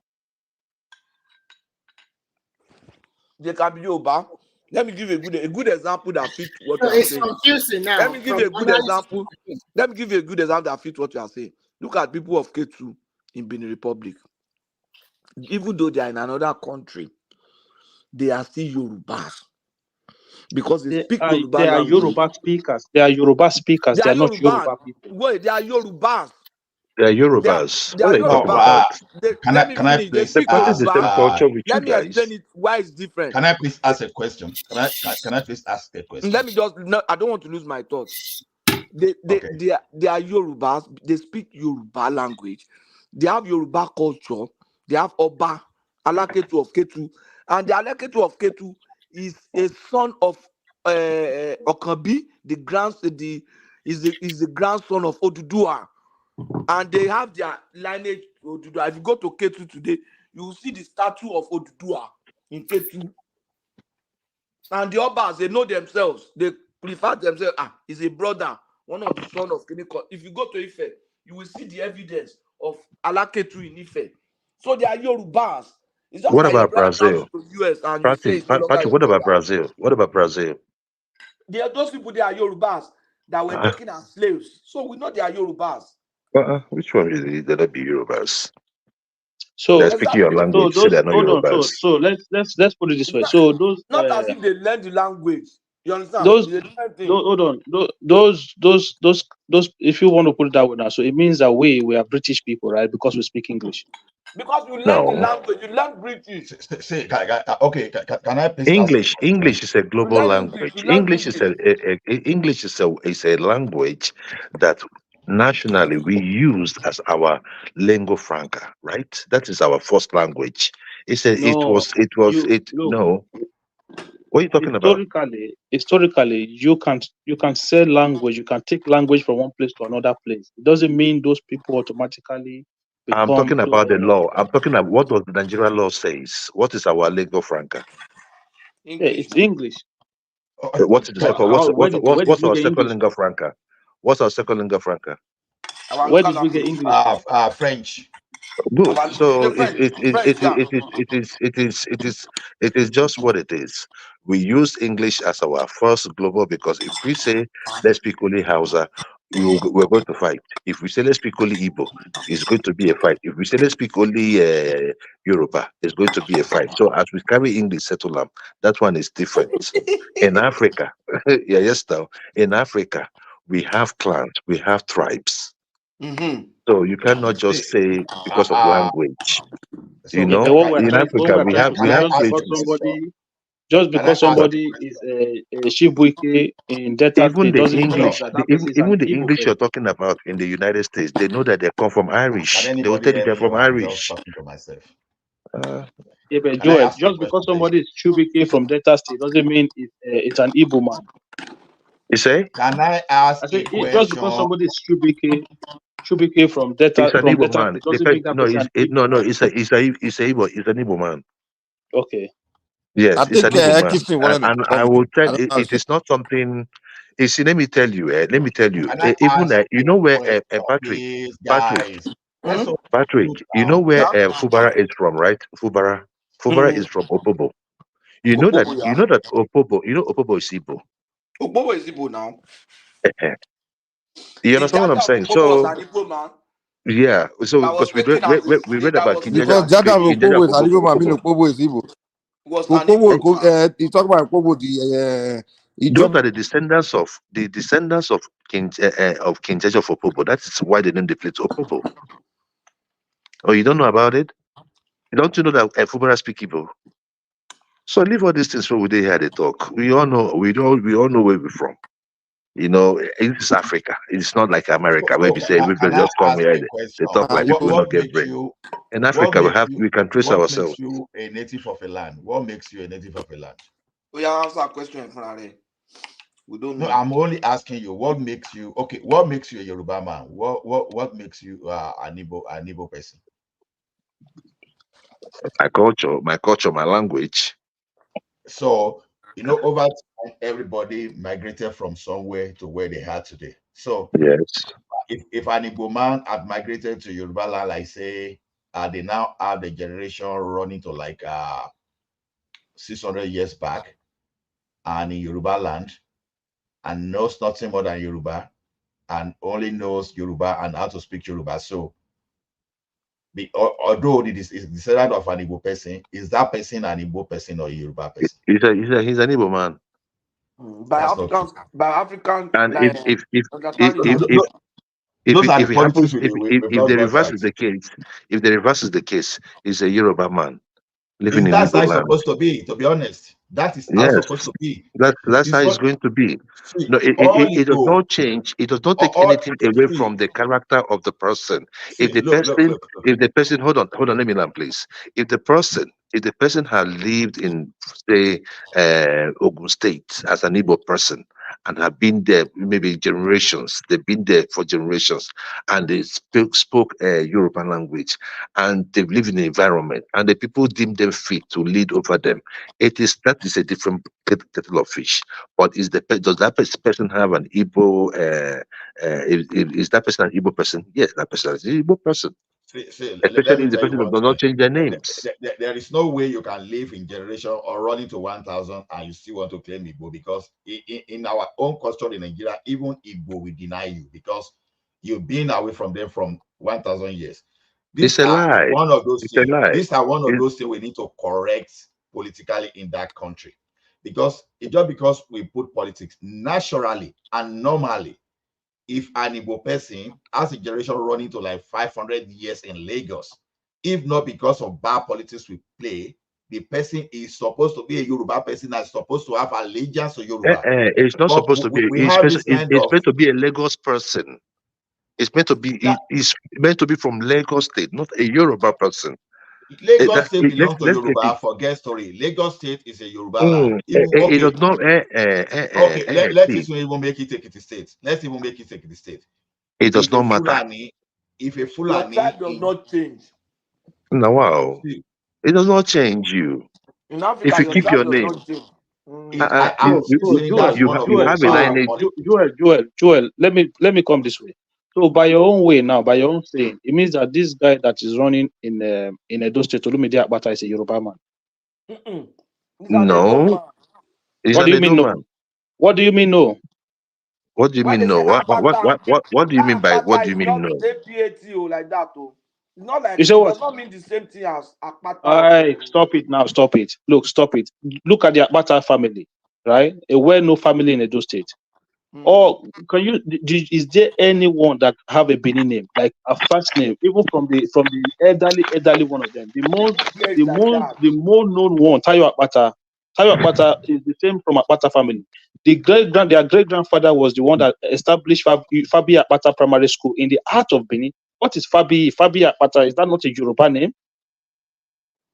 So are you Yoruba saying name? that the Yorubas colonized Edo State, or the No, Edo I'm State saying that colonized? family. I'm saying Let me tell you, that particular family. in Akpata's case, he might be a Yoruba man. It's possible. So it's not. It's an Edo man, If the because first name, generation if the and generation first have name, been there. if the first name and the last name is Yoruba, it's like to have been originally a Yoruba man. I'm telling you, if you grow up in Benin, their grandfather established one of the first primary school in the heart of Benin in Iyaro. It's called Fabi Akpata Primary School. It's a government school. Fabi, you must be from Ogun State then. So if their family, look at it, what was it? One of the biggest, one of the more popular one at the time, Tayo Akpata. Tayo is a Yoruba name. So this one, Olumide Akpata, go and look at his family. A lot of them, all of them, first name Yoruba names. And that means they are Yoruba. That's why they are keeping that name, that last name, and topping it up with Yoruba names. So if you then use your own logic, it means that the guy is a Yoruba guy. See, in that case, Patoski, that's what it means now. Patoski, in that case, it could be that his forefathers were Yorubas. Right, Edo State, and they've been there for generations, right? Yeah, that's what. And the people of Edo, being that they are very cerebral people, because it only takes cerebral now people you want to change your logic now, eh? No, but I did not change the fact that they are from. I mean, you just made the point that he's from. I'm not from Edo, so I don't know if people share. If people share names. I didn't say it's not from Edo. I say it's an Edo man, regardless of whether his name. Originally, it's not likely to have been an Edo man. He must have been a Yoruba man that came there. And That's what I'm maybe saying. That his forefathers could be Yoruba, right? They've been there. They were born there. So the people ask him, let me tell you something. What are we even saying? Pato, even in Anambra State, you're going to see generations of Hausa folks, right, that have been there for ages. Even Yorubas too, they have been there for ages. The only reason you will know that they are Yoruba if they tell you their names or they speak Igbo and all that. So the thing there is that name is there. After all, a Yoruba man won a election in the last election in Abia State. Is that not a Yoruba man? That's a lie, man. You see that one they are calling Abiola? That was his nickname. No. You see, that's the problem with you, Mike. You see, you always have a way. You always have a way to judge them. Did he win? Abba, he won. Wow. He won. His community. That is his community. You understand what I'm saying? If the people in your community know you, they don't care where you're from. And that's the way Nigeria should be. What's this guy's name? What's his name? Let me tell you one thing. In Mokola. Is it that guy nickname Abiola? In Mokola, you know that 1992 election that they did in Mokola.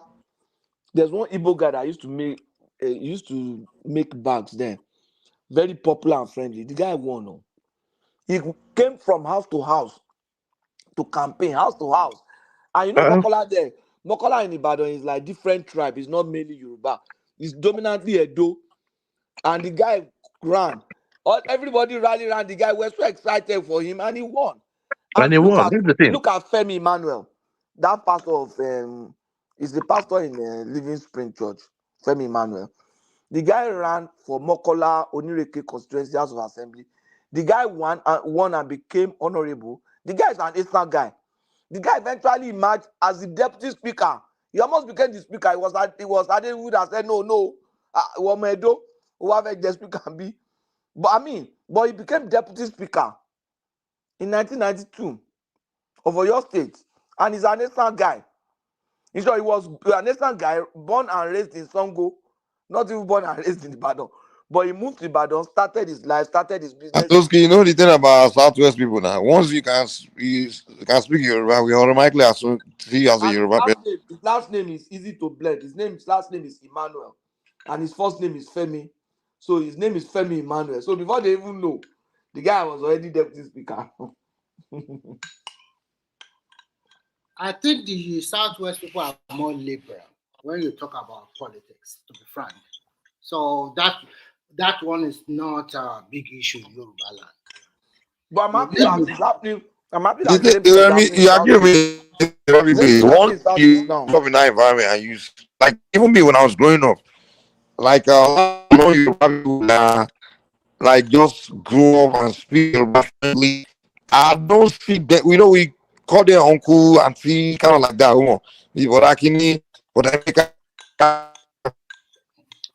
One of my good friends, his name is Biot, and he's from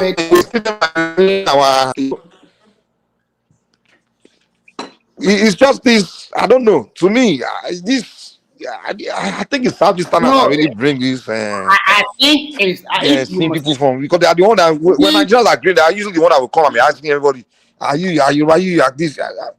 Well, it's usually not our. No. The people that are doing these things, the people that are doing these things are those guys.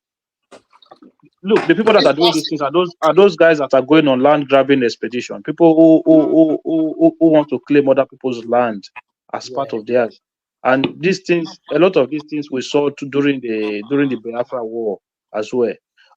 You are seeing people like Nnamdi Kanu also coming up with this nonsense these days, claiming, "Oh, this is Igbo land." Look, you can if they are Igbo speaking people, okay, fine. Not to say it's an Igbo land. It's like what are you talking about? Like they're going as far as say, because Agbo, the place is an Igbo name, the people there speak a dialect that is close to an Igbo dialect. All of a sudden, the land is an Igbo. No, it's not an Igbo land. Geographically, you know where you are, you know where your land is. Ikomido or something like that. So they also said that it's the Southeast that changed their name to Edo. They are not Edo people. They are Ikogomido. It's a land grabbing expedition that some people want to engage in. Look, your land is your land. people who live there But Edo are is your people. originally Godo now. That's what you are saying. Yeah, that is what It doesn't matter what it originally is. So, Okay, but it's Edo now, so it doesn't matter. It is not an Igbo land. It's not. simple. There's nothing Igodo is not too an Igbo difficult to word now. Is understand that an about Igbo that. word? Joel. Sorry? Joel. Okay, Joel is not there. No, it was like people who were fighting. Joel is the Godo an Igbo word? No.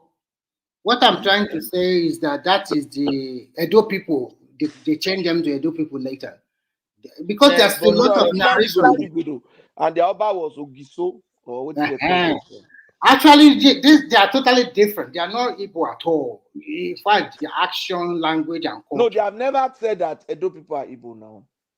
But you know what happened? You know, part of Delta, there's some Igbo speaking side there. That's Delta now. And they are trying to create a new mass state.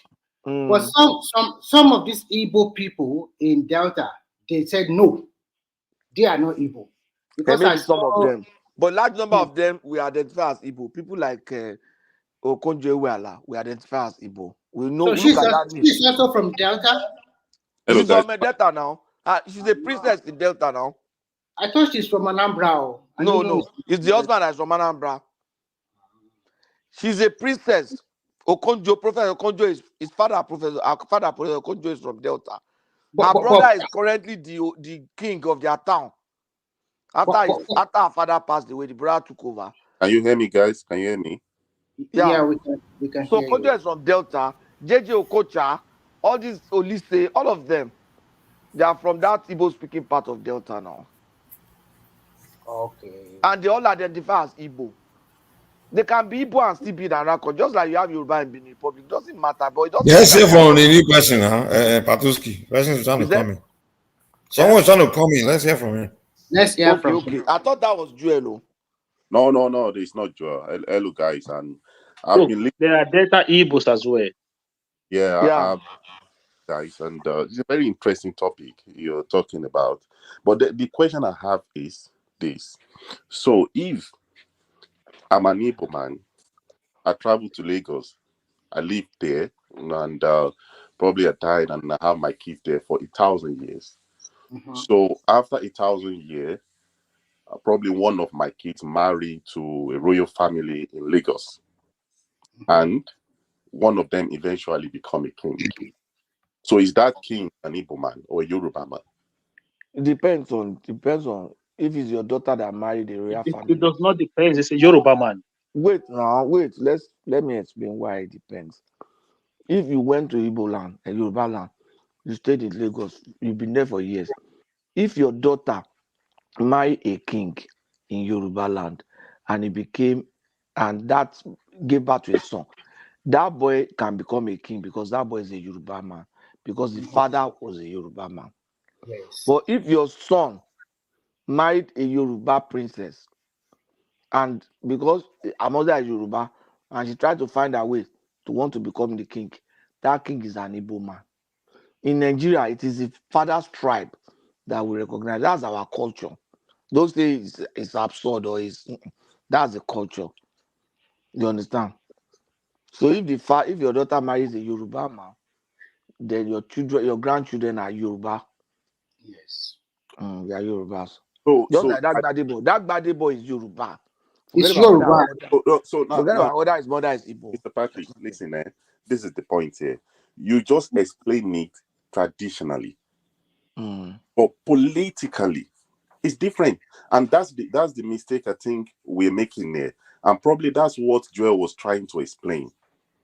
So because when he talks about politics, all hands. Wait, how's it different politically? Hold on, Remy, let me explain.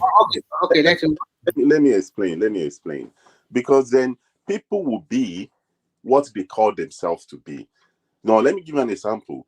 In Switzerland, you have French-speaking people there. They are not French.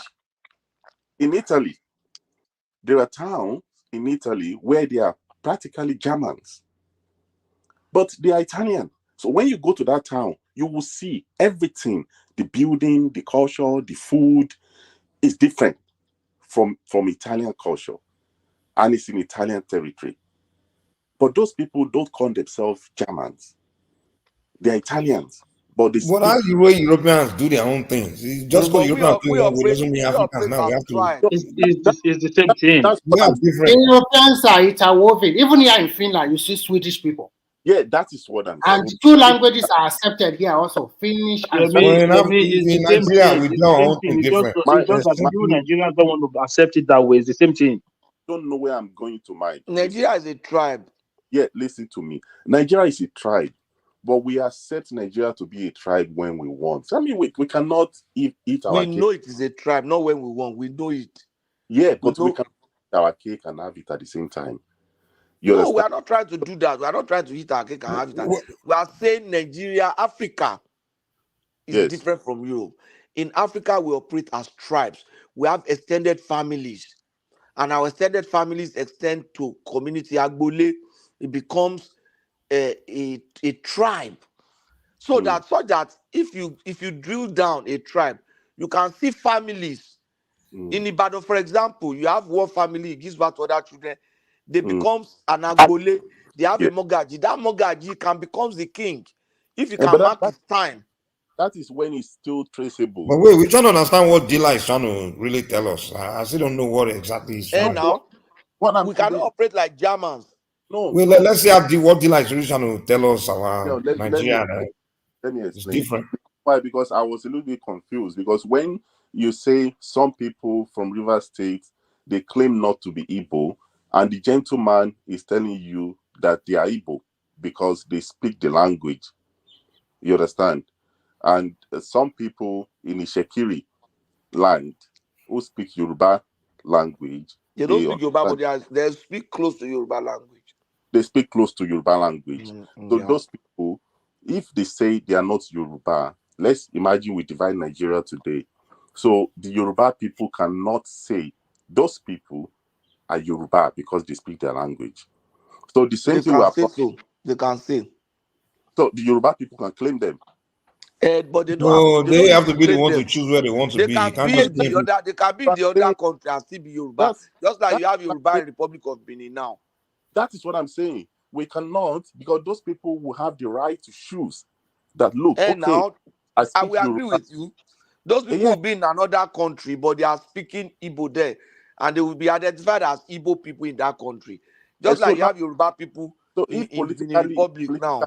Wait, Patoski, I'm sorry. These people you are calling Igbo speaking, they have the tribal name. They call themselves the Ika ethnic group. Okay. And Yoma. Ika, no, if you what's the full meaning? Hold on. If you ask them what, it's not Ika. That Ika is a short form. The tribe is Ika Igbo. What do you mean Ika Igbo? It's not just Ika. I think so. The name of the tribe is Ika Igbo. Kind of. They call themselves Ika Igbo or something.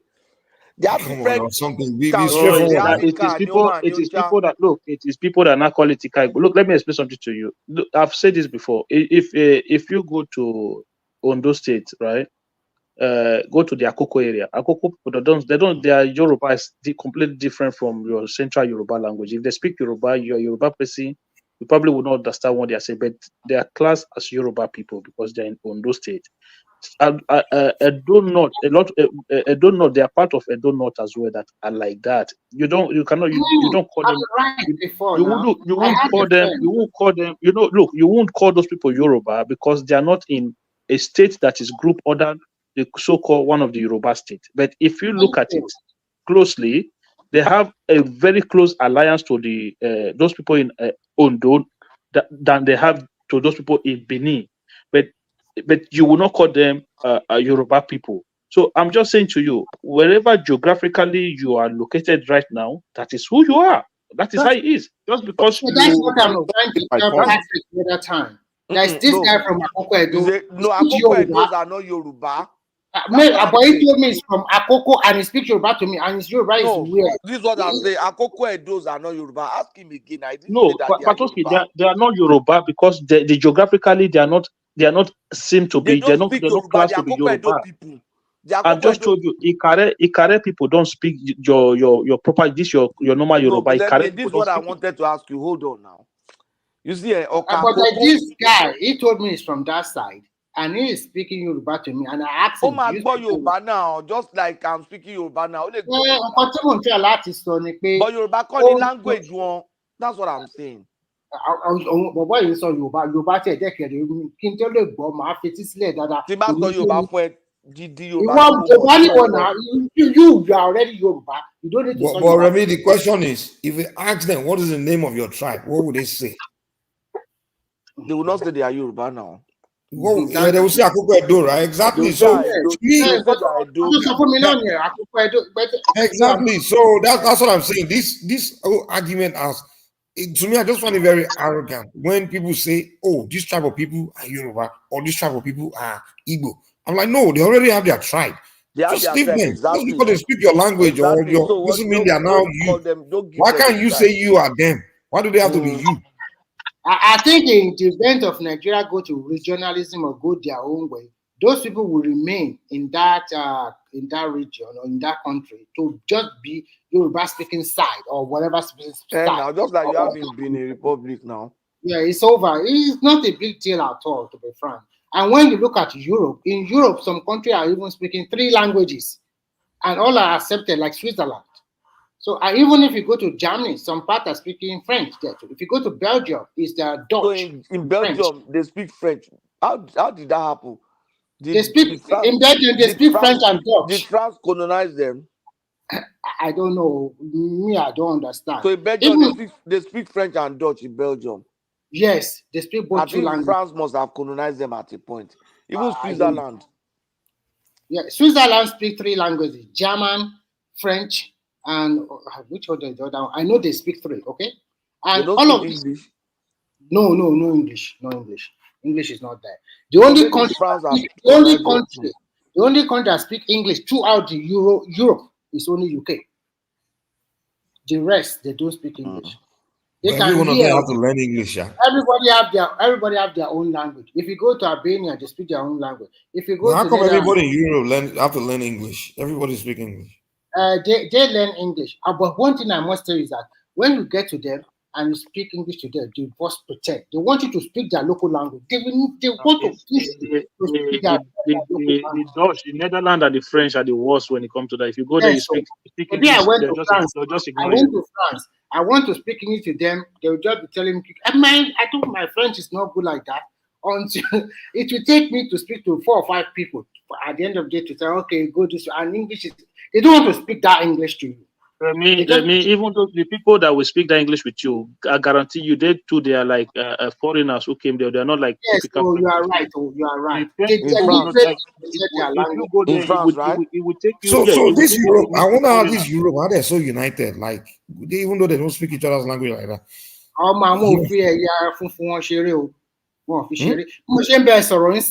If you know, move my son Yoba.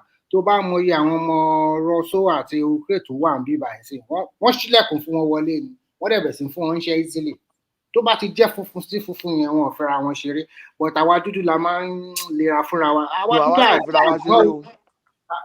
fúnra yín ṣeré jọ.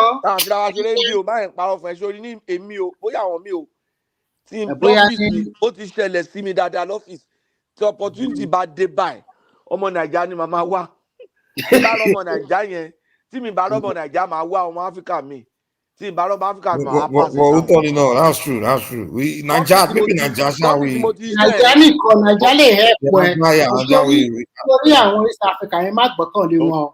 mo máa help wọn. But tó bá jẹ́ Africa to Africa or black to another black. mo máa help wọn wọ́n dẹ̀ máa help mi ibi tí mo wà mo ṣe wá síbẹ̀ ní mọ́ọ̀tì ni mo ní project ń bẹ̀ ọmọ Uganda ló help mi lọ́wọ́ báyìí.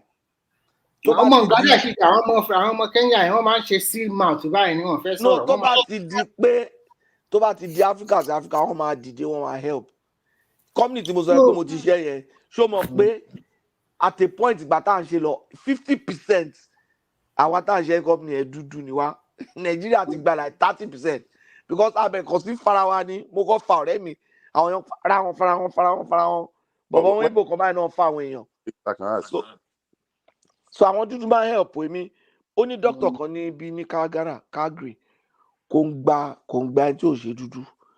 So mo ní project kan tó èmi mo ń ṣe books ẹ̀, so accountant ẹ wá ṣe books ẹ̀ tán, mo á ní àpé accountant tó dẹ̀ gbà yìí tó bá ṣe books tí mo review cause èmi mo máa audit ẹ̀, so wọ́n ní àpé accountant ẹ̀ ó dẹ̀ ṣiṣẹ́ dáadáa o.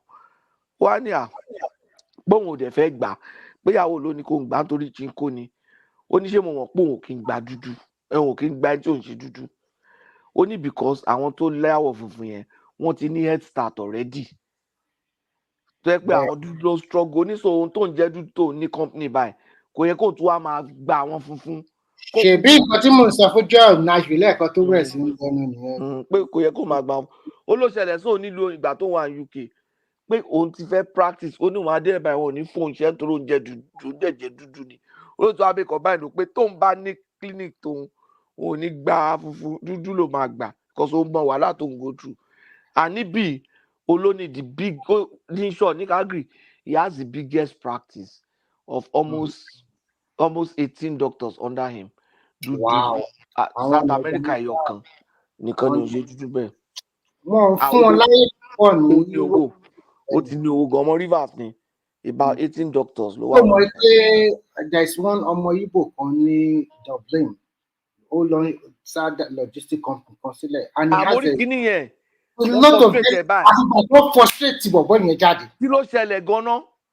Wọ́n frustrate ẹ̀gbà tó ti ń gbàgbó táwọn èèyàn ti ń patronize ẹ̀. Ó gbàgbó project wọ́n ti ń cross another part of Europe. Ó ti ní truck tó ti pọ̀ go, ó ti ń di #1 player. Wọ́n ti rí i pé ó ti bẹ̀rẹ̀ sí wọ́n checkmate. They frustrated that guy o. Wọ́n checkmate ẹ̀. That's not fair. Ọmọ nǹkan tí mò ń tọ́ láti sọ fún bọ̀bọ̀ Nashville ẹ̀kan. The company is big. That boy tried. Ó try o. Àwọn Nàìjíríà máa ń try gan seriously, but wọ́n máa frustrate lọ́wọ́ kan báyìí, wọ́n á kàn máa ease out díẹ̀. So kìíní yẹn even níṣẹ́ náà tó bá lọ fún interview tó bá rí pé dúdú ni ẹ̀ ń gbà mí wàhálà ni. Irú ìyàwó mi ń sìn, ìyàwó mi try láti get ibì kan. Òun dẹ̀ ni ìyàwó mi náà the same background lájọ ni òun tiẹ̀ to me ó sì di more qualification jù mí lọ gan even with me. And gbogbo wa dẹ̀ jọ ṣiṣẹ́ ní big firm. Èmi àtẹ̀jọ́ ṣe ń big firm àjọṣepọ̀ everything. Ó struggle láti get placement tó fẹ́ just because ó dúdú dẹ̀ ni. Bẹ́ẹ̀. Nítorí ó dúdú ni. Ọmọ ṣe máa ń sọ pé a kind of glass ceiling wà, kì í ṣe this deliberate, kì í ṣe pé bí you are still not there pé you are in Canada or America. Try ò ń bí báyìí. So I'm trying to say. Ibẹ̀ wà restricted gan. Wọ́n structure everything to the extent pé income ẹ̀ tó ń wọlé wọ́n máa rí báyìí, wọ́n máa kò sí nǹkan tó fẹ́ ṣe tí wọ́n ní. Business àwọn boys ń ṣe ń bí náà. Lọ́gbọ̀n kan ó pé lùkẹ́. Then our dúdú máa patronize ara wa ní business gan. Which is good. Ṣé o mọ̀ pé population tó pọ̀ ń bẹ̀ yẹn? Àwọn Igbo kéré. Ẹ ti pọ̀ náà ní Finland yẹn. A pọ̀ gan-an. Ṣé o mọ̀ pé rí ìta fi ń pọ̀ ní pé àwọn Nigerian troop